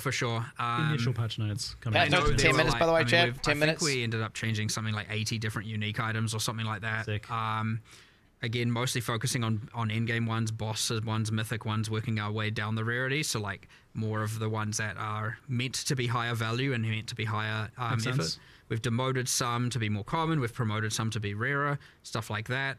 And done a whole pass. But even then, like I know last night we were like, oh, there's like kind of 5 or 6 here that we're like maybe on the fence about. Let's, to be safe, pull them out, discuss them, reevaluate them, and then pull them back in the patch notes afterwards. Just to be safe, because again, I don't want to mislead people. I saw a question about that from our resident summoner expert in chat. But Jazzy TV. The monster changes, like for making specific changes to monsters for Spectres, does that end up in patch notes? That seems like pretty hard to track. It will this time. Nice. Well, I don't think we've done much in the way of actual specific monster changes this time around, but this, what I was talking about doing will, yes. Okay. It just what I'm saying is it won't be in the initial set of patch notes because we haven't finished them yet. So, but they will be, like, I think the patch note says will be in a post later this week, or later, in the week coming. So a funny one in chat I see is like, when can we get more melee variety? I'm like, you guys literally just added like a new melee weapon. Like, I don't know if you guys know, but the talisman's a melee weapon. No. Melee is never right in any game. Fucking buff melee, motherfucker. Because it's kind of true, right? Like, God damn it. There's a funny phenomenon right now where it's like, whenever we talk about melee, people say that like there's literally only maces in the game. And it's like quarterstaves are over in the corner crying. It's like no one pays any attention to it. It's like doesn't count as well. It's like a half-ranged weapon. Spears ain't rarely melee, then you get that. There's always this funny exception with it, but like ultimately, I think what it comes down to is that the game doesn't have swords. Yes, yet. I know. Is that? And I know. Yeah, what the hell's a sword? I get it. We need swords. We need swords. So swords are from talking to you, it sounds like swords. Swords are getting added to the game at some point. At some point, we will have swords. I can Fuck yeah, now. Some point. The importance is understood. It seems. It's a bit too fundamental, isn't it? Yeah, for sure. Swords are a bit cool. But yeah, I mean, we were talking about the ascendancy. So yes, a lot of numerics, some more broader changes, some getting a little bit, some getting a lot. Like just because it's getting a little bit doesn't mean we think it's in the right spot. At the end of the day, we've just started going. Like Smith and Katava got a decent amount of changes. Nice. Kind of a lot better now, for sure. I want to see that. It. But yeah, lots of around the. I mean, honestly, like I want to say 90% of all the balance changes are probably in the direction of taking underplayed and underpowerful things and making them a bit better. Nice. That isn't to say that we've successfully made, like maybe at the end of the day, lightning archers are still somehow better than ice archers at the end game, but certainly the gap has narrowed and you'll feel less bad for playing one over the other, and less bad about decisions. And so that's ultimately the goal, and we'll get there eventually, but yeah, huge step in the right direction, I'd say. But yeah, and then things like Outer Louis, all those outliers on the top end, those are coming down a bit, for sure. Sometimes more than a bit, depending how extreme they were. Culmination's another one, where like just having an uncapped combo thing, when you get damage per combo, I mean, and then obviously you can just one-shot everything in the game at that point, so that's a problem as well. Some of these outliers 100% brought into place, given caps, whatever the case is, but again, more like 95% of all the changes that we're trying to make is bringing up the underplayed things to be a bit better, and just to all kinds of varying degrees. It's really hard to.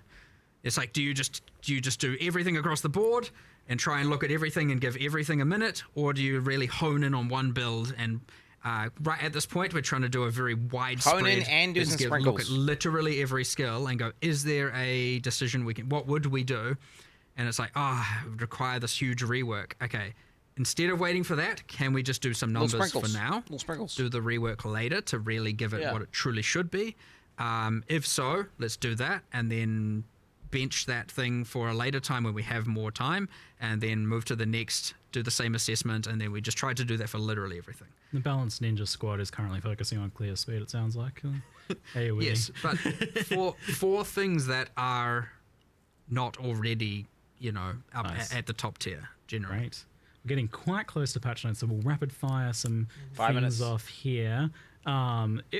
It seemed like at one point, like druids were going to have claws as their weapons, so that has obviously changed to talismans. Or it might have they been were like a long That time. was ago. actually for the Huntress. Yeah. Oh, okay, weird. Yeah. What? So it 100 sounds needs claws so probably much not better. going to be a thing then. Probably Like, not anytime soon. Decided not less interesting than other options. Yeah. All right. Cool. Hot swapping between controller and mouse and keyboard. Yeah, something I promise every single time. I want concurrent and somehow usage. We still haven't done it yet. So what I can say is that it is actually, we have an implementation of it. We're not shipping it this time. But it's much more close than it was last time. Like, there's just some stuff that needs to happen. But, like, it is a thing that has been seen on a programmer's workstation as to work. But, yeah, there's still a bit more to do. But, yeah, like, next time, I know I've said this twice before, but next time, we will definitely have that. I want concurrent inputs. It's a weirdly huger feature than it seems because, like, the code was just originally not written with that in mind at all. And, it's just requiring a lot of re-engineering of a whole bunch of existing UI to be able to get It's to so Looking forward good. to it, so I can I know. inventory management. I know. We will have it, but yeah. Controller inventory. Oof, Yeah. No. But yeah. Okay, good news. It's being worked on daily. Soon. It sounds like. Soon to do you have like a rough timeline? It's on the for radar, release, boys. Or not ready to announce that yet. Don't really have it to announce, but I mean, look, I certainly don't want it to be 2027. Like, it's gotta, I really want it to be next year. Like, I really do. So, you know, like, it'll be, I really want it to be next year. But, we certainly underestimated He's the so amount far of work off. we wanted to. It's certainly by having, to make all the leagues constantly and all of that. And I know some people might be like, just don't. But like, you know, you need to do. We want people to play the game still and Exactly. enjoy it, and do. you know, do what we want to do. But so yeah, you get this thing where we severely underestimated how much extra time it would add. Your rule of cool of like we want to do the 130 extra passives because it's cool. Bro, stop doing PV1 stuff. Yes, all of this does get in the way. And Technically, they're not already. but Guys, it's maintenance Look, mode. at the end of They've the got day, two we're guys not working on going to release PV1. until everyone's happy. Legit. So, that's true. They're not working on PV1. That's It's fine. 7 first. So you know, it's a good trade-off. Yeah. With the performance improvements, which looked like really impressive, even more than the 25% you're saying. Like looking at the side-by-side footage, was like it looks even better than that. Yeah, I mean, look, we did 25. I said 25% as a commitment because like that's kind of like I want to make sure. Like, look, people are really sensitive to the stuff, so like I wanted to make sure that we're not over-promising. Under-promise. And so under-promise and over-deliver Yeah, was the yeah. plan. But Gotcha. effectively, like I've been focusing a lot myself actually and trying to like make sure that it's getting better. Effectively, what we've done is, I mean, obviously there's just sort of traditional optimization that happens, but a lot of it is just effectively making sure we're multi-threading things better, taking advantage of more CPU cores. If you're GPU bound and you don't have dynamic resolution turned on, then it obviously won't affect you because you're GPU bound. If you've got dynamic resolution on, so you know I got the GPU AMD is now, not so much of a chat, and I got the concern, 5090. then CPU was definitely a problem for just about everyone. Like even really fast CPUs were having issues in in-game mapping. So the goal the really AMD was to now. make it so that, you know, like when you've got a lot of shit Upgrade going on, that that your dog shit CPU is not Intel. overloaded.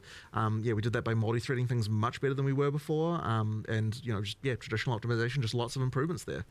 So, yeah, like now... there's so many things that are working better than they were before.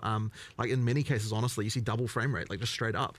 Awesome. But as I said, like not consistently in all cases. So and consoles obviously saw a huge improvement. They, you know, consoles just have weaker CPUs than PCs do. So therefore, when you're doing CPU optimization, consoles are what's going to benefit from that. And yeah, just it's just a lot better. Now, one of the things I'm a bit worried about is that by multi-threading more things, you can run into multi-threading bugs. Yeah, And, crashes. so That's what there I was might thinking. Be, hopefully not, but there I might was be thinking some more crashes. crashing going on when we first launched, just because, like, you know, like the thing with multi-threading is that, like, depending on the exact scenario, different things can happen at different times. Water separations. It can cause some issues. I'm really hoping we don't run into that. We're trying to do as much testing as we can to fix all those kinds of issues. Effectively, that would be the worry. But yeah, I think that it was definitely worth taking the plunge and doing that stuff because it is way better. You know, yeah, I probably should make like a video on exactly, like, you know, some of the, like, go into a deep dive into it at some point because it's kind of interesting. And even it feels like even still, occasionally you guys are still just finding ridiculous things that, like, oh, we just made it a whole nother chunk faster. Yeah, And I'm like, exactly. Just because of some just ancient thing. It's just, we definitely still find some crazy stuff, and like it's going to be a lot better. I expect it's not even, it's just going to keep going as well. Yeah, no, exactly. So that's the other thing is, like, I want to spend even more time on getting this exactly right.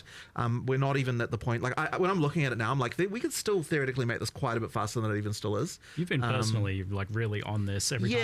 I have. Just because it's been such a big issue, and consoles aren't playable. I wanted to actually get back in there and spend a bit of time on it. And yeah, as I said, like, already it's so much better now. Patch notes are out, chat. Patch notes are out. Awesome, fantastic. It's great news. They're gonna end it right now. Patch notes are here. All So right. we will end there and let no people one's interested go in listening to us read anymore. the They've got, patch notes. they've got All the stuff. right, everybody's gone. Yeah. No, thank you very much, guys. It was a pleasure to talk to you once again, Yeah, and thank I you look very forward to checking it out and going and playing some more. Excellent. Cool. Thank you very much. Thank Well, you. It's good to have you here. Alrighty, thanks for the questions, everyone. We'll Thanks, see you next everyone. time. Thanks for watching. Cameras on, so I'll just look at you. Look at all the cameras. W interview, guys. Right. W interview. W announcement. I mean, definitely W for sure. But you know, there was obviously, like, you look at my little list here, Shay. You look at my little list I got. In-game rework, didn't have enough time, doing it next time. Big sad. That means in-game's still gonna be dog shit. So it might be a Force and League opener, chat. We might be doing a Force and League opener. Druid not dog shit. It looks fucking good. It looks fucking poggies. Looks flavorful, looks fun. No new melee skills. We didn't get any new melee skills. We didn't get any weapon types. it sounds like we got like a semi rework. This is like a 50%, dude. We got like a 50%. We got a 50% emote. 50. We got a 50%. Okay, here. They're not fully redoing it, but they're just doing a bunch of buffs and stuff. Fix the Atlas tree. Do you know what? We'll put some question marks here.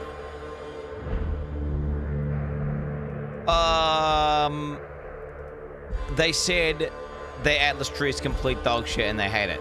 Literally, verbatim. It's awful, it's terrible, it's so bad. Right? He hates it. And they've got a full rework coming. So that's coming. Same with the in-game rework. They are doing changes to the passive tree. And they're giving us more EHP nodes and more EHP stuff. And they said the passives are going to be more impactful. Buffing life, nerfing ES. It sounds like there's a little bit of an ES nerf and maybe a little bit of life buffs. But yeah, we got Giga. I mean, dude, oh my god, let's have a look at this. Where's this YouTube at? Where's this YouTube at?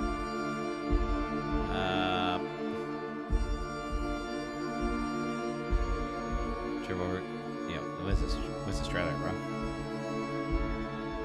Where's this trailer at, bro?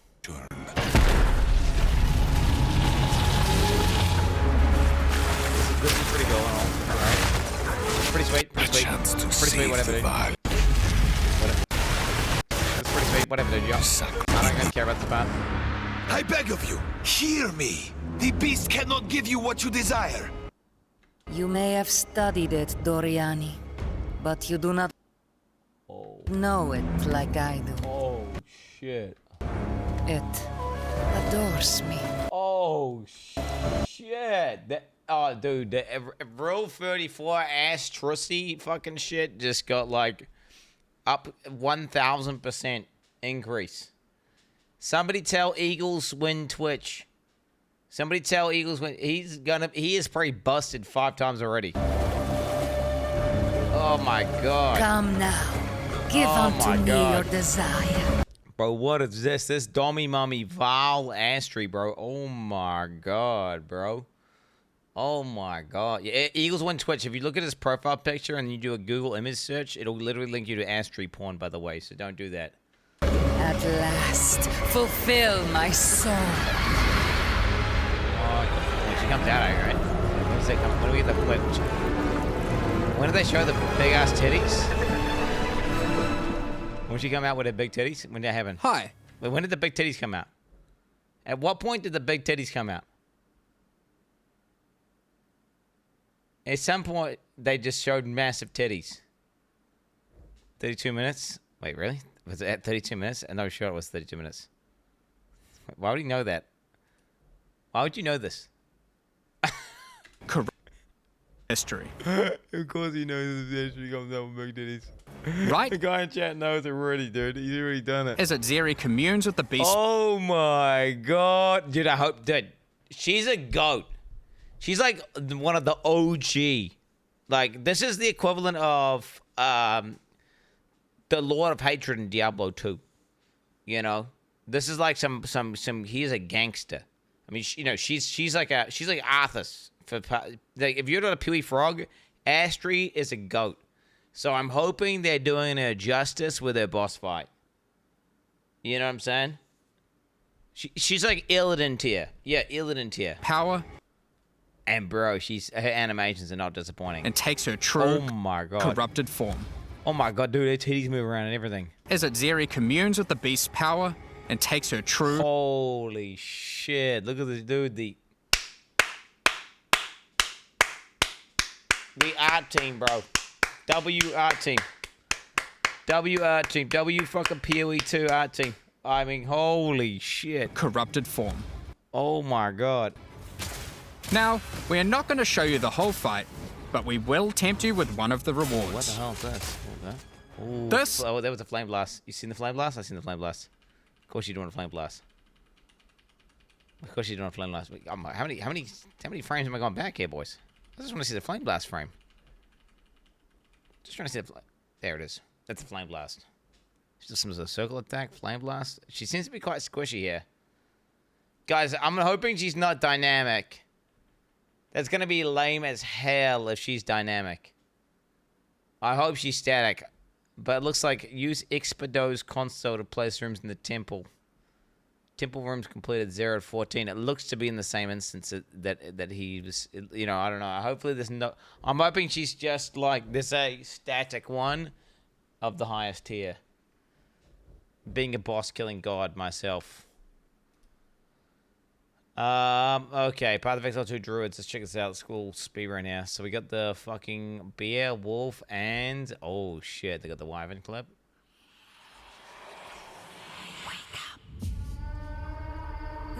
I can't believe they pussied out and showing his dick. I was just thinking that, by the way. Okay, let's watch one time without pausing. Bro, they didn't show his dick, bro. Well, well. What have we got here, then?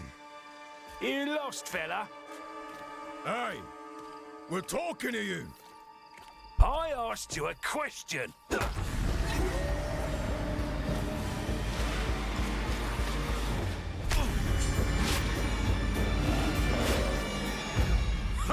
What's wrong with him? He's lost his bloody mind.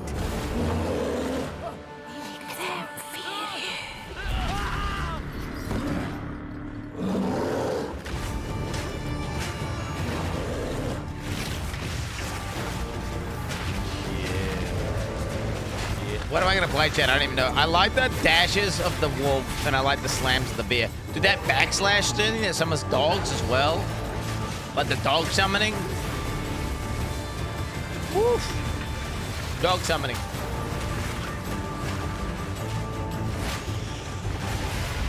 Weaving, I'm not big on the weaving, guys. I'm not big on the weaving. I like the eating their corpses thing. That's kind of cool.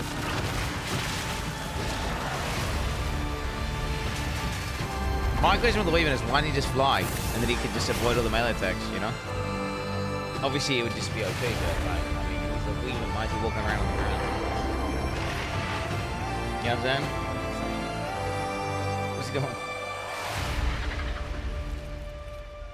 I will find you, Eve.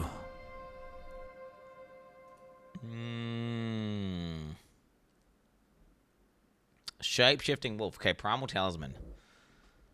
Okay, quality. Physical damage, 50. Oh, so it is flat damage. Wait, it is. Wait, a talisman is flat damage. So it's just like a straight-up raw dog weapon. It's like you're smacking them with a fucking... It's like you're smacking them with a club, except it's a... Yeah.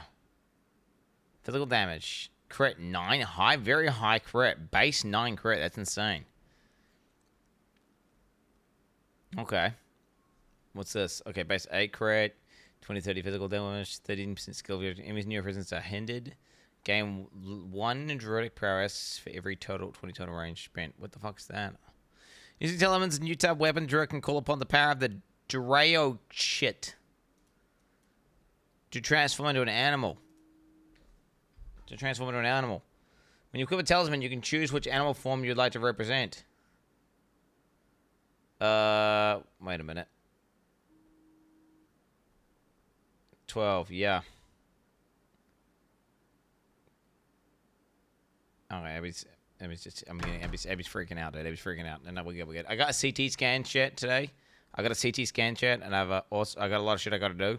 But you know what? We good.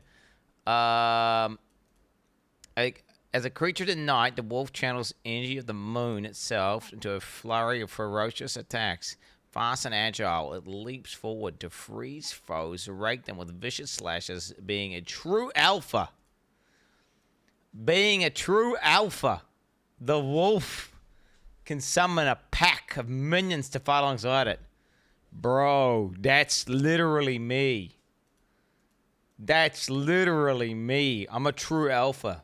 You know, I'm summoning a pack of... Ooh, dude, that's me, baby. Oh, my God. Okay, Lunar Assault.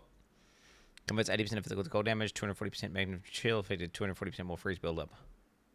Shapeshift, werewolf, AoE, melee, strike, cold. Oh my god, there you go. Well, there you go. 110 base attack speed, attack damage 40%. Okay. Cross slash. This is the fucking cool. This one looks so sick. This one here. Okay. What's this? Shapeshift, werewolf, AoE, melee, level 7, 110% base, 106% damage. Shapeshift werewolf and leap backwards as you gouge the ground with both claws. Hitting a marked enemy with both gouges will activate the mark and cause an additional shockwave. Ice fragments will be pulled into the location where the gouges cross and explode immediately. This skill can be used while other skills. But it still can be used while using other skills to interrupt them. Also, it's like an iframe thing. Even it's kind of like it's like a dodge roll, except an ability. That's gonna be clutch, because you can use it to like dodge. So I mean, dude, that's gonna be fun gameplay, right? Slashing away, all these ice things are going on the ground. You build it up, boom! You press this attack. Does this get explosion? Does insane damage? Now the clips they showed, it looked dog shit, right? But I feel like, obviously, it's not dog shit. Obviously, it's not dog shit. Right? Build, spend. It's satisfying if it's done right. Okay, Lunar Blessing. Attack, shapeshift, buff, werewolf, AoE, melee, trigger, cold, duration. Holy fuck, that's a lot of fucking tags right there, bro. That's a lot of tags. Shapeshift and werewolf. And offer your rage to the moon to receive a blessing, gaining cold damage, attack speed, movement speed for yourself and any wolf minions you have. Wolf pack or predator's mark. You have from wolf pack or predator's mark. Okay. Spends all rage to extend the buff's duration while the buff is active. Your werewolf attacks cool down moonbeams. It's kind of like Moonkin-ish a little bit. Wait, moonbeams? So that's that thing where the light comes down, right? I'm looking for the moonbeam and the little bit of footage there. I'm not really seeing it. Oh, it's the moonbeams. I'm not seeing the moonbeams. I'm going to be honest.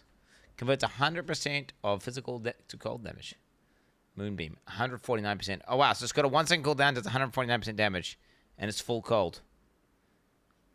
Buff grants 52% of damage gained as cold. So 52% more damage. 5 seconds plus 0.2 per rage spent. What's rage max, chat? Like 50 or something? Huh? My Terraria mods!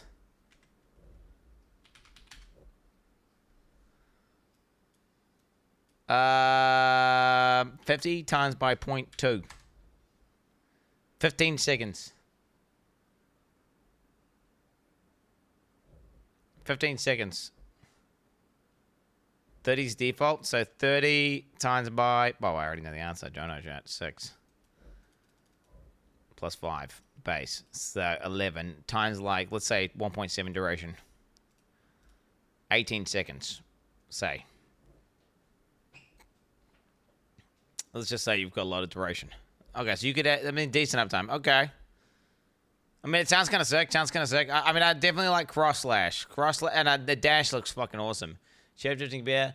A hulking powerhouse of strength and brawn. The bear rampages through its enemies, leaving devastation in its wake, demolishing hordes of monsters. The bear builds up rage that empowers its attacks and roars, ultimately turning it into a walking calamity. Furious Slam. Okay, what's this? 70% base attack speed, 70% damage. Yeah, that looks shit, bro. That looks ass. 60% more base... 0.4 seconds to base attack time if not standing. 0.4 seconds to base use time when shapeshifting. Oh, wow. So if you are not... So if you're a human form, you got like... Wait, are you... Do you count as standing if you're a human that's standing up? How does that work? Is that plus 0.8 seconds or is that plus 0.4 seconds? I feel like because you'd be like, you would go, you're already standing as a human, right? So maybe it's just 0.4 seconds. It might be at 0.8, who knows? Spend 10 rage to perform a rage slam if possible. In rage slam, 110 damage, 60% more stun. Shocker radius is 3 meters. The numbers on that look kind of like mid, dude. Am I crazy? The numbers look kind of mid. 110% attack damage at 70% base attack speed. It's probably because it scales with Volcano, right?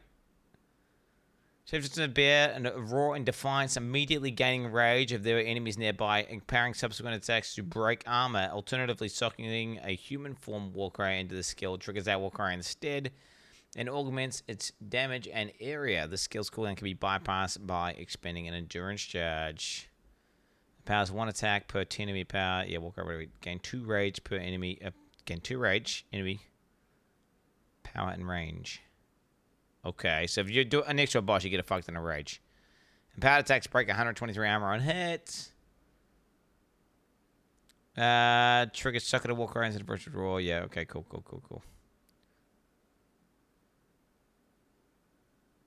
Okay, whatever. Walking Calamity. This is just rage gain. You guy roars to get rage to make his fucking slams do more damage, and then you put down volcanoes before you slam to like trigger more volcano hits, which sounds weird, by the way, because this volcano is going to be a spell. Like, how's that going to do damage? I mean, I guess we'll find out how volcano reads in a second here. Walking Calamity. Holy shit! Shapeshift, buff, beer, AoE, melee, trigger, fire, duration, conditional. Holy fuck. Well, and therefore build glory by gaining rage while already at maximum range. Rage. When you have maximum glory, roar to the heavens and bring down upon your enemies. Wait, roar to the heavens to bring them down upon your enemies. For the duration of the skill, and as long as you remain in bear form, meteors rain down around you, and you gain fire damage and rage regen. Supported skills require 20 glory to use, 0.3 seconds to base attack time if not standing. Trigger a meteor every 0.05 seconds. A large meteor falls every 20 meteors. Meteors fall in an 8-meter radius. Buff duration is 10 seconds. Buff grants 5 rage, regenerated per second. Buff grants 30% of damage gained as fire damage, additional. Holy, the meteor damage is potent. 100% converted to fire damage, 149, small. Large meteor, 374% damage, by the way. Wait, and you're getting a meteor every 0.5 seconds. Buff duration is 10 seconds.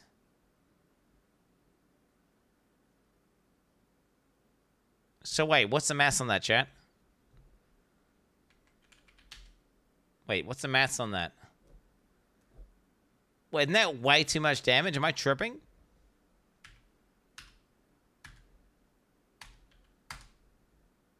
Wait, that's 20 meteors a second. Huh? That's 200 meteors. Am I brain dead? Am I retarded?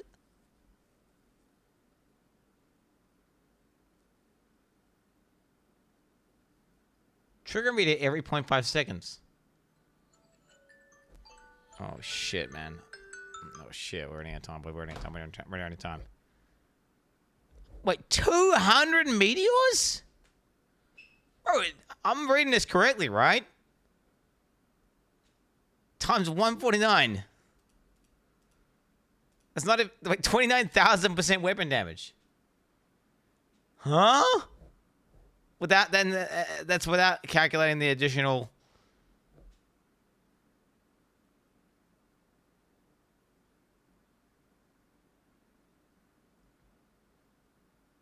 Look at the video behind your calendar.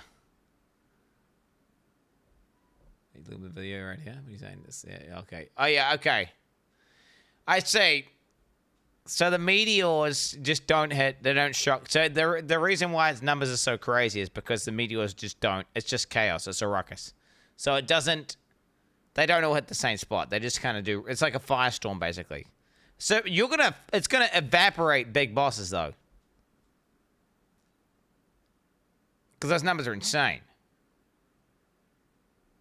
Yeah, if you're fighting a fat boss with a big hitbox, it's just going to delete them from the video game instantly, bro. It will not annihilate them. What about reduced AoE? There might be some tech there. We'll just see. Shape-shifting. Wyvern. A sight seldom seen in rail class. The Wyvern leaps into combat, slashes at its enemies with lethal talons, empowering itself by devouring the freshly dead. The Wyvern calls down lightning, explosions, and spits balls of fire. Of course, it can take to the skies and rain down streams of flame upon its foes. It's a dragon, after all. Yo! Like...